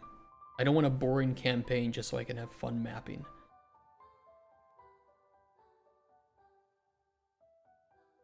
I don't think it's casual. I don't like the argument that PoE 2 and Diablo 4 are casual. I don't think that they are. They wouldn't be so restrictive with builds if they were casual. A casual game would reward you no matter what choices you made, and it wouldn't be terribly difficult to beat the game no matter what skills you put on your character. I don't get it. People are saying, oh, it's a more casual, you know, it's not as in-depth as PoE 1. It's like, yeah, but even PoE 1 from the ability to play the way you want and still succeed through the campaign is more casual than PoE 2. If you want casual ARPG, go play Torchlight. And it's not to say that Torchlight's bad. I love Torchlight. I fucking love this game. This is casual. I don't think PoE 2 is casual. It's pretty hardcore. The thing is, I just don't think it's as enjoyably hardcore as even PoE 1 Ruthless.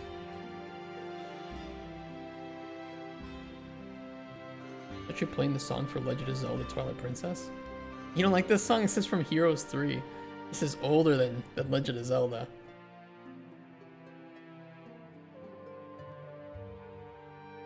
"64 hours in Torchlight 2. I think even like Adventures of Van Helsing is more casual, friendly.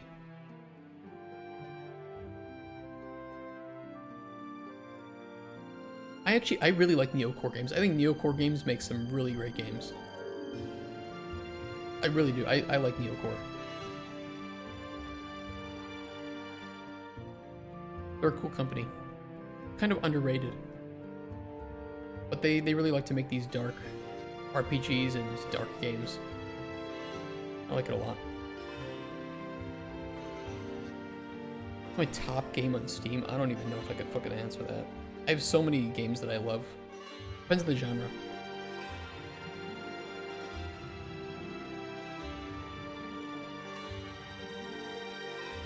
Oh, let me copy this over here.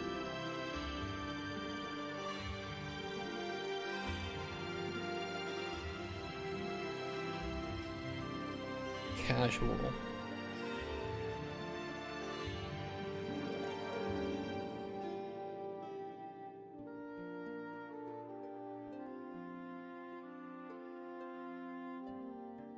What do we have for casual? We had constant forward progression. Play for an hour, make an hour's worth of progress.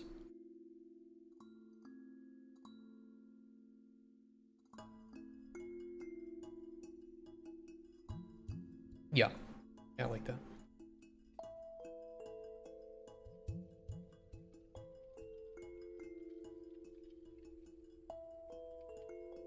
Play for an hour, make an hour's worth of progress. There are ways to make it more efficient, but they're not necessary to succeed. I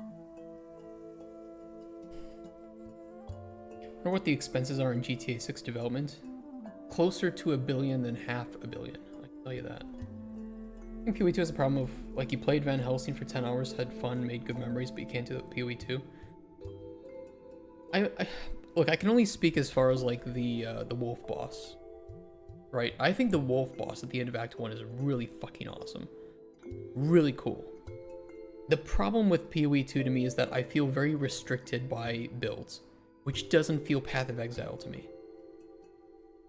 And just the limited choice of skill gems, and it feels like only some of them are actually viable throughout the acts, combined with the skill tree, which again, I love PoE 1. I have like 4,000 hours in PoE 1.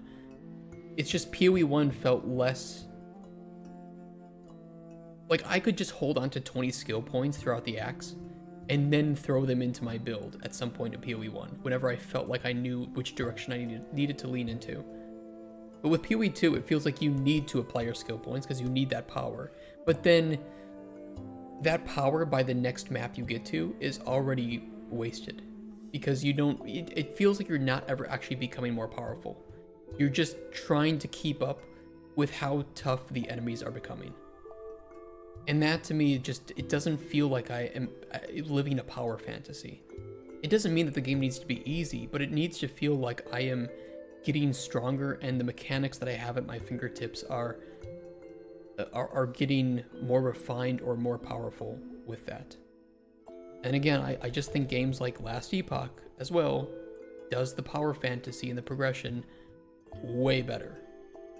And it's way easier to read, but it doesn't, you still feel like you have those unique paths of progression, and there are ways to make each build powerful with the skills that you've chosen. And basically they did that by saying, okay, you only have 20 points per skill. And it's very easy to respec, it's very cheap, it doesn't really cost anything. But those 20 points feel like they're actually making that skill more powerful. So each one feels really great to apply. Too much fluff with things like bad gems, too much difficulty scaling constantly, not enough feeling of getting powerful. There's that to it, as well as I think that the drop rate of currency in PoE 2 feels so bad that the game is trying to constantly encourage you to craft your own gear, but never giving you enough materials to experiment and fail. And PoE 1 I feel like gives you a lot of currency to just, oh, here's an essence, make a random piece of gear early on in game, and it's going to be useful, it's going to be great, because finding rare gear early on is hard. And so it's there, but it's like, don't worry if you messed up, here's another essence 2 maps later. Here's an alchemy orb, here are a couple of transmutations to fuck around with your magic gear. But if you can't find anything good, you usually get enough gear that you can handle it, or the game is not super difficult to where you need to min-max that gear, even on ruthless mode. So Ken Chase, hey Vintage, how you doing, man? I never know if I'm supposed to say hey Vintage or hey Vintage. But no, I love ARPGs. I play a ton of ARPGs. I think Last Epoch is great, Titan Quest 2 is looking great, Grim Dawn I played for 12 hours on Sunday, and I love Grim Dawn. I'm going to continue playing that Necromancer build because it's really fun. And it's really powerful.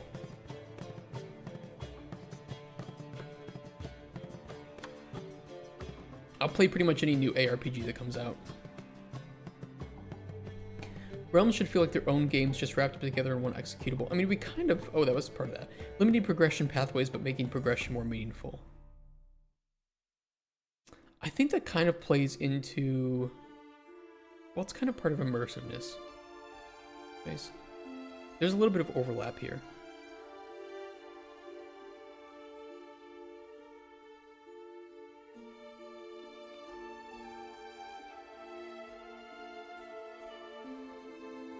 Limited, but meaningful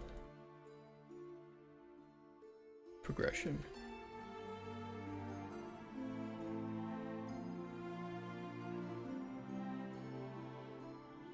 Keep the player's focus on the game, not on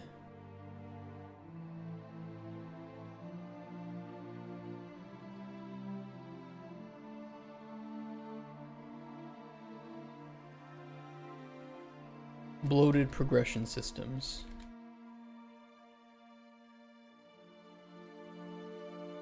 That are just empty carbs of content. I really like how that's worded though.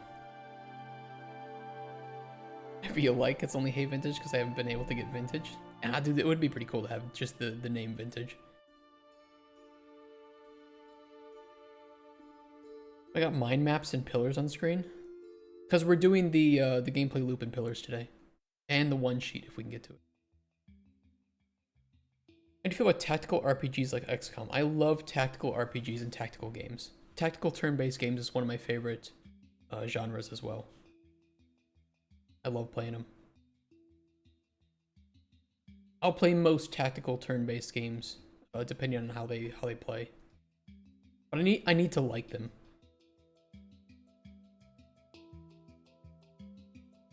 If I ever get partner, I'll get Twitch to give it to me. Do they give names to partners? It's so hard to find one without weird performance issues. Tactical turn-based RPGs without performance issues. Have you tried... Hold on, let me look up Bladder's Gate. Where is their turn-based combat? Tag. I don't know what that is.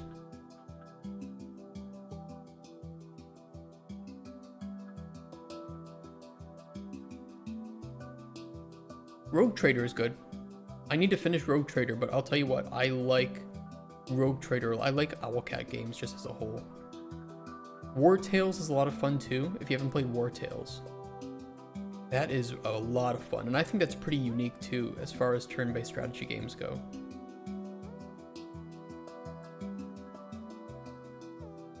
Haven't played Mechanicus yet.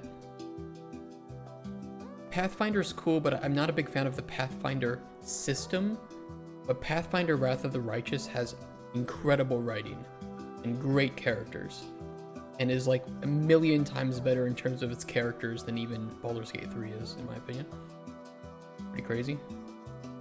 Haven't played Metaphor yet, but I've heard great things, so I want to play that. But for more like grid-based stuff,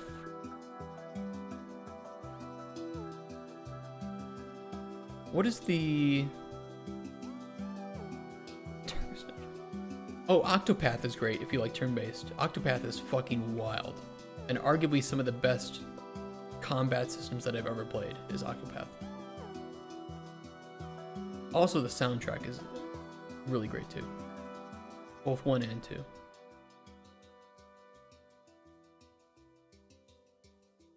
What was the... What am I thinking of?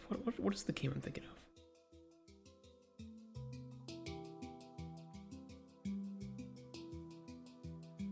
Oh, something with a C in it, I feel.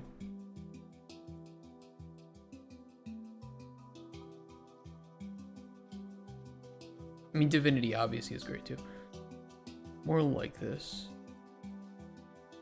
Solasta. Yeah, I really enjoyed Solasta. I didn't think that I would enjoy it as much, and then I started playing this, and it just took me. Like, it's very much an indie game, doesn't have the same level of production value, but their implementation of 5e mechanics is really great. Especially up to level 20 and all the crazy spells that you get. So I enjoy that a lot. You should try Darkest. Yeah, I'll try maybe one day Active Blood.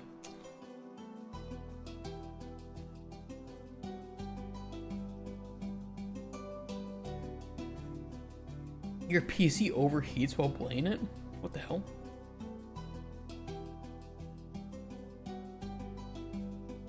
Oh, it's pretty broken. Yeah, I've heard it's much better nowadays. But I am liking Rogue Trader. But it was my first time interacting with a lot of the Warhammer lore, so it was a lot to get into.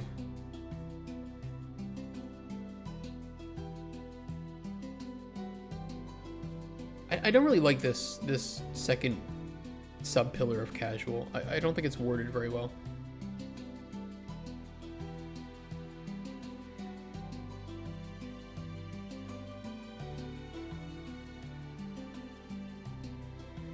If a DD mod question is possible to spawn in a new ally mid-mission, or does the code for that just not exist? A new ally?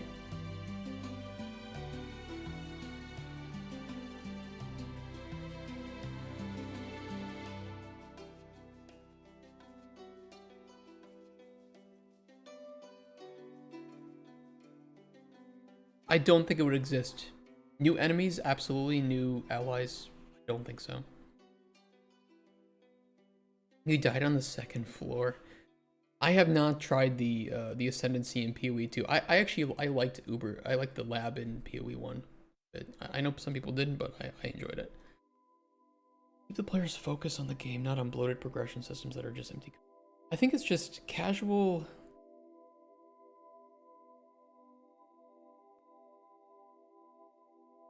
I don't hate it.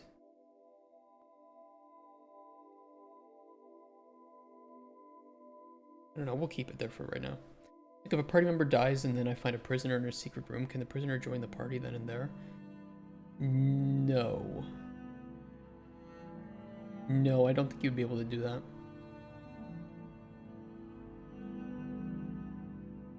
Nothing exists that I know of that would allow you to do that.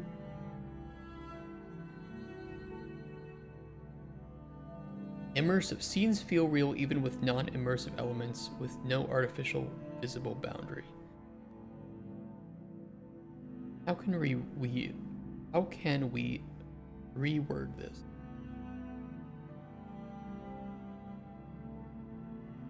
A lot of casual games have very, very convoluted and bloated meta progression systems. Yes, they do. A lot of them do the dopamine drip feed, as I like to call it. Especially mobile games. They love to just constantly make progress to feel that dopamine. And I get trapped in this too. I play these games. I play a lot of incremental idle games. The problem is that I don't remember any of them when I'm done playing. They have no lasting appeal or memory. You hit a brick wall, and you either pay to get past that brick wall or you keep playing for years and years, or you quit and you move on to the next one until you hit the brick wall for that one. And you end up playing so many that they just kind of blend together because their progression systems are all the same. Feels seamless.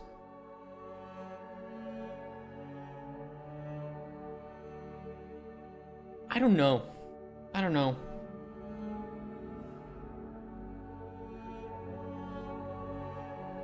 Offer a few weeks to work in your game? Good luck, sir. Poor man. Left you my design document in Discord of how mechanics I would do to make the game an incremental puzzle-based coin per stream. The thing is, I don't want to make it incremental because I don't feel like the game needs to be incremental.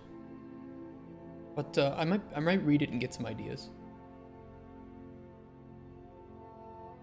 I can't choose it because the code is hard-coded or whatnot. Yeah, there's a lot of hard-coded stuff in Darkest Dungeon, unfortunately. You have to work around that with mods. There even used to be, I think there still is, there was a file limit in Darkest Dungeon. This was the biggest bug, and I had to bring it to the development team to try and get them to fix it, because I was trying to like develop my mod and work on the main game separately and not bog them down with mod questions, obviously. But this was the one thing that while working on Darkest Dungeon, I had to bring to the team, because there was just this random crash happening in my mod, and it was not reproducible, and it would just happen at random points. And it turns out that there was a internal hard-coded limit to the number of files that the game could load at any time. And nothing told you this limit. And so the programmer ended up doubling the limit temporarily and then exposing it, I think, at a certain point. But it was, I lost my entire sanity for like a week trying to figure out how and why this was occurring. Because I would delete some things and it looks like the bug would be fixed, but then I could delete other things and it would also fix it. It was just, that was the worst. Epic Online Services SDK is a real piece of shit, oh boy. CD Code has quite a lot of quirks that are kind of landminey. The fire attacks mod is a fucking work of art for how it dodges all that stuff. Fire attacks? I bash my head against a shop and inventory UI. Made an inventory that's too clever. Now I'm struggling to use the component to create a shop. I'm just hard coding the shop for the vertical slice. I mean, there might be some things that are just, it is what it is, right? If you can't make it modular, it doesn't need to be modular. Maybe it does, but maybe it doesn't. Teens feel real. I think feeling real is better than, what was the recommendation? Seamless? I don't know if seamless works here. It's just, I guess you're right. I mean, seamless is also kind of a way to say it.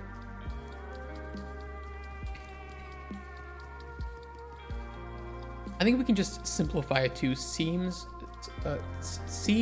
realms feel, hold on.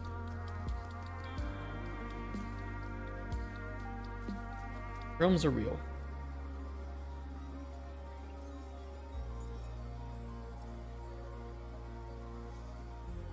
Realms feel real and seamless, like stepping into a completely new world each time.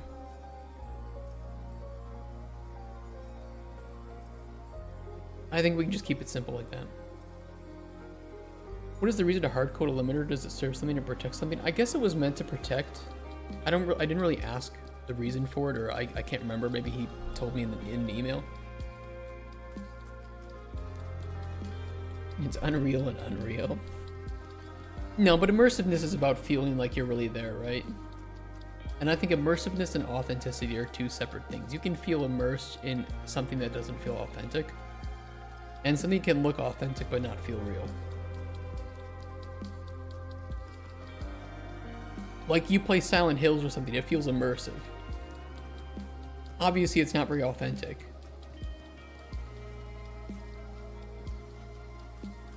Death Stranding, it feels immersive. And it's, you could say it's authentic within its own lore, but it's not like it's real.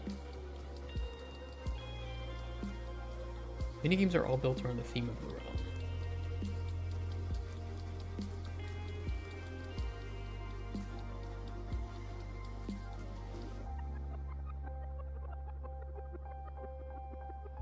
All minigames are thematically fitting to the realm that's being played. Way to cut down on load times? I wouldn't know. I don't know what the reason is. It could have just been to protect too many things being overloaded. And of course, you know, he had debug symbols, right? So he was very clearly able to see what was causing the crash. And it's just, you know, you don't have that as a modder. You don't have the ability to see where in the code your crash is happening. So if there isn't some sort of visible debug telling you why your game is crashing and what's causing that crash, you kind of just have to guess. And in this case, there was nothing. It would just hard crash at random moments that other times those same moments, those same actions wouldn't cause a crash. So, and you would delete like those files and then it would crash somewhere else. And it just started happening after a certain like set of updates that I made.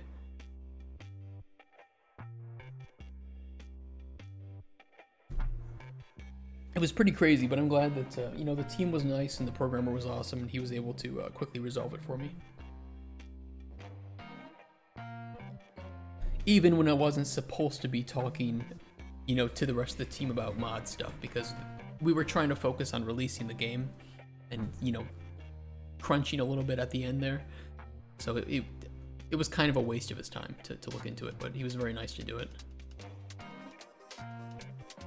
I'm happy with this to start. I think this will help us get through our first playable. I'm happy with this. This is good to me.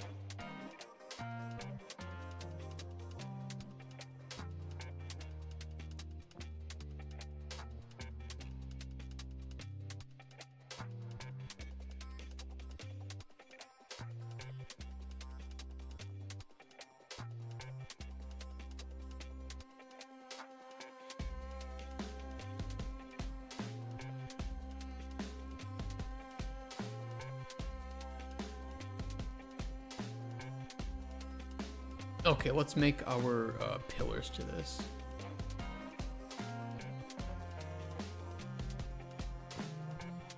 It feels immersive when things are moving and lively. No, stuff moves but needs to make sense. Ambient lighting are also included. I think it's just about being sold that you are in the scene that you're in. And it's not like things need to move. If the purpose of the scene or of the level is not to have anything move, then things don't need to move to feel immersive. It's just, is this pulling me in, or do I still feel like I'm playing a game? And I think that some of that can play into how well it treads familiar expected paths versus how much it does within the boundaries of a gamified space. So you have a game like Mario, and I don't think Mario is itself very immersive because there are a lot of things, there's no real familiar tie of Mario to our real world expectations, or to,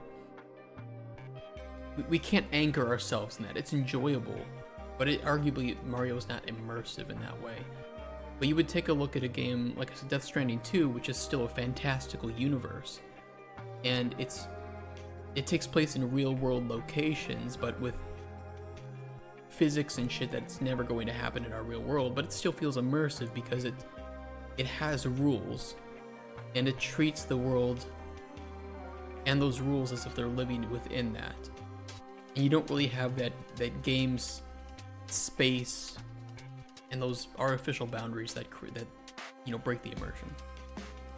I don't know, it's hard to define immersiveness. I don't think I did it very well. I don't know if there is a proper way to do it. Could be a set of qualifying statements, right? That the more you check, the more immersive your game is, like a scale.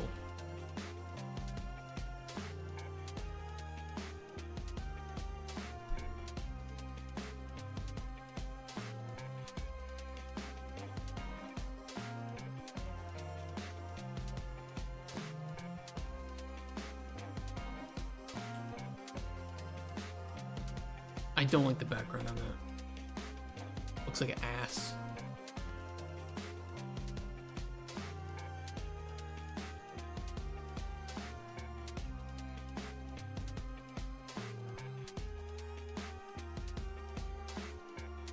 The design thing I'm spitballing on, I'm kind of doing an XCOM style plot with a non-random goal plot moments, but randomly generated missions. Twist is that intelligence leads are looted items that you combine and consume and craft to generate missions. And I'm wondering, how do I signpost what leads to what without spoiling it all and splattering yellow paint everywhere? Is this, you mean like a mod or like a full game? What are we looking at here? Immersive means different things to everyone. Some people look at the graphics of a game that's 2D pixel art and say it's not immersive because they expect COD graphics. Yeah, that's fair. That's true. You can keep the flow of gameplay and mood of the game, then you're not too far off immersion, says the guy with zero public. No, I think it's... I think what you're saying makes a lot of sense.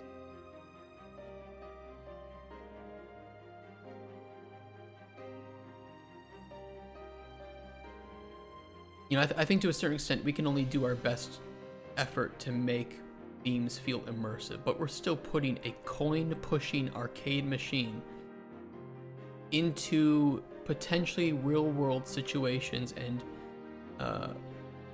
time periods that there wouldn't be one. But we can still do our best effort to make it feel immersive to that with the gamified elements, and for the mini games to make sense within that realm or time period or whatever you want to say. And it's not just like some random, I don't know, like literally like carnival looking game that doesn't fit within the realm's theme. Like we should make it immersive by reskinning it or adding more immersive elements that fit with that theme. So it's just said what did you say? It's not immersive, but for some reason when stuff makes sense within a fabricated dimension, like when a world and away from immersive, but everything around it still feels sense and adjusts accordingly to the new set of laws. Yeah, it's hard to explain, but I think we all kind of agree with it. You think Coindos are suffering from release timing due to Ratcoin? But Ratcoin isn't even out yet. My mom said the same thing. And I'm like, but like Ratcoin isn't released yet. It's not even the release date isn't even announced.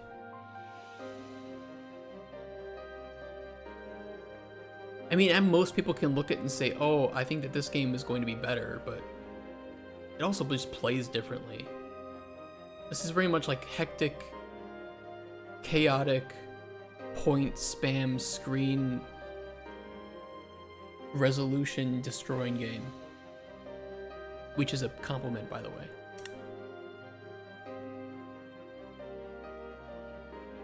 But no, I mean, for us, we would be happy if we had 100 downloads to Coin Pusher.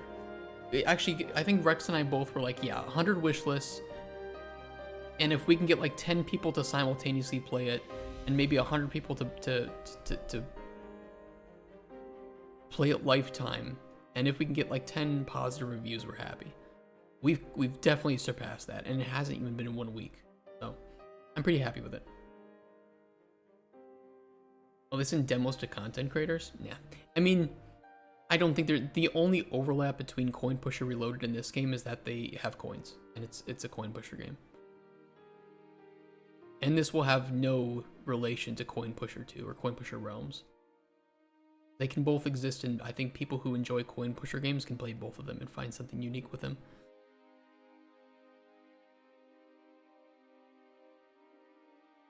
It's more a genre than it is a direct competitor. And by the time that this comes out, Coin Pusher Realms will, be out maybe like 6 months or a year later. So, and that's just an early access. So, I don't know. I think both can exist. Especially as they're both like pretty low playtime style of games where you can play for maybe like 10, 20 hours and probably get the full experience. So it's not like it's a 1,000 hour sandbox competing with another 1,000 hour sandbox game. And shit, maybe we can do like a crossover event or something between our games. If we can reach out to like the developer or publisher or something. Could be fun. We can both exist in this market and both profit off this market, let's put it that way. Feels like Balatro inspired by it. There's a lot of newer, simple loops being turned into roguelike games. The thing is, I think that the roguelike scene is very popular and has a lot of people that will play games in that subgenre, but it is also very competitive. I'd rather not compete with the roguelike market for Coin Pusher Realms. Oh, is it the same publisher? Oh, you're right about that. Smart people. I mean, that's going to help get a lot of notice too, just because people will look at PlayStack and see what are they publishing. But no, I'm not worried about this at all. This will pretty much have no relation to Coin Pusher Reloaded or Realms in any way. Ooh, that was a good one. Having that other 0% beer.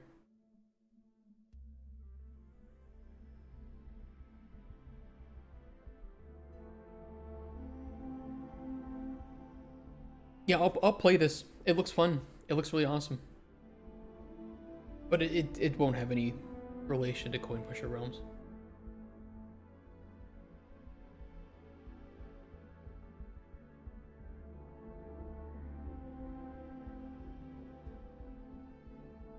Also, roguelike audience expect high quality gameplay and polish more than other genres for some reason. Horror games can be janky and still be a success. That's true. Hi, Code Red. You're right about that.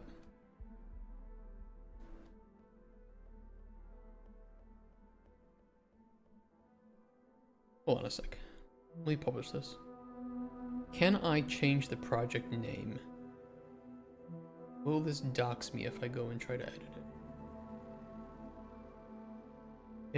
Hold on. I put my name out there, but I don't want other people's names and emails. You guys don't need to see that.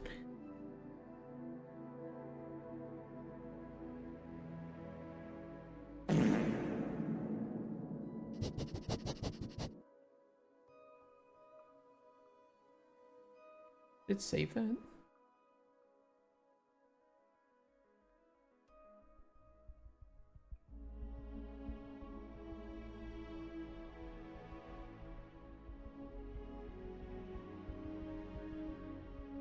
I can edit it, but I can't see. Oh, I see the save now. I'm dumb. It was right there.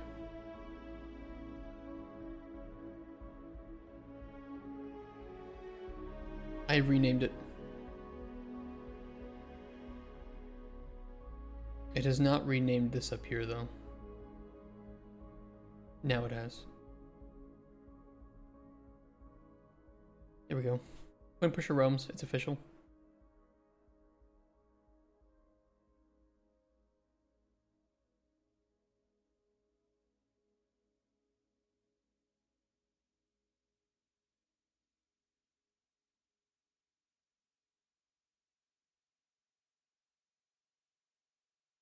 Now Minted never has to work again. I don't know. People who make games for passion, I think, can be given all the money in the world and will still work in games.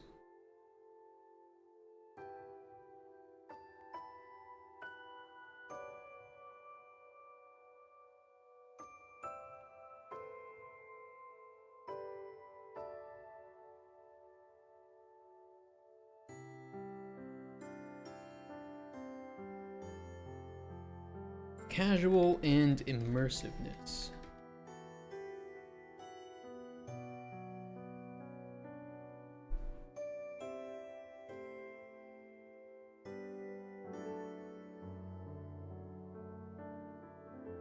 Voxel art realm. That could be kind of fun. That could be pretty interesting to do. Little like pixel art coins or something. It could be done. I don't see why not. If we can accomplish the art needed for it, and we have cool ideas for minigames. Pickpocket trees. Pretty wild. Uniqueness is core to our vision, and part of our USPs, which might be a bit ironic.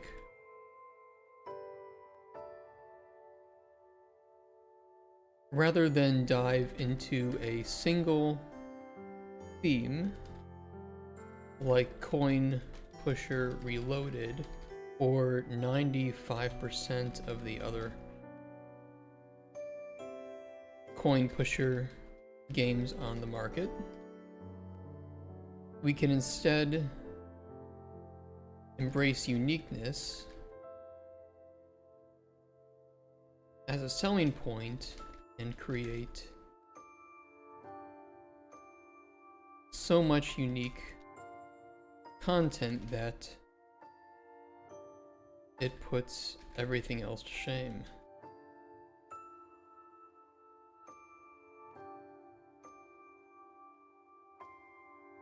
Do so many things that your competitors aren't doing that you do it better.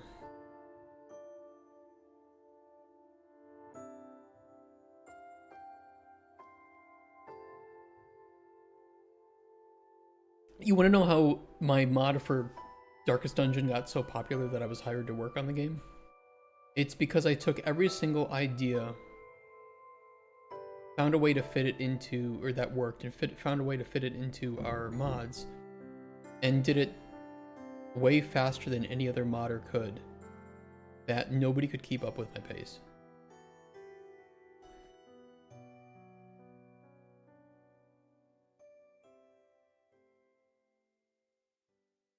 Not the healthiest mindset, but it did work.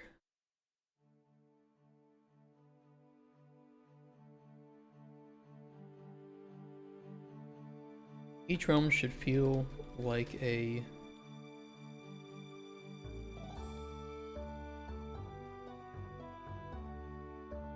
own self-contained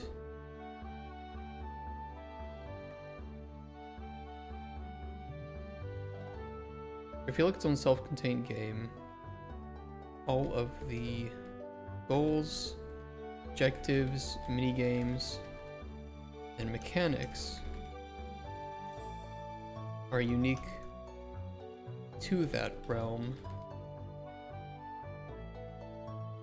and won't appear in other realms. This is your mod for DD. I never played modded DD, but I love the base game. It's called Pitch Black Dungeon. Not the most creative name, but it was there. Here guys go. It is a big overhaul. Content overhaul. Gameplay overhaul. So, if you've played base Darkest Dungeon and you understand how it plays, you'll find that experience here with way more variety and expanded experiences and more nuanced challenge and difficulty to it, and a lot more lore as well. Like over 220 additional pieces of lore that tell a new story in the same universe. So it is vanilla friendly with a new story on top of it. Completed a blind. Damn. It's a fun game. Potions, 3 times the amount of quests. 750 enemy variants. That helps a lot with variety, I can tell you that. New diseases, new mini bosses.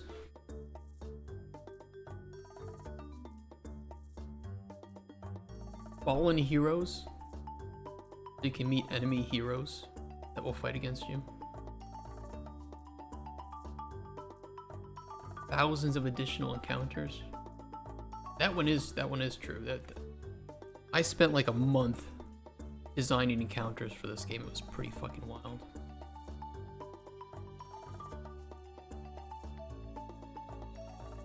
I wonder if I can compare that. I bet I have it somewhere. Maps.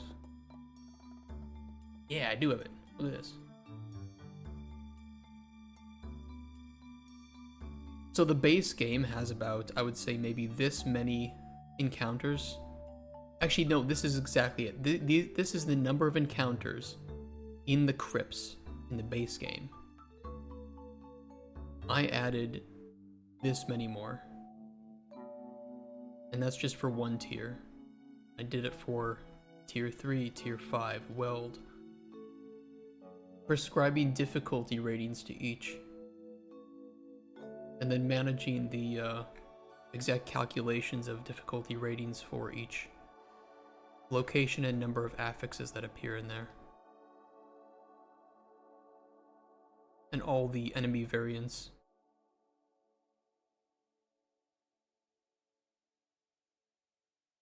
I spent a lot of time on this mod, doing what I could to make it good. A lot of work. You don't really need to know any language. It's all JSON files, so it's mostly just data. Data and really good organization.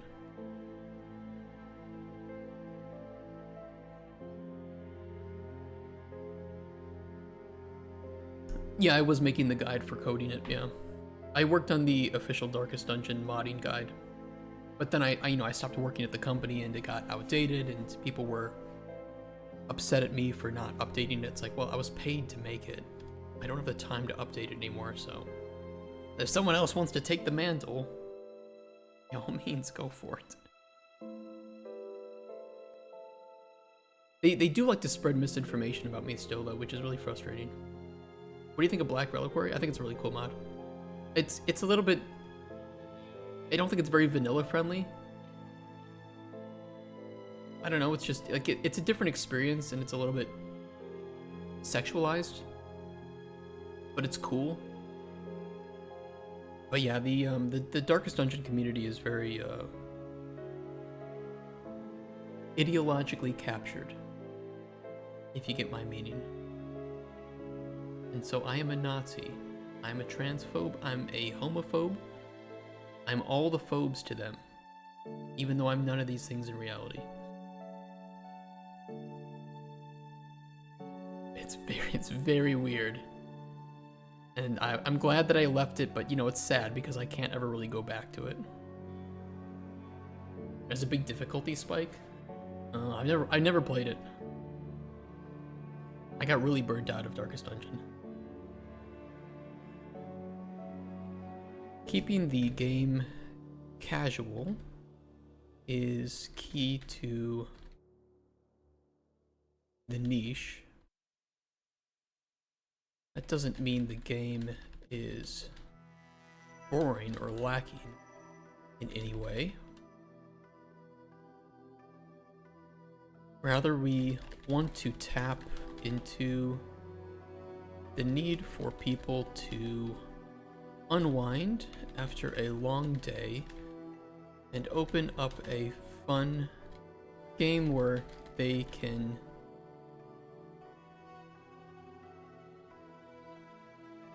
turn off some neurons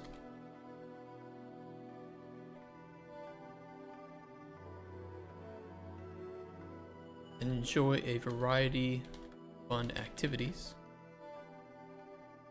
without being bombarded with numbers, stats. There will be some of that though in the trinkets, but I think the trinkets are more, they're more in the background between realms when you want to engage or generate a new one, and they're not really like ARPG loot where you're constantly thinking about those stats that you have and stuff like that. This is a weird sort of design quirk where the first round nerfs all DPS and most stuns, so you have a round for prepping, buffs, debuffs, status effects. Okay, I can understand the reason why they did that, because this is also a problem I had with Darkest Dungeon's core design, which is that in most cases, battles are not long enough for buffs to be a viable choice at the start of a round. And there was always a desire in the team and for modders to try and find a way around this, and there wasn't really a great way to extend the length of battle. What I tried to do was make battles in my mod about 1 to 2 rounds longer on average, and make buffs last for the entire battle as opposed to a certain number of turns. That way, and you know, like limit them like to 1, so that you could stack it a little bit, you could buff or debuff, and it had more of a noticeable impact in that moment. It's just, there were some core issues with it that kind of messed up. Hey, forgive me. The other reason why casual games can be good is because I sometimes just want something to play while I watch something else on the side. Can't really do that with very engaging games. That's a really good point. I do that too. I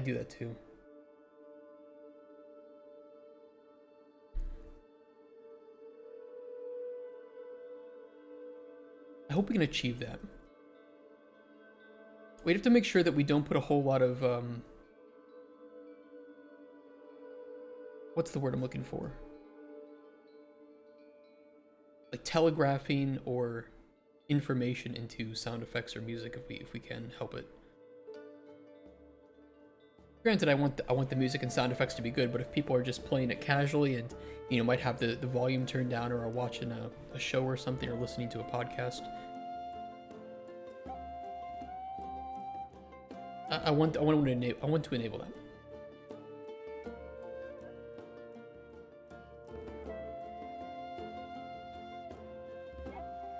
There's a reason, Active Blood, why the original narrator isn't there. I wanted to hire the original narrator, Wayne June, for a trailer that I was making for my mod, and I didn't know this at the time, but Red Hook had basically licensed him exclusively for official content, or I think they had told me that they wanted to do that, and so they just asked, we don't want there to be confusion between your mod and the official product, which I understand. So it's just, that's usually why you're not going to hear Wayne June in anything else Darkest Dungeon related. He's exclusive. But I was able to find another voice actor who did a good job.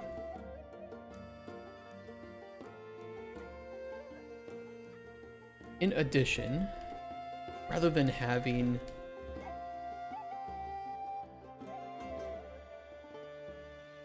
a multitude of pathways for progression,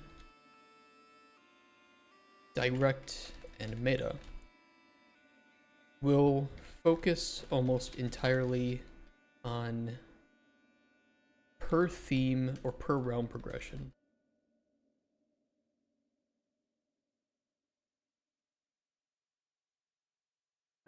To not distract the player from that realm.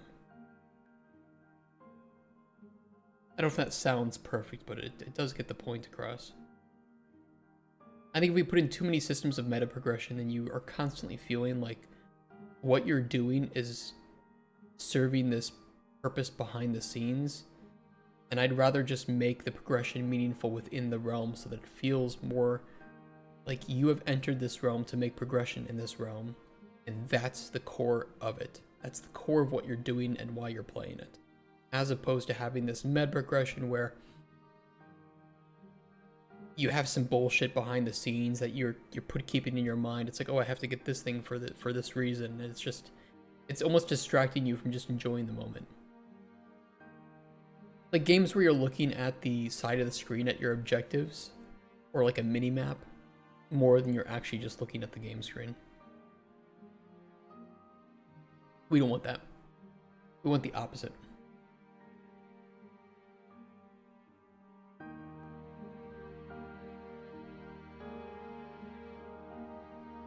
All I know, I think there was a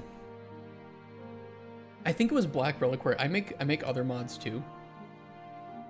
A very popular one would be not this one.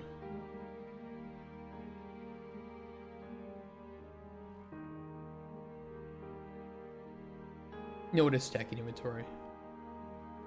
No, it's not. It's level restriction.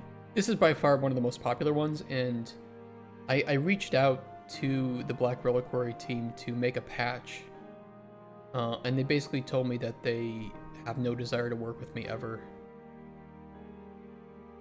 And so I was like, okay. That's weird. It is what it is, right? I guess. I don't know. Like I said, the Darkest Dungeon community is just very ideologically captured, and the developers, unfortunately, don't really do anything to stop it. It's very, very odd. I'm even banned from the official Darkest Dungeon Discord as a former developer of the game. No, I do know the reason why people don't want to collab in this case. There's a very strong anti-me faction within the community. I don't want to be, you know, egotistical about it. It's not that. It's literally they hate me and everything that I stand for. They do that because I think that they probably felt a little bad that I hogged the scene so much when I was modding. And on top of that, you know, we were young and we had like a Discord, and it wasn't very well moderated, and that was my fault. And so it was just very easy to get into arguments, and, you know, people got jealous, and then there was, you know, people trying to undermine the authority or trying to destroy the server for different reasons, and it was just a bunch of kids making stupid decisions. The thing is, I grew up and I'm now 30 years old. They apparently haven't, and literally call me the Hitler of the modding community. That's a direct quote from the Discord. I don't know, man. They spread falsities like my mod isn't updated anymore, which isn't true, and a whole bunch of weird shit. It's just weird. It's not healthy. Not good. Narrator agreed to the exclusivity, but isn't that a big limiter? I wouldn't know. I don't know. And because no updates. I don't know what they're mad on. I went on the Discord last year or the year before or something, I don't remember. And just to see how people were doing and the mods that people were making, and I joined. I went into the modding category of the Discord, and I said, I was speaking to somebody because they made a really cool trinket. And I was like, dude, that's a really cool trinket. And they like, what was the inspiration? They were telling me, and then a moderator came in and said, oh, it's you. Banned instantly. Like, that's literally what they think. I can just be there. I am the boogeyman. I can do nothing. I can just sit there in their presence.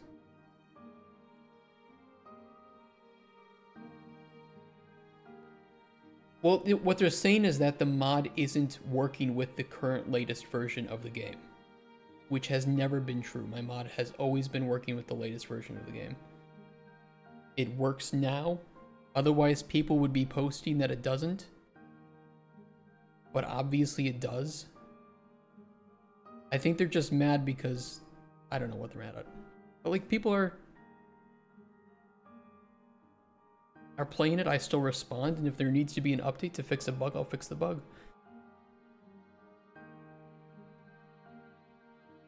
I kept this mod alive for years, and it's still alive. 42 pages of changelog just for version 6.0, and then I have, this was the initial versions of it. That's 8 pages. That was back from 2015. This was 5.0. This is 44 pages of changelog in very small font. And then this was the post 5.0. This was 50 pages of changelog, where I was adding, a lot of pretty big new content with each thing. So, I don't know.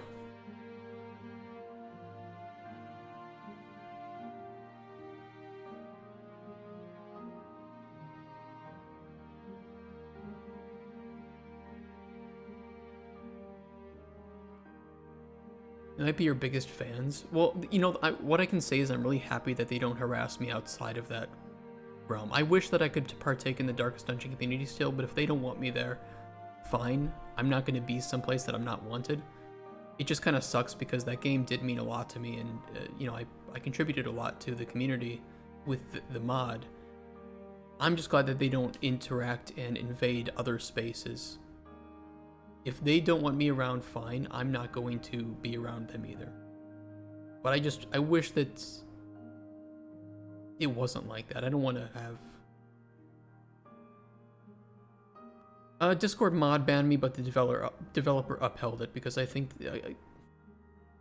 I have no problems with the developers of Darkest Dungeon or anyone at Red Hook, but they are ideologically captured. Exactly what you would think when a company becomes so politicized internally that that they're not going to hire somebody of a certain political leaning. And I'm a moderate. I'm independent.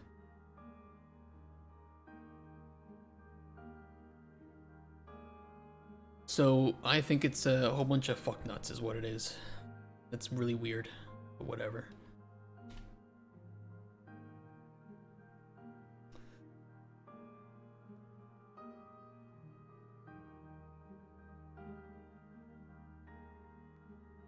Sorry for yapping. Sorry for yapping. It's just, it's like, I worked on that game for like, you know, over 5 years. Putting like 16 hours of work every day, including weekends, into that.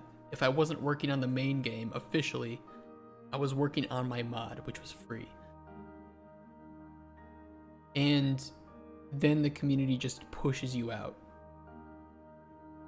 Calls you a Nazi, calls you all the phobes, and no matter what you say, you're that in their mind.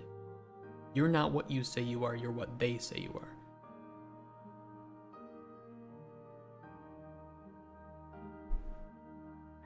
Like, how are you supposed to fight against that? And especially if the developers themselves are like letting this happen, basically the only thing you can do is leave. Like, okay, I'm clearly, I guess, not wanted here.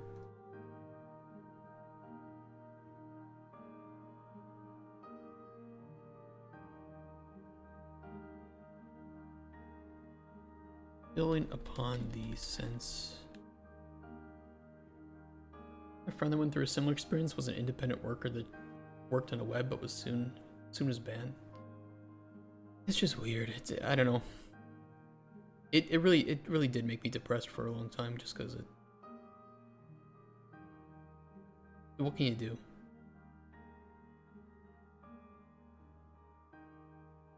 You think that time would heal those wounds, but it hasn't for them, apparently.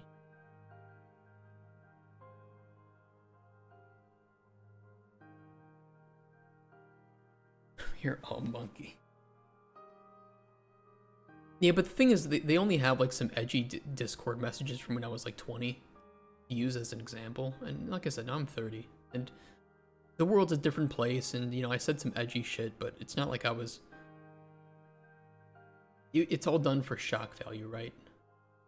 I liked being a shock value comedian, saying crazy things because it was funny to shock people. And they did the same thing up until, I guess, they didn't like it, so. Then a mod went rogue, tried to destroy the server on Christmas Eve because he thought I was sleeping, but I was actually playing Insurgency, which is super ironic. So I was able to catch him and ban him in time, but you know, it all like stems from like this one person who hated me to my core and is like legit a sociopath. Somebody who never should have gotten to where she got. And it was scary. And she would just slowly manipulate and try to turn people against the rest of the community. She started up a rival Discord, which was basically just built to pull people away from ours. And it was really toxic. And, you know, nobody would do anything about it. Very charismatic. You know, not a bad developer in any way. It's just, here's the lesson. If you can learn anything from my mistakes, nip toxic people out of the community as fast as possible. If you want to build a place that is welcoming, that is nuanced, that is fun, somebody's being toxic, you nip that in the bud. No excuses. And the problem is just, I'm too lenient. I'm too lenient. I'm too trusting. And if somebody is being a little bit spurgy one day, I kind of just let it happen. But the problem is that for some people, for most people, that's fine. They just have like a weird day. But for people who are like sociopaths or psychopaths, that is their entire being. Like, they just live to manipulate. And they love destroying other things people have built. That's their entire reason for existing. And I didn't know that. I was 20. What the fuck did I know at 20? What the fuck do I know at 30? But I know now that if there's somebody like that, cut them out. Surround yourself with people who want the best for you. And I wish I could claim to have made that up, but I took that from somebody else. Should do a Holocaust and any haters. No. And it's just, I don't know. I fucked up. I did a dumb. I fucked up. People act like they're perfect angels. Yeah, there's like a, yeah. The endless purity tests. It's not healthy. It's not good. Don't have anybody around there. I mean, Discord at that time too. This was like, you know, this was like almost like 10 years ago, right? Discord at that time was really just full of kids. And it still kind of is, but you know, nowadays when you take a look at like our Discord for Microraptor, it's mostly adults and some younger people, but there's no arguments, there's nothing crazy that goes on there, and it's so much healthier. Discord was really different back in the day, and it was really just kind of like 4chan for kids.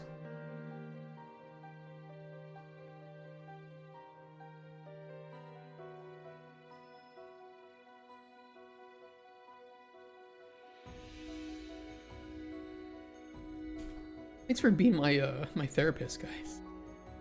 Thanks for listening.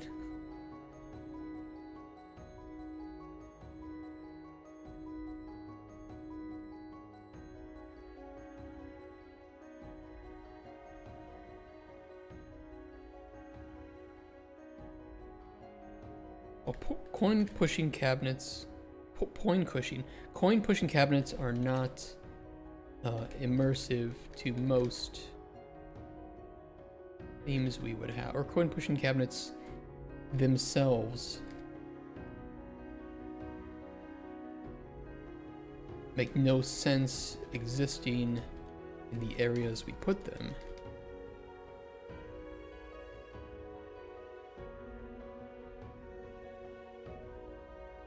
We do our absolute best to ensure that the thematic elements are persisting throughout all of the new content, mini-games, and cabinet mechanics.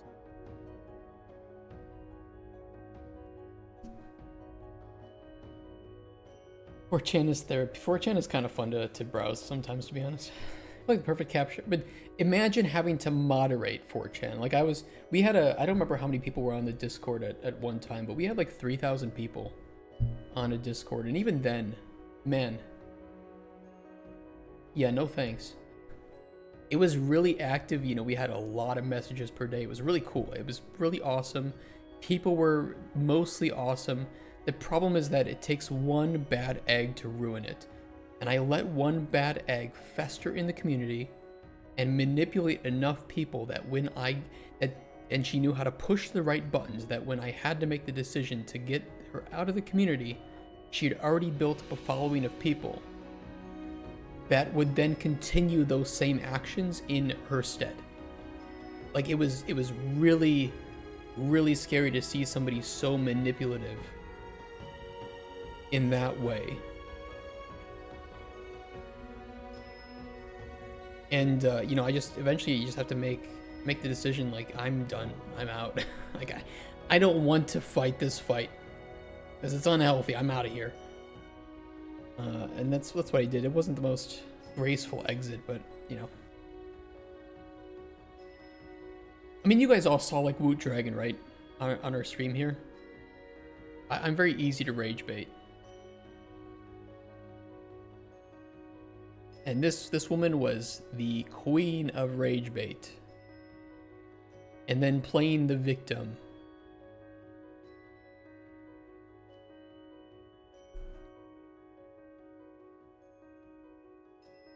Like I said, if you see toxicity like that, ban it, move on.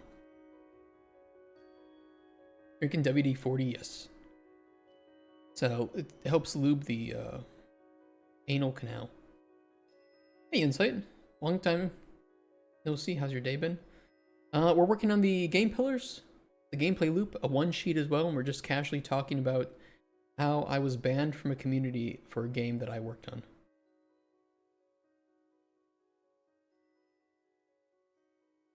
I don't like talking about it very much though, because I don't know, it's just, there's nothing positive about it.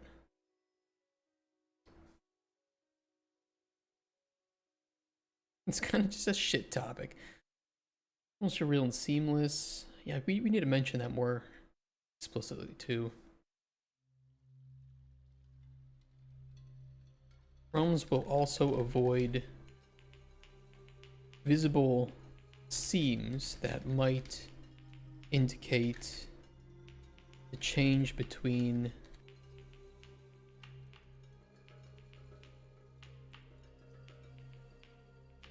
what am I trying to say here? Change between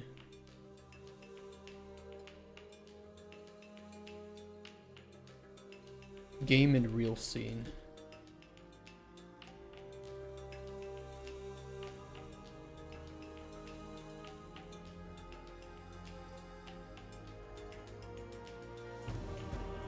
The realm would reasonably have high visibility toward its horizon. We do so.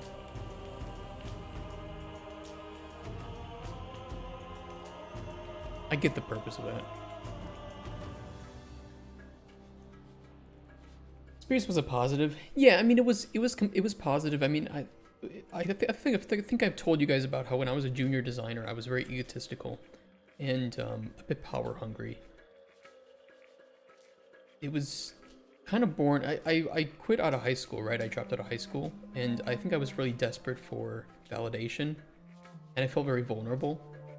So obtaining positions when I was young, like being able to moderate the subreddit for Darkest Dungeon or being in charge of the unofficial Discord, having the fame from the mod, these were validations that went to my head, and I didn't know how to balance them very well.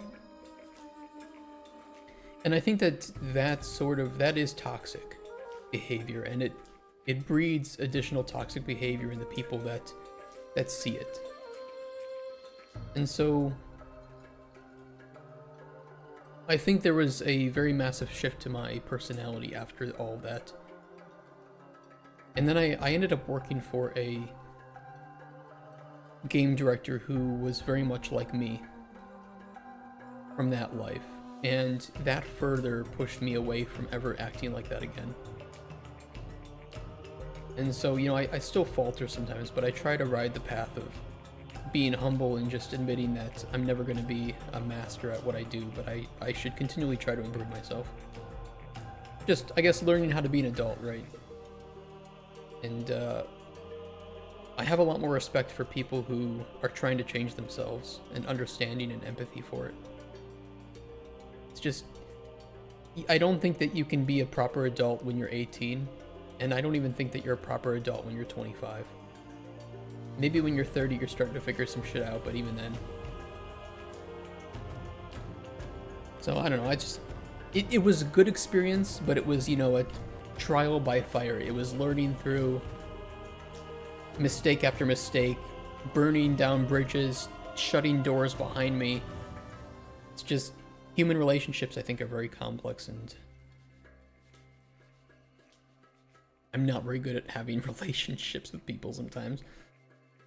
I wish I was more like naturally charismatic and knew exactly what to do in every situation and not how to piss people off. Well, I'm sorry. I'm kind of a shit person. I get angry pretty easily. I get frustrated. I have these values that conflict with other people, and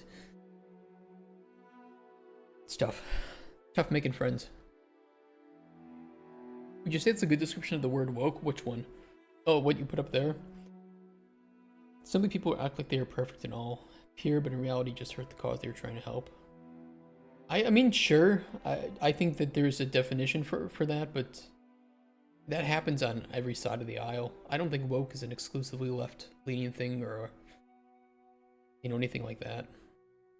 People are just extreme nowadays. I look for validation, especially when we're trying to find our place in a world that doesn't seem to want us. Yeah, and I think I was just trying to find a place to fit in. I was trying to find my tribe. And so, you know, this was a time when this was like around 2016, right? So imagine a Discord server full of kids who were either like under 20 or barely turned 20.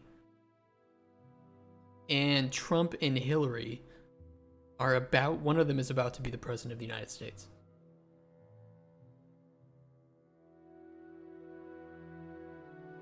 Makes sense. I think that's all I need to say, right?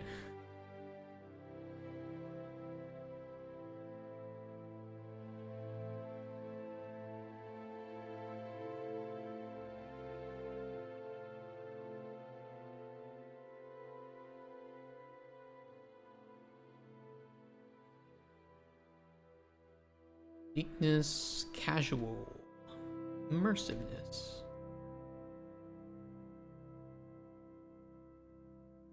For high school, and even when I was 18, it took me until I was like 21, 22 before I knew who I was. I'm 24 now, and I'm giving therapy to my family. I mean, I didn't know this at the time, but you know, I learned this a couple of years ago that the executive functions, is it the hypothalamus something? There's a proper name for the term of the brain. I don't remember what it is. That doesn't really fully get developed until you're like in your mid-20s. Is it the prefrontal cortex? I think you're right. And that doesn't get developed until you're in your mid-20s. And I mean, knowing that now and looking back at my early 20s, yeah, that's true. I can tell you from experience, a bunch of early 20-year-olds don't know what the fuck they're talking about. Doesn't make you a shit person, you just have emotional flaws. I think everybody has flaws, though. Say what you think, even if it pisses people off. Yeah, I'm very blunt. This is true. If you're a shit person, you wouldn't be so lenient. You would act like an asshole. I try not to be blunt to piss people off, but I also just often have a very low tolerance for certain things. Yeah, it's the hippopotamus.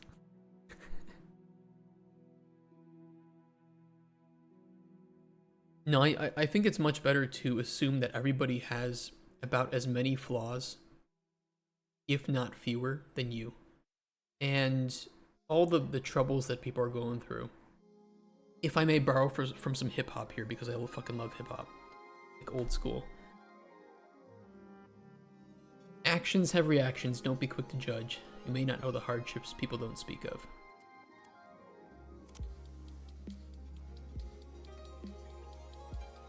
And you know, I think that there are songs like that I listen to and I'm like, yeah. You know, it's easy to lash out at somebody, it's easy to have a moment of weakness. But at the same time, people can be going through shit that you don't see. Have a smile on their face just trying to get through their day.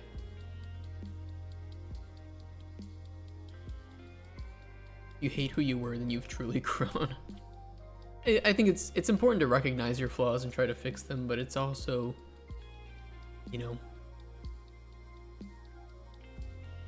how can I put this? Self-realization is in the Andromeda Galaxy. And what I mean by that is that we're here in the Milky Way. You're never going to be perfect.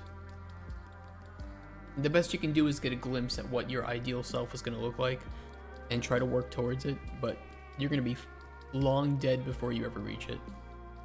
And it goes the same for everybody, because there ain't no humans living in the Andromeda Galaxy. Especially not after BioWare fucked up Mass Effect. Let's make our one sheet.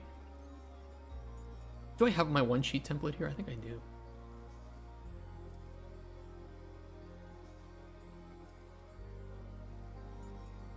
I see a one sheet.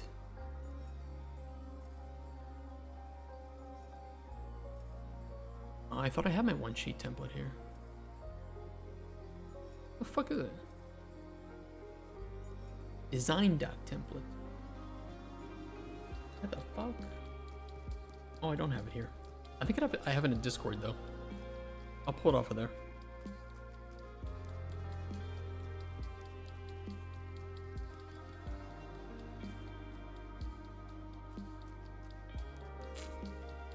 Yeah, being introspective, I think a lot of people can't be introspective, or they're just not very good at it. Sometimes I feel like I'm too introspective, but generally it's a better thing than not.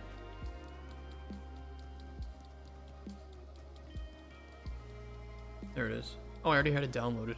Weird. If you hate something about someone or something, it's because it reminds you about something you don't like about yourself.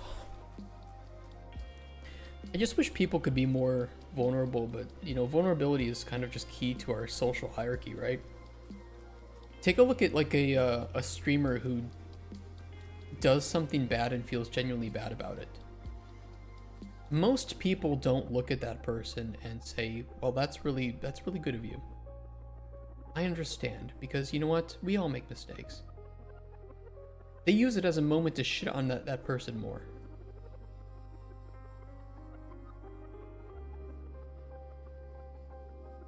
Because then they can get higher up in the hierarchy, right?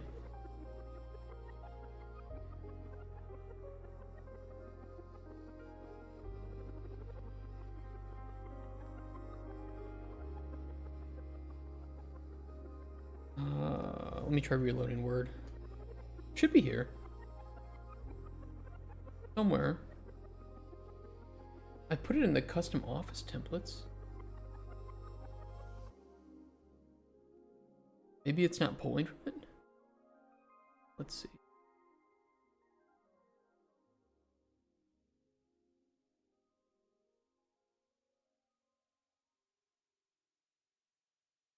I think it's a setting you have to select. Never remember where it is.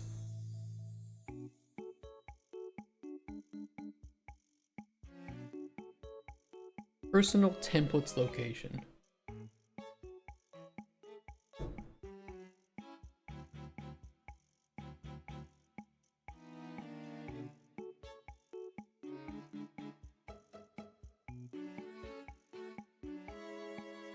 Assholes don't seem like assholes most of the time. Assholes hide in plain sight. Often the truly best and good intended people aren't your Disney princesses. Disney princesses are almost always devils underneath.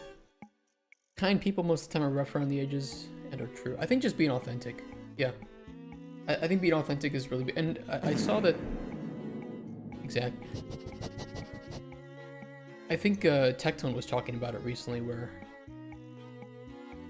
there just don't seem to be a whole lot of authentic people on Twitch. Why can I not see my template here? Oh wait, here it is. Finally. Maybe it was always there.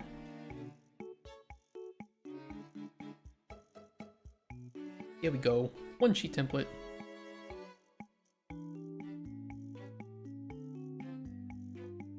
Go and push your realms. Step into the shoes. Immerse yourself in.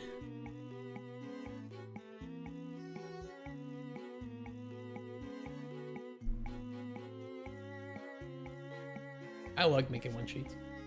I have a short fuse of things when it comes to misunderstandings because I was often misunderstood. Yeah, I feel like that too. I don't like repeating myself. And it's not like, I don't like repeating myself. I don't mind repeating myself when somebody doesn't hear me, but it's still a little annoying, but it's not like it's their fault. I do not like repeating myself. Mainly when like a high emotional stress. I don't like being misunderstood from like my intentions. I like talking about things in nuance, and a lot of times I say things in a way that's really bad. And I need to reword it, or I don't make sense. You guys I like talking to though, because I don't feel like you guys ever judge me for having a bad... I read Goldfish Memory Rex and then I forgot what I was about to say. So, I mean, we're both in the same boat. I feel like... I don't know, I can get stressed pretty easily, and I like that I can talk with you guys and just work through a problem from ground zero. And we can all just try to like figure out our intentions behind different things. Like if we're talking about like, I don't know, problems with cultures or something political, and we can just chat. Nobody gets mad at each other. That's rare, and I won't take that for granted, that we can have that. Only rational people you'll ever find online? I don't know about that. I think it depends where you look. Causal. Casual. Arcade. Jesus Christ. Player, single player, camera is...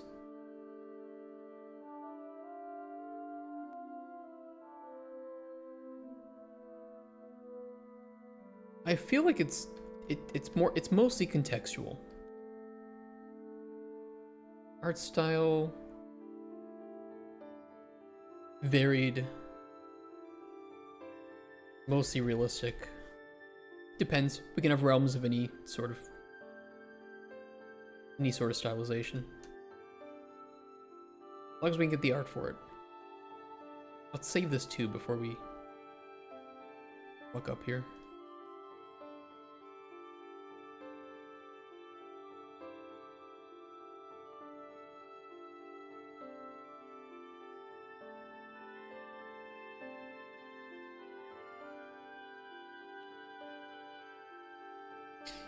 I'm gonna become a bit of an asshole and not myself and around a group of peers. Struggle with this. I can become quite an asshole when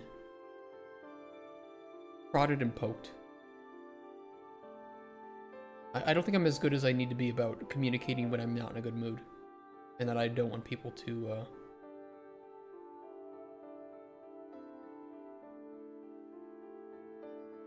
Wrong schedule?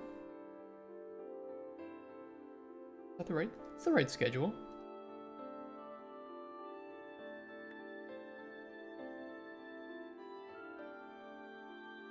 What are you talking about? Did you? I don't know if you did. Yeah, it's different months. I was trying to think of. Target 18 to 34. I think that our target for Coin Pusher realms might be a little bit older. It's not important yet. We need to do a proper analysis for that. Rating, I think rated T. I think that's a really smart aim here. I doubt that there's going to be anything that would push it to mature. Just not that kind of game. Brief summary though. Something you might find on a Steam page as an elevator pitch of what your game is. I will go to the bathroom. And then we'll work on that. And we'll create our little pitch. BRB.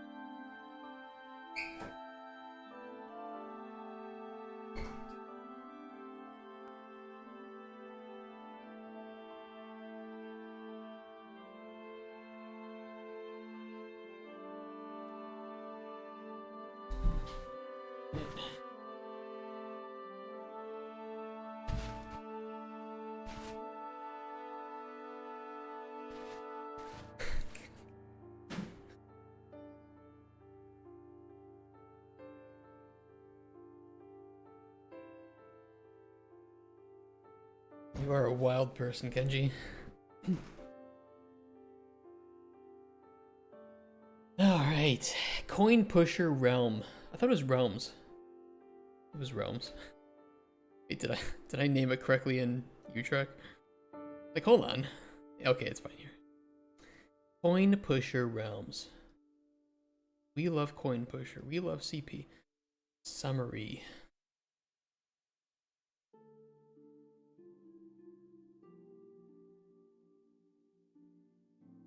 I think we can just immediately open up with, like, Wild West, you know, Victorian horror, fantasy, medieval fantasy. I think we just open up by literally just diving deep into these realms and what they are.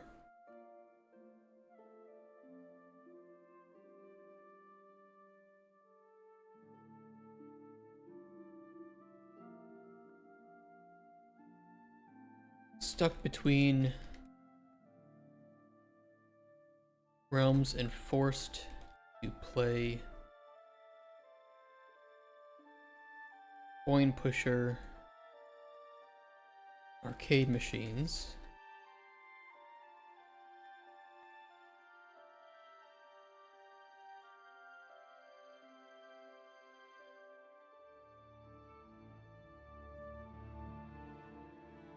Warp between horror and fantasy.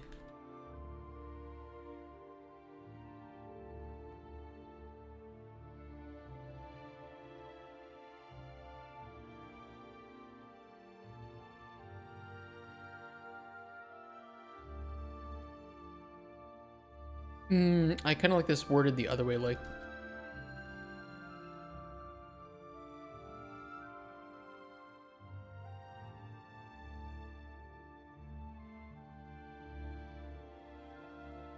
this would almost make sense though if we had more though, and I feel like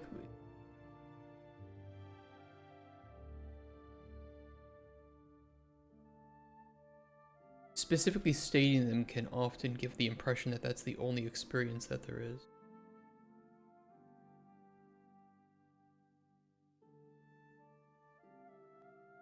So maybe this isn't a bad start, we just need a better second part to this.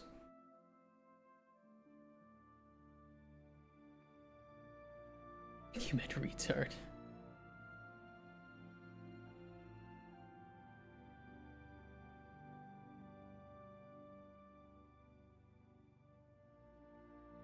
I don't know, I think that most people will filter themselves out of a situation if they don't feel comfortable being in it. So if people are just not happy with the topics that we discuss or anything or words that might get used, I think they would just click off.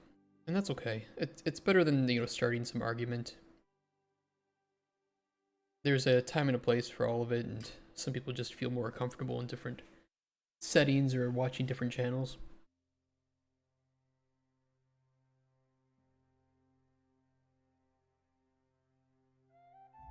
Hey, Indie Orbit. I have a game design related question. Ooh, that's my favorite. Able to compete in a few jams and submit in 3 of them on time, complete or incomplete. I want to learn good game design before I start on something long term. What suggestions I complete those games I didn't get good ratings on, or move on to do a few more jams to get good game idea that everyone likes? Have you done like a retrospective or any sort of introspective document about why people didn't enjoy those games, or things that you didn't enjoy about them and learned as you completed those jams? Or do you just kind of keep that all mentally?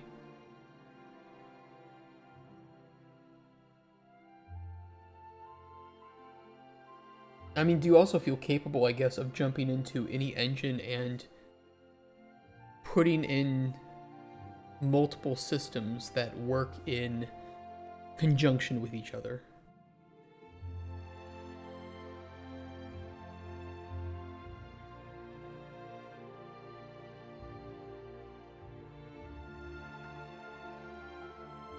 I'll let you answer that. Stuck between realms and forced to play Coin Pusher arcade machines for all eternity.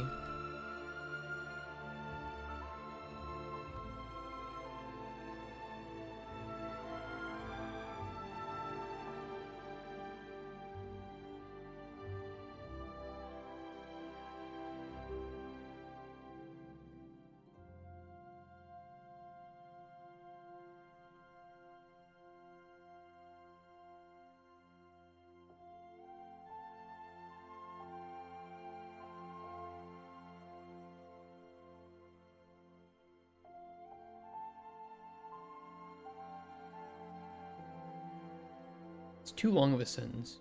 I'll finish it anyway, but it's too long of a sentence.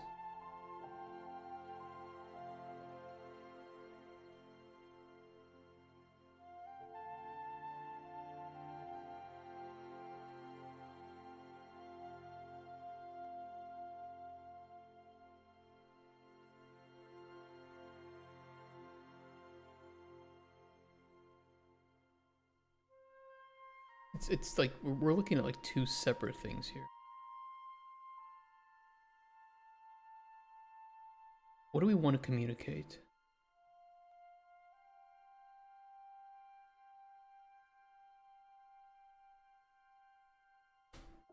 Our three pillars, ideally, immersiveness. I mean, also in addition to that, mini games, realm hopping. What's another selling point? Trinkets, maybe, if we can fit that in there.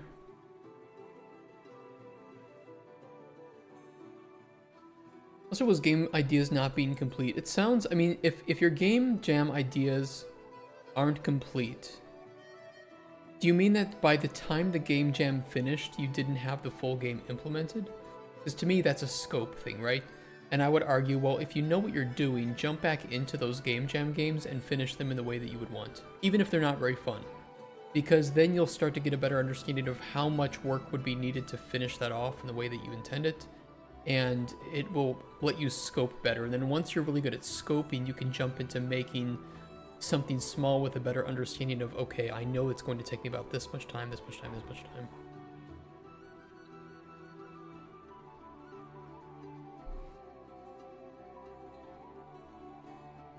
I mean, I think that reusing code is one thing, but there's a lot of code. I mean, most code in games is often bespoke. It's often meant to serve a definitive purpose. And while you might have more core engine calls, you're making unique systems for a unique purpose, and even one inventory in one game is not going to have the same setup as an inventory in another game. So focusing on like scalability could be like the death of a game jam, where your game jam should be coded pretty poorly and in a way that just sees the entire vision through to the end. So I don't know.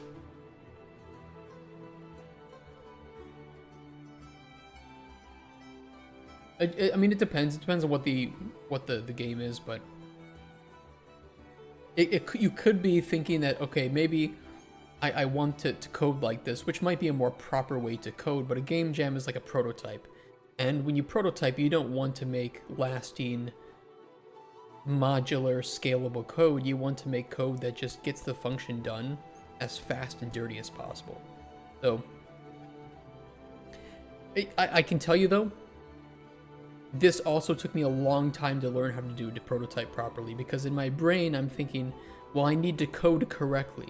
I need to code smartly and in a way that is set up for the rest of the game. But when you're prototyping, you want to do the opposite. You want to say, nope, good enough, good enough, good enough. I'm not going to add more things to the system because that would be too big of scope for the game jam. So whatever, hard code it to only allow for 3 items or something. And I don't know if maybe that helps. I mean, I can tell you, if you like long form content, you can see what we did for, where was it? Oh, I think I wrapped it into Coin Pusher Reloaded. And we had the micro jam here. So the first these 5 days were our game jam to make our final product. And you can kind of see what I did to cut down scope for that. I mean, even just making the game just not visually finished, right? It was, because that's not my forte. So for me, having a game that was playable with all of its mechanics working was what I was trying to make. Obviously, if you want to try to make a jam with all of those finished pieces of art, you might want to cut the scope back even further. So I don't know. It's an option if you're looking for something to throw up on the side.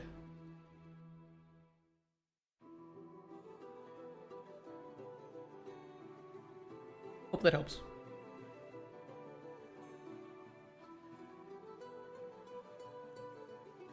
I had a question last time I was here. I couldn't articulate my game right. I think I can now. Yeah, I just saw that. Thank you, Kenji's. Rock, paper, scissors, sword play. I know I can't make it myself, but I'm paying somebody $3.50.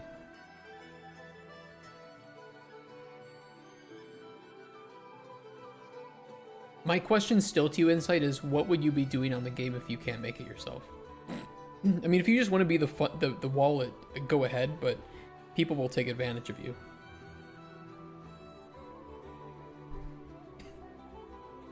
People will tell you a lot of numbers that don't actually need to be told. Casual, uniqueness, immersive, minigames, realm hopping, trinkets, casual. I want to get the realm hopping first.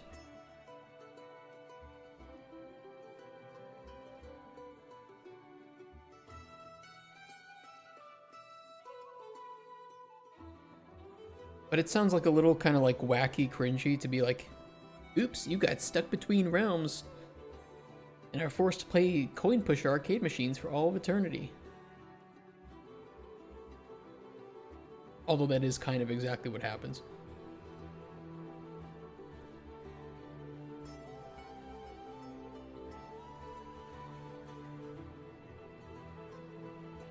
Isn't that part of the ideation, rather just look at how to make games work? Scoping is hard. I'll tell you, if scoping was easy, then we would have all AAA, AA games be perfectly scoped. But in most cases, they have to cut a lot of content, and they often face delays. So don't feel bad that you can't scope correctly. It's, you know, it's just, I think game jams are really good at teaching some parts of game dev, but not others. And they might even encourage negative aspects of game dev that I wouldn't really want people to emulate in the professional world. So go into a game jam just expecting to make something and learn from it. And if you think that an idea is really cool but you didn't finish it in time, feel free to expand on that idea at your own pace. Absolutely. Because having a bunch of uncompleted game jams is not going to be anywhere as interesting to me if I'm looking to hire you as, well, we did a game jam and we scoped it, but we did finish it anyway after hours. And then we did another game jam and learned a lot about how to scope properly. And we made a game that was of proper scope. And then, of course, maybe we extended it a little bit after hours for that too. So just keep learning and applying that. Don't think that you need to like push yourself and overwork yourself or crunch in order to be successful with the game jam. I didn't do that for my game jam. I woke up, I came in for my usual 7 to 8 hours of work, and then I went home. And I didn't do any work at home. And then I came back and I continued for 1 week and got my game done. You can do your own game jams in that way too if you want, but some people are better at motivating themselves than others, so it's up to you.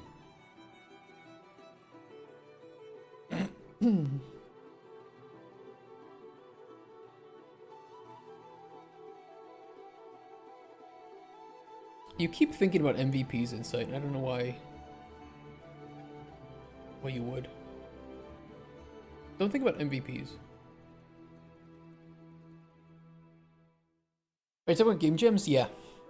That and like prototyping, and I'm just kind of voicing some of my annoyances about game jams.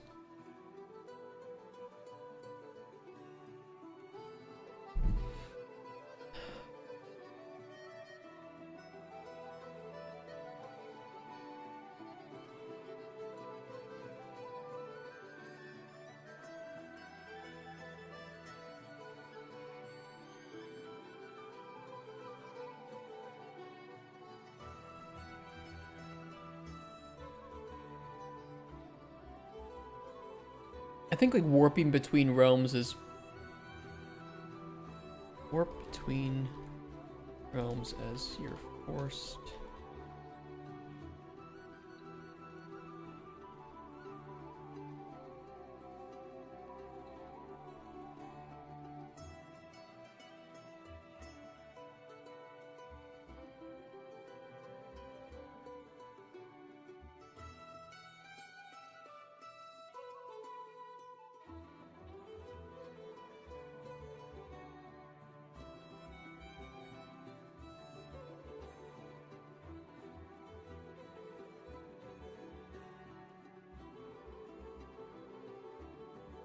Agent in unique, fairly unique.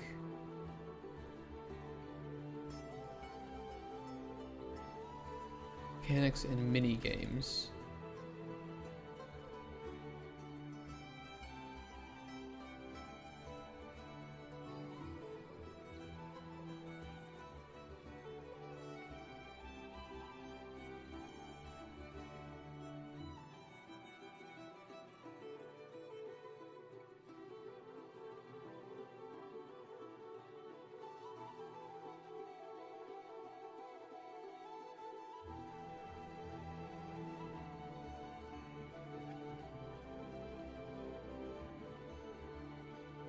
I think it's missing an initial hook. I don't see 90% of the features in my game be necessary to explain the rock, paper, scissors every couple months is basically adding another layer from 3 to 5 to 7, etc. Well, that's what I mean is that you kind of like, you're always talking about like the MVP, but really what you need is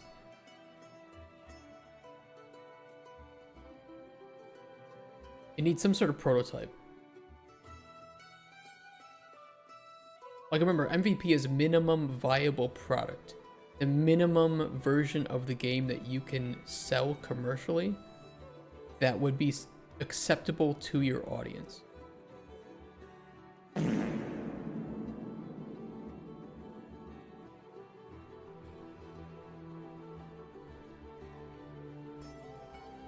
Exactly.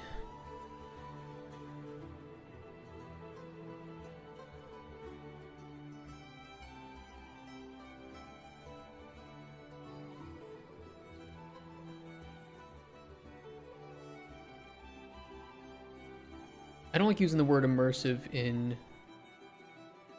I think immersiveness is something that you have to feel. It can't really be talked about, so I'm okay with not mentioning that specifically.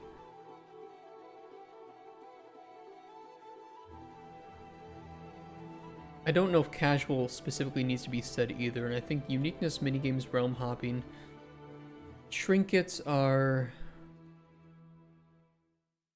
probably... I mean, this is not bad.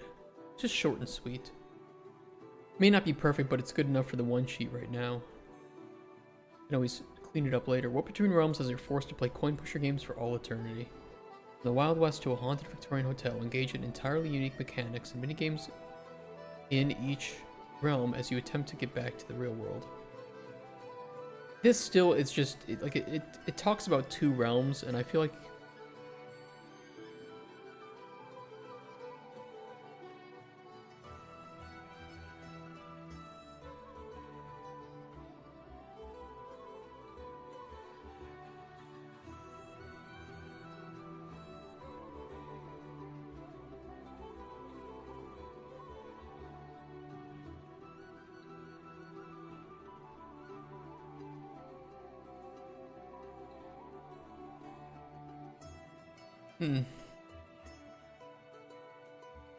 I think there's an additional sentence I could add that would help.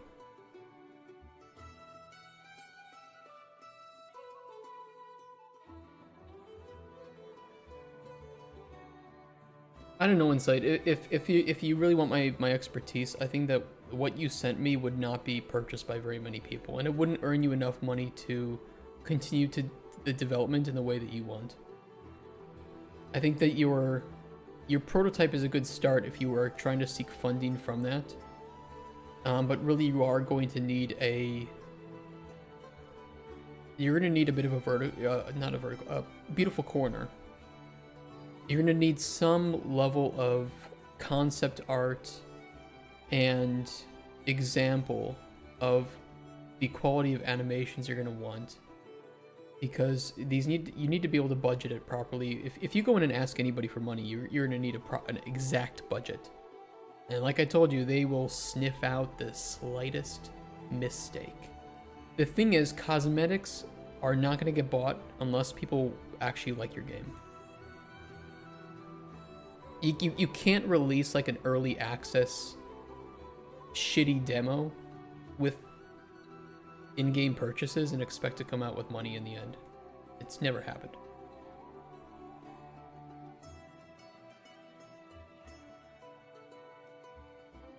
There's no example of that working. Game jams are a great way to force yourself to understand most of the aspects of making a game, even in a team, but when really working on a game, you will surely be focusing on an aspect and refine it while letting other people do the rest. Yeah, I think it's really good for teamwork and networking game jams, and also just for putting yourself under pressure, which is, I mean, we all know there's a lot of pressure in game dev, but I think that sometimes it does create this like almost expectation of crunch culture. Like, oh, it's so I guess I crunch in a game jam just like I have to crunch in real life, and I don't think it's healthy.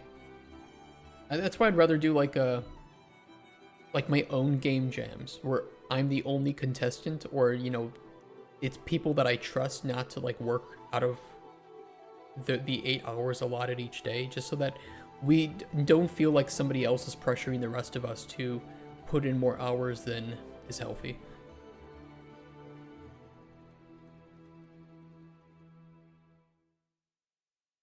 I think I can, instead of like from a Wild West to a haunted Victorian hotel, I think I can give examples of this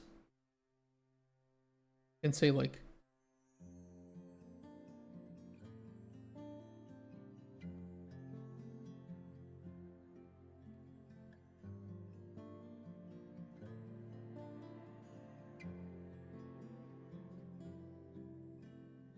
warp into the Wild West, collecting bullets to duel some bandits.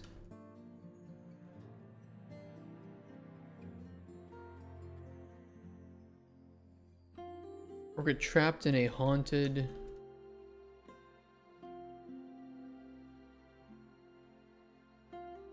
Victorian hotel.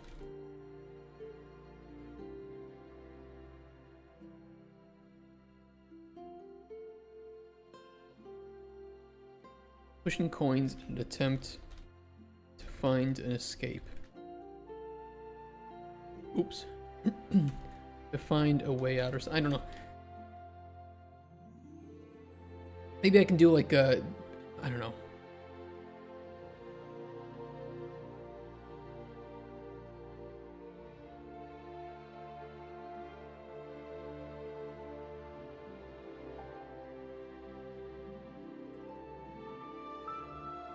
This one almost kind of has similarities with the main objective, and I'd rather ignore that, so maybe we'll just say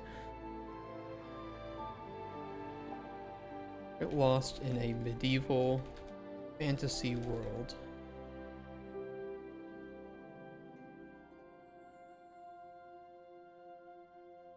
Collect ingredients, brew potions for customers. I don't think that's bad. And yes, I'm basically making Cauldron Chronicles Coin Pusher. We're doing it. Because I already have the mechanics and it's already working. I have so many people here. Oh my god, I just noticed. Hope you guys are having a nice Monday. Just finished your game in under 2 hours, which means I can just refund it and get all my money back. Well, it was a free game, so I mean, yeah, all the $0. Hey, Anomalies. Yeah, it is non-alcoholic. I have to be good to my liver these days. Twitch removed their bot filter. Oh, shut up. Pretty funny, yeah, they got rid of bots on the website, but my numbers have gone up. Unless you guys aren't real.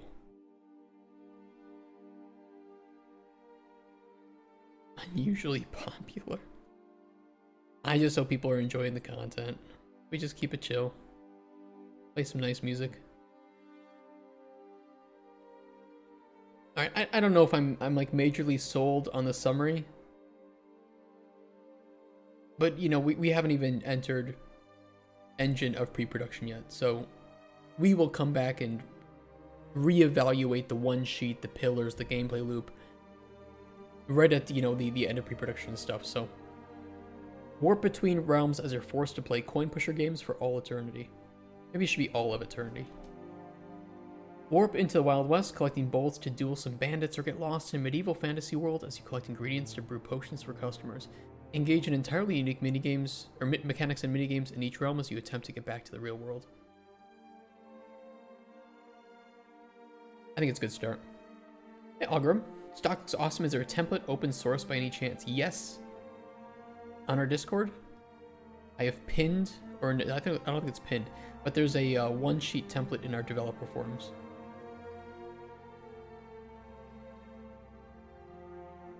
And this is what I use for documenting my ideas.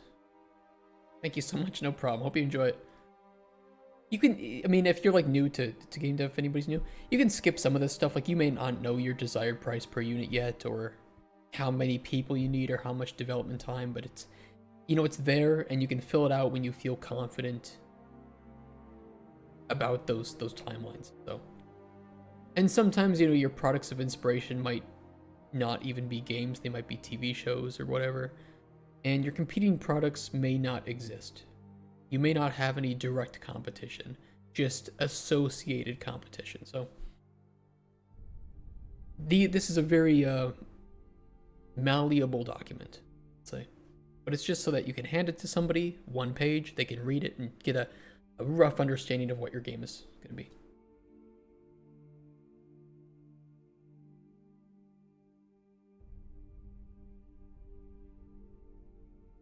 What's your opinion on Kickstarter? Mixed bag.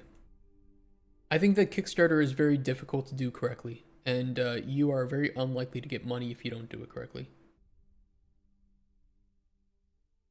And I have personally reviewed over 1,000 Kickstarters. I can pretty much look at one and kind of make a decision on it. There's a lot of shit in them.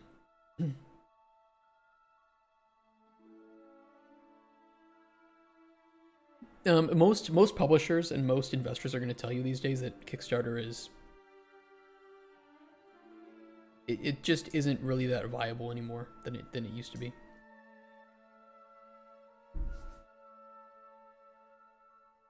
Hey Paul, how you doing, man? What up? What up, bitch? Gameplay outline. Gameplay outline. Okay, this needs to be dry.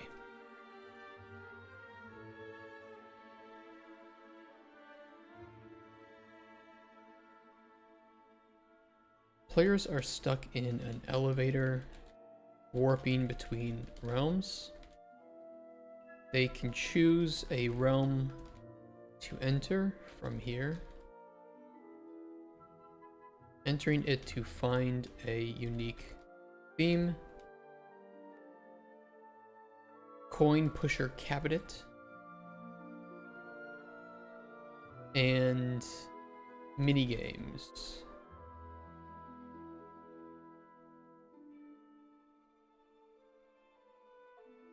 From here, player enters a gameplay loop surrounding that realm, pushing coins and playing mini games in an attempt to complete the realm's main objective.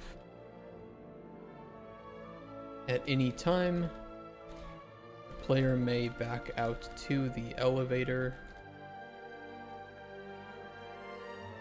to enter new realms, look at in-game achievements, or craft and change out their trinkets. They dry into the point, pretty much. How's the game doing since launch? The game is doing way better than Rex or I probably ever expected. In a good way. It's a very good thing.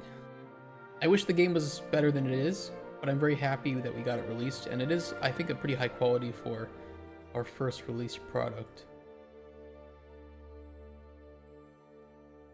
We have over 1.4 thousand lifetime unique users, and over 10,000 people have added it to their library. And we get an average of about 271 daily active users, which is pretty nice. A lot of them from Japan. One achievement away from completion. That's what she said.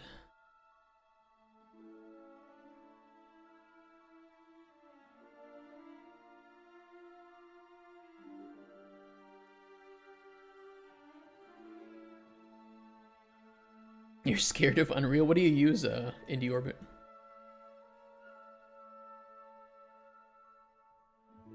That's what I said too. Paul, I really, we need to like meet up and have at least like 5 beer together.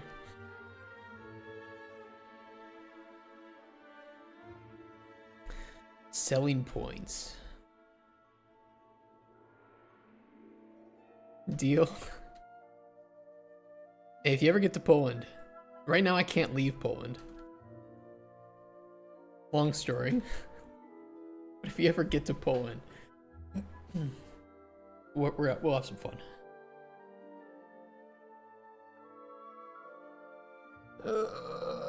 Why can't you leave? I said anomalies. I said long story. God.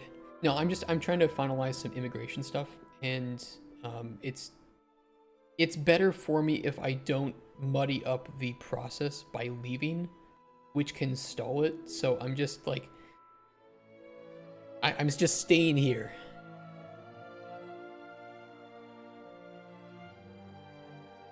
Story time. It's okay. It wasn't that long of a story. Yeah, so long story short. Just visa. Citizenship would be like many years away. What are selling points? What do we want to list as our selling points?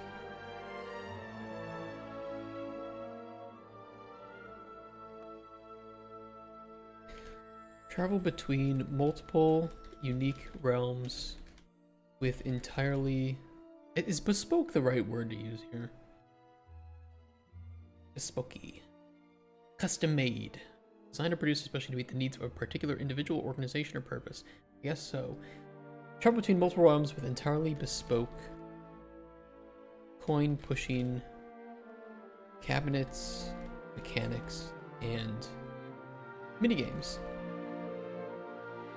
That's one. That's a selling point.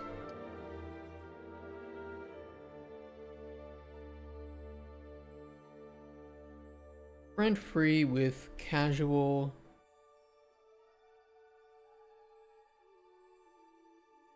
progression. That's a selling point. You can't. It's just more. It's better for me if I don't leave right now. Let's get over for now because I need to only be concerned with game design rather than making a real game. I can easily translate game design skills to any engine. I mean, that assumes that game design is all about making the game, but I get what you mean. Although I think that that's such a tiny part of game design, and you might not even be like a technical designer, right? So the amount of prototyping you'd be doing is pretty small. Handcuffed to a table. Season 16 of South Park is pretty funny so far. 2 episodes in.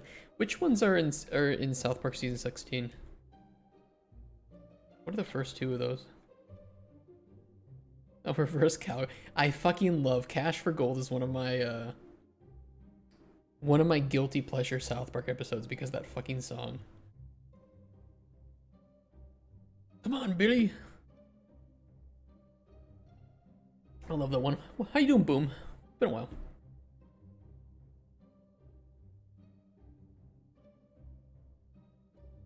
Roguelite element. Oh, I spilled some on myself. Ew. Okay.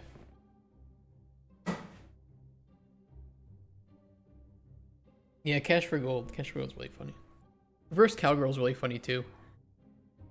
Clyde!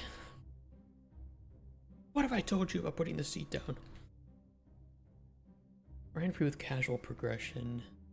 I think similarly to this, we have mini games. I think the level of fidelity that we want to achieve in each realm is pretty important. Yeah, the toilet one is...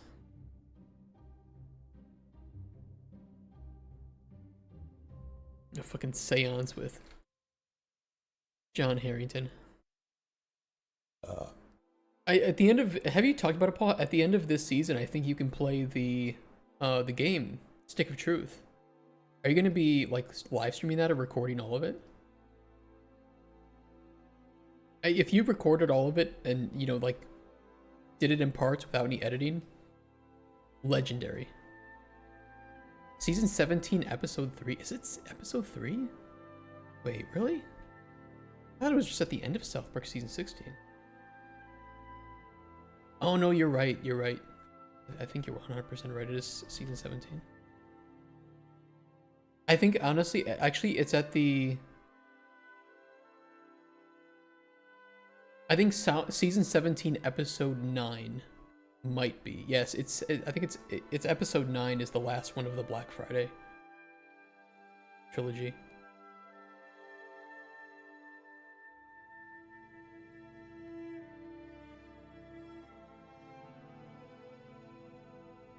Good trilogy.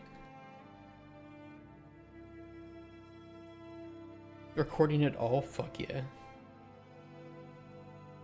Think of is a booed toilet. What? One for every trophy? Oh shit, I don't even know if I have every trophy in Stick of Truth. What happened to Steam? Why is it a piece of shit? Huh?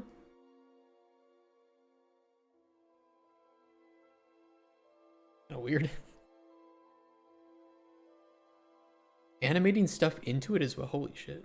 You're going deep into it. She's like just the tip and you're like, oh, I'm sorry, my balls are already inside there too. Selling points. Uniqueness, grind free. I think, yeah, trinkets for sure. Craft randomly generated trinkets to buff your experiences in realms and minigames, or enter the codes of others to use their trinkets. Slacker named Jack, how you doing? What a first impression. How you did you hear that? Sorry about that. Everybody seems to enter this the weirdest time. I'm just like talking about butts or something. Oh, you mean a bidet, Kenji? I've never used a bidet. Actually, no, I've never used a bidet. Even in Japan. Too scary. I don't want anything going up my butt. Ladies and gentlemen, we got him. Doing well? Awesome. Good for a Monday. The butt is for exiting, not for entering. Travel between multiple unique realms with entirely bespoke coin-pushing cabinets, mechanics, and minigames. Grind free with casual progression. Craft randomly generated trinkets to buff your experiences in realms and minigames, or enter the codes of others to use their trinkets. And thanks for the follow too, Slacker. We're getting really close to 1,000 followers. I gotta do a 24-hour stream for that then. Which, if you guys can be nice, maybe let's line it up with Borderlands 4 coming out. We can do a 24-hour Borderlands 4 stream. That would be cool. Especially on Friday. So if we can get 14 more follows today, and throughout the rest of the week, let's do a 24-hour stream of Borderlands 4 when it comes out. Can I post links here? You absolutely can.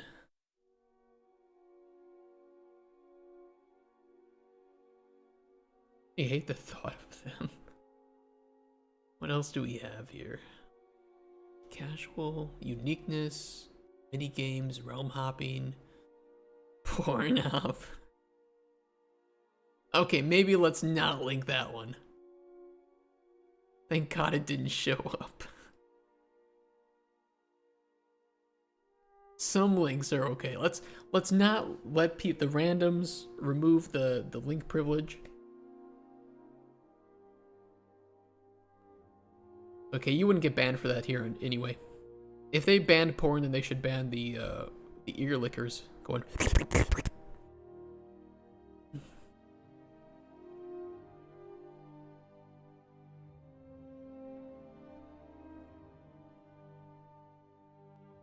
I animated my own character for Peppa Pig's Platinum.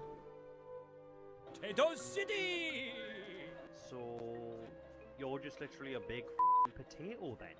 Oh So my God. friend Peppa Pig consists of 11 gold trophies and of course the platinum. What the And on fuck? PlayStation profiles it has a difficulty of 1 out of 10 with only 1 playthrough and 1 hour of playtime. Perfect. time. So why am I doing this platinum, I hear you ask? I genuinely don't know. And you're gonna be doing that?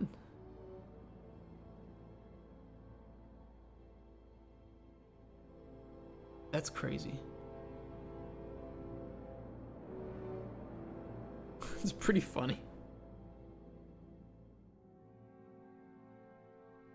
I don't like water up the butt, but pens, bookmarks, lightsabers, yeah, that should all work. Some things are built for it, right? You know, it's like fisting, right?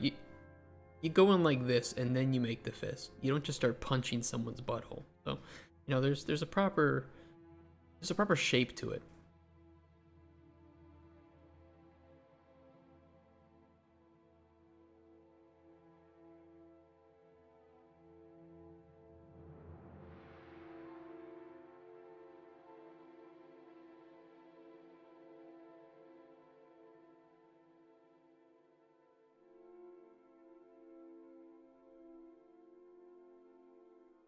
Dynamic lighting and VFX. I think too we could talk maybe about a little bit about some of the progression with the. Let's grind. We have grind free with casual progression. We'll say and fully replayable.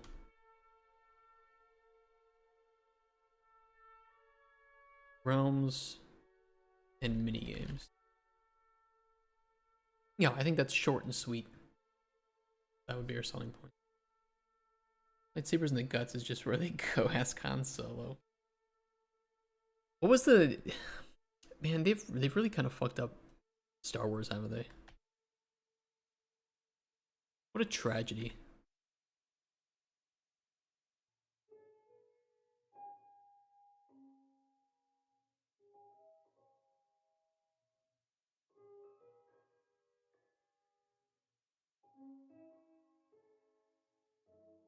Just the movies suck. Yeah, just the new ones. I liked season like 1 and 2 of Mandalorian. I didn't watch any of the others of the new series. Like Ahsoka or Andor, and then I think there was another one, or at least one other one. With Boba Fett, Book of Boba Fett.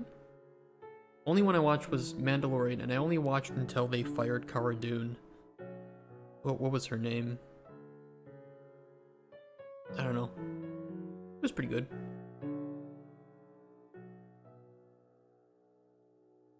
A lot of the TV show and extended universe stuff is great, but they just can't do that with the movies. I don't know why. I'm pretty knowledgeable in stuff relating to butts. Are you perhaps a fan? Oh yeah, big ass fan here. Top tier, top shelf.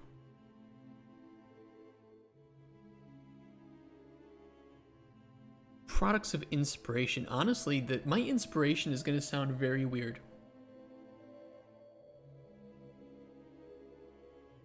The Yakuza series. Pinball effects. What's another source of inspiration for how we want to design this game? I'm very weird with my inspirations.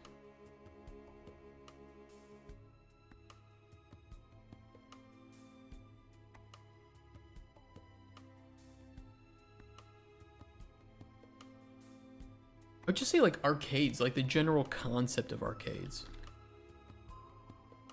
I don't know how you would word that in like a products of inspiration. It's not really a product, it's more just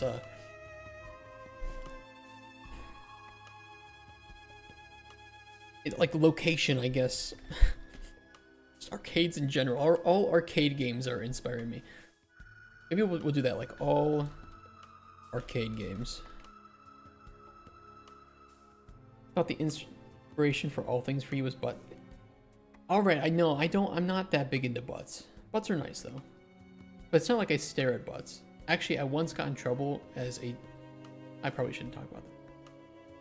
I took a picture of a girl's butt with my flip phone in school. I got in trouble for that. Rightly so. Don't do that. My old Nokia phone. All 240 pixels. Wasn't enough pixels to fit her ass, though.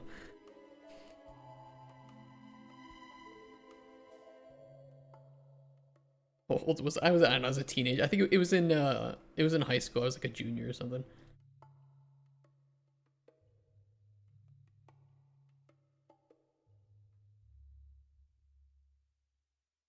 I'm not defending it, okay? Don't take pictures of people's butts unless you have their permission. And do you age really well? That got that flip phone late. I'm 30. How old do I look? I'll tell you how old I feel. Competing products.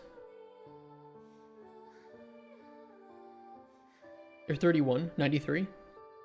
Good years. 39 here. Okay, Grandpa. Look, 60. Yeah, the smartphones were just coming out. They were expensive too. They were really expensive. I did okay. I was a Zune owner. If you want to really question me, I had the old original Zunes, like this. Big old black motherfucker with, okay, well, not in that way, but it was really thick. It had an actual hard disk drive in it. So this is before solid state. You could hear it whirring if you put your ear up to it. But it was really cool. It was a nice device. And then they came out with the Zune HD, which was pretty cool. And this was nice. This was honestly, I liked the Zune HD. Especially that it had radio too. Games, internet, music, videos. It was cool.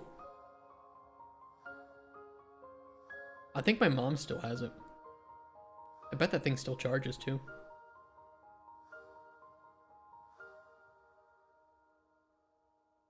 How did they even figure out that it was her? Well, she saw me taking it. Like, we were friends, but I guess not that good of friends. And it was just more like a...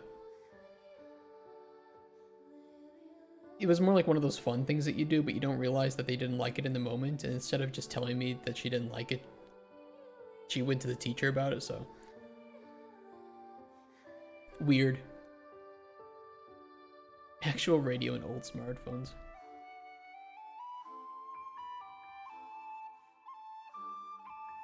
I remember even before that I had like an old, it wasn't Samsung, it was SanDisk MP3 player, SanDish. I remember these Sansa ones. I had one of these.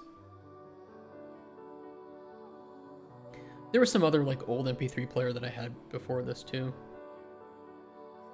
Something like this. Those were the days. You had one of those too, yeah. And before that, you would have like a Discman or something. You might be old, but are you this old? Walking around with this thing in your pocket with your old over-the-ear headphones. What do you listen to? Oh, I'm just listening to the Beach Boys. I'm listening to some NSYNC. And then you would like, you know, you would bump it against something, or you would jump up somewhere and the disc would get like, it would move a little bit.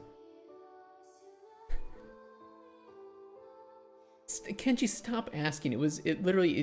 She had her pants on. It's like a normal... I don't want to talk about the stupid stuff I did in school, okay? Don't take pictures of girls' asses unless they have given you permission or you think you can get away with it. No. Don't do it. A tape player, fuck yeah. Competing products. What are competing products? We don't really have any direct competition. I think that we can fill that out later after we do some market analysis. But for right now, I'll leave that blank. I definitely know my desired PPU is 10 to 20. Early access release. And we don't know team size or months yet. Too early for that. But I'm happy with what this is right now. I think that's pretty damn good for a one sheet. What type of game is it you almost certainly do? Basically into the entire indie genre, or should I say the entire indie class? I really like working on RPGs, really like systems and mechanics heavy stuff. But, you know, I do like to push outside of my own boundaries. We were trying to get some funding earlier this year after working on Cauldron Chronicles to build up a team of about 30 people full-time. We weren't able to obtain that, of course, unfortunately, but it was, I think, a very nice choice-driven RPG game with a lot of different mechanics, brewing potions and whatnot. I think it looked nice, it sounded nice. Full time of day.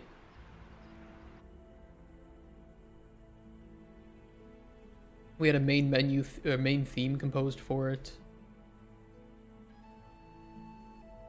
How much are we trying to get it put on 30 people? It would be, here in Poland, it would be about 4 million US dollars. So a pretty small amount for 30 people, for 3 years.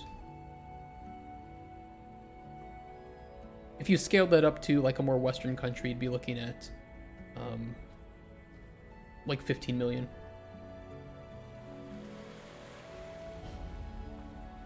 Yeah. And I mean, they did like the game. They liked the impression and the gameplay. It's just that they felt like we didn't have an established team already, so we were an unknown entity, and it was a lot to expect out of a company that didn't have an existing team, which is fair. I think it's fair criticism, but it also sucks because I can't really solve that. I can't jump back an engine and magically create a team from thin air. So we're gonna just hold on to it. We already have the prototype fully made, and you know, the gameplay loop is fully here. We have our full branching RPG dialogue with different characters, potion-based combat, fishing, farming, rituals system, a lot of awesome stuff. Yeah, team synergy is a big one. Yeah, you're very right about that. We have a beach ball that sexually moans if you keep it in the air for 10 hits.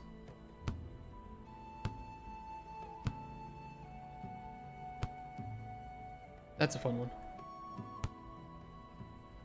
So it was a bit of a shame for us, but we have the GDD, we have the prototype, and honestly, finishing up pre-production would be not really that much work. A couple months.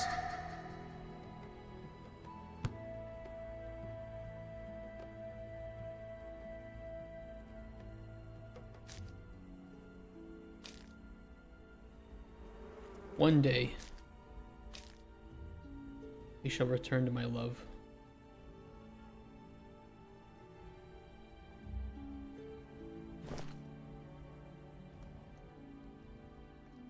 We had readable books too. These are pretty fun, pretty cool.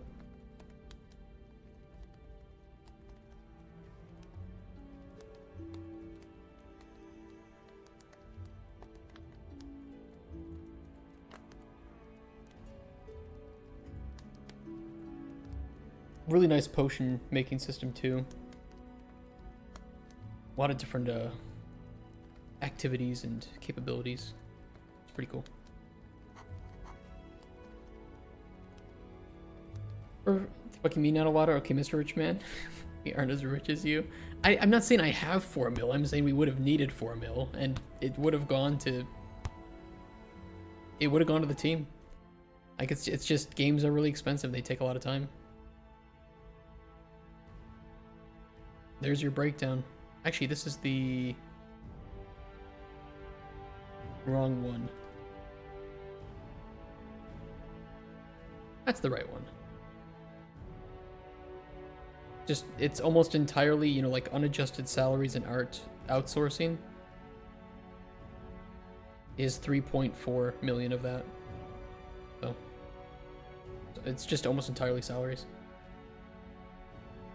You fund a little 100K for us as well. I mean, asking for 100,000 is way easier than asking for 4 million, I can tell you that. But they always want you to prove where you're going to be putting that money, who you're going to be spending it on, and how long it's going to be in place. So if you want any money, you're going to have to say, okay, here's my milestone plan. Here's how we accomplish this.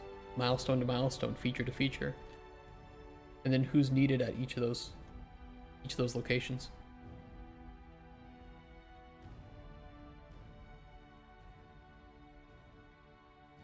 Yeah, I mean, Poland thankfully is cheaper, but it is harder to find talent in Poland just because if you're good enough to be like a senior or lead level in Poland, you're either working at like one of the biggest companies already, or you're working for a company outside of Poland that pays a lot more. So,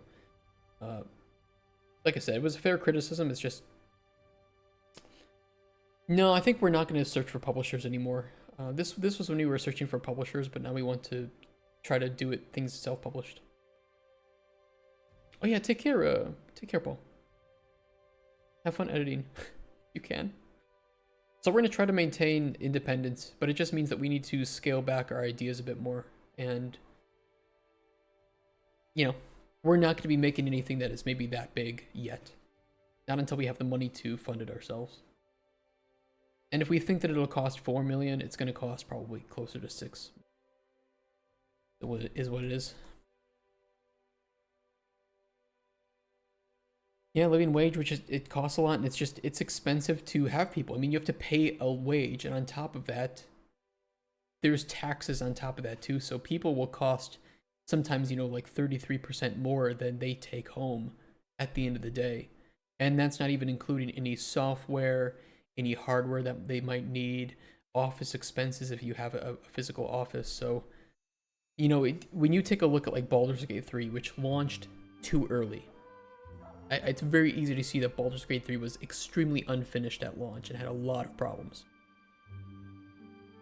The time that they released, they would have either had to release a couple months after Starfield, because that's the reason they released sooner, and by that time they're in December, which is when all the winter sales go on, and there aren't a lot of people playing games during those sales. And you're competing with the visibility of sales. So you would have to delay Baldur's Gate 3 by like 2 quarters. Or even 1 full quarter. And the cost to maintain a company like Larian for 1 quarter is easily over 20 mil. That money, you can't just spawn it out of thin air, so games are fucking expensive.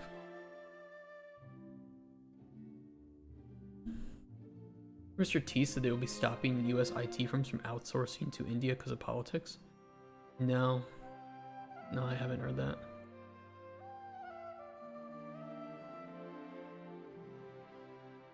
I would say that Larian is independent, but they are very much AAA size. Like, I agree that they aren't owned by some larger entity, as far as I know, but they are 100% AAA size. They are a massive team. They have multiple offices throughout the world. They just opened a new one here in Poland, and they're spending hundreds of millions of dollars on making their games. It's AAA.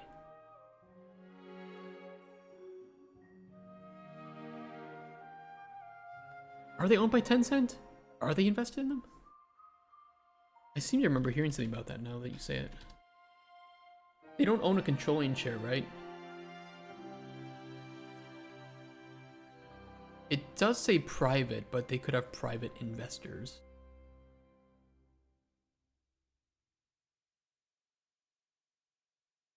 I mean, Tencent, yeah, they have a minority stake, but it doesn't say how much.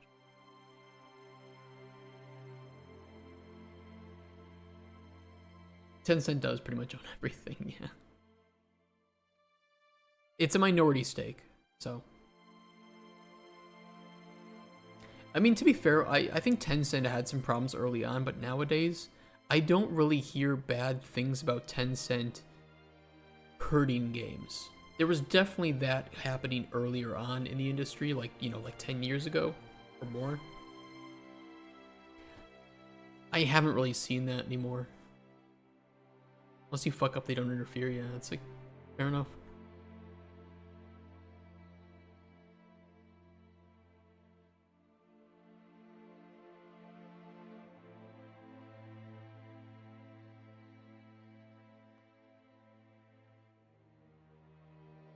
Sometimes that's the best thing an investor can do. Well, I mean, I think that you would want an investor that understands that you are long-term profit, that you aren't going to be turning profit for 2 to 3 years at a time usually.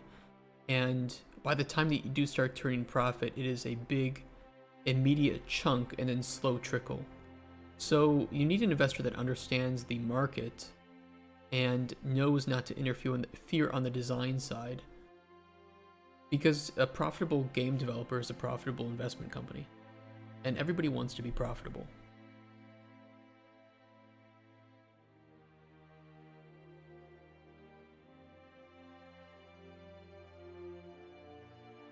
I don't know. It can be hit or miss sometimes. But I do think investors are sometimes better than publishers. Well, we got our pillars. We have our loop. I'm okay with the one sheet. I think that we could continue to develop more intricate details about like the trinket system because we have nothing. Gold bars are part of the trinket system, so I might merge those in some way.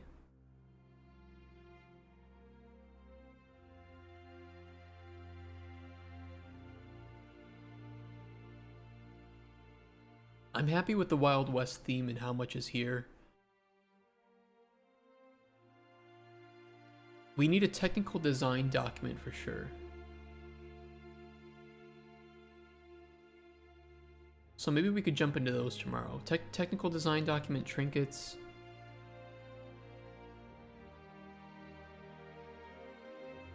Another kind of boring design day, but the sooner we get it done, the sooner we can actually jump into engine and start prototyping some of this stuff.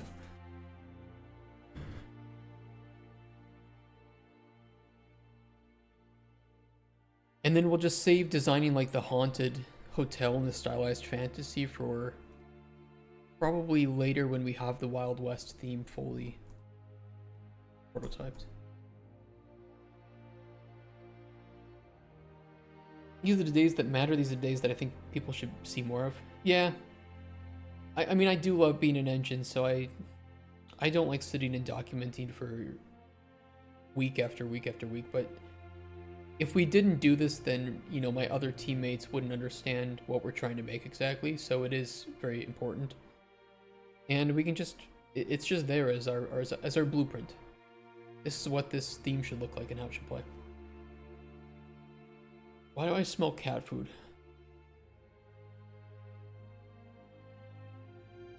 Is that like a sign of a stroke?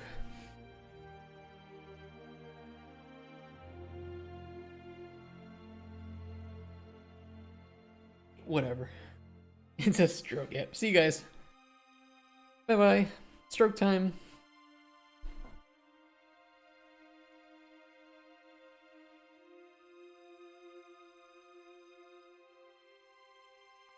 Bye, losers. See you, bitch. My stomach does... I don't know. I bought this new pudding. Like this protein pudding. And it tastes like absolute garbage. It's so bad. And I have 2 more of it to eat. It's just not good. It's like... It makes me sick to my stomach in the morning. Yeah. Right? Randomly smell stuff. Then again, I did actually have a stroke at 17. Jesus. That is not good. I hope you're doing better. Hope you haven't had any more since. Chronic illness, yeah, fuck that. I'm basically like a ticking time bomb for my genetics just saying, oh, you have diabetes now.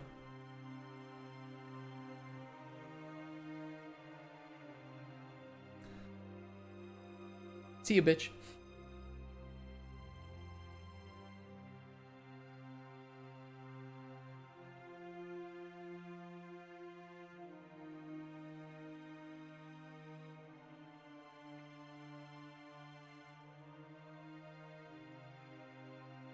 I'm kind of out of things to work. I'm happy we got the pillars and loop done today, but honestly, I am pooped. I am pooped today.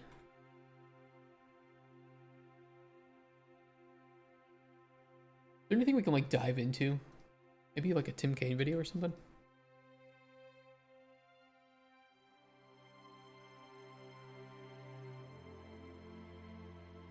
You haven't pooped? No, I haven't pooped today, actually.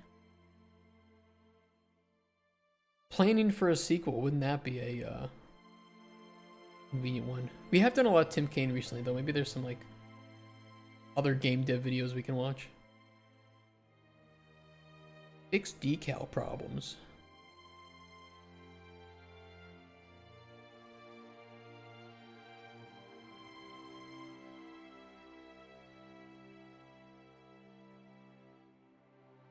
I never know. You guys are so much better at finding like game design videos than me.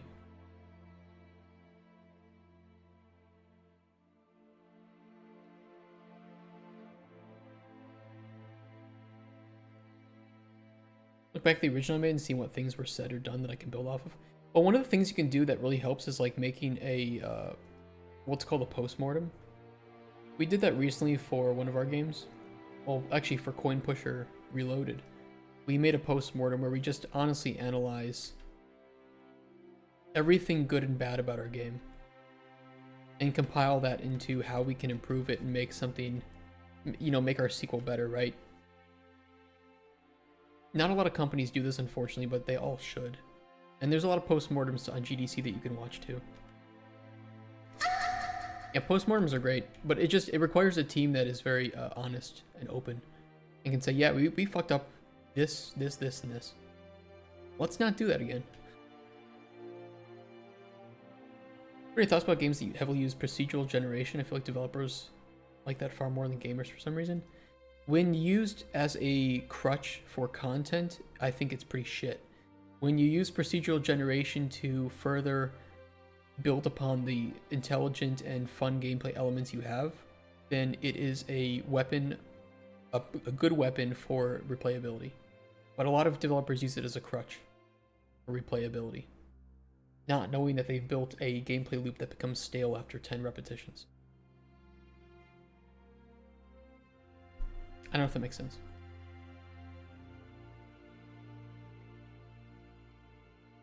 Game is upscaling. I mean, upscaling is, when used correctly, it's a positive thing that will extend the possibilities of playing that game to people with worse hardware. It's just that at some point in the future, a 2060 will be seen as a very low-end shitty card. But because of its ability to use DLSS, it will be possible to upscale and play games that normally you would need to buy a better card for. It's just, we're not there yet. The technology is still getting better, the hardware is still too new. Like PhysX at the time, with games like Borderlands or Witcher 3, when PhysX came out, you could not run them on the highest end cards at 1080p and get 60 FPS. So it's just, everything is still in its infancy, and we're going through the same cycles that we've gone through before with PhysX and particle effects, 4K textures. I mean, what was it, Rage that came out from id Software? Couldn't run on the highest end hardware at the time with its new way of texture streaming. So it's just, we're getting there. Was it this that smelled like cat food? No. It smelled like cat food, man. Making me hungry. I'm just kidding. Must be long term, we're going through the same thing that every entertainment medium goes through, especially in the past like century and a half. I think people are just not, I think there are a lot of new people to the gaming industry that don't understand that we have experienced the same thing now that existed with Crysis. That's why Crysis is a meme. Because when Crysis came out, you could not run that game on the best hardware that was available. You couldn't. And we're going through the same thing with real-time ray tracing and global illumination, which is fucking wild that we can run it real time and have it even run the game in the background. It's just, this is new technology. And we need better hardware, and we need better optimizations. I was just thinking of something that we could do, and I forgot already what it was. What the fuck was it? What it was? Oh, I know a GDC talk we could watch that I've been talking to you guys about for a long time. From Kerry Patel at Obsidian. It's a little bit old.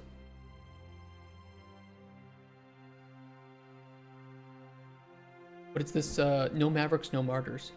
Sustainable collaborative production. Kind of a boring one, but I think that there's a big problem with toxic positivity and the industry rewarding toxic behavior that can, on the surface, seem like it is positive for a team.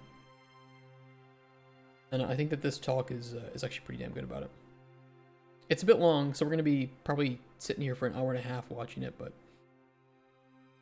that's my shtick. So let me end the recording of YouTube there for the development of Coin Pusher, so we can say bye-bye to YouTube. But then I'll upload this afterwards.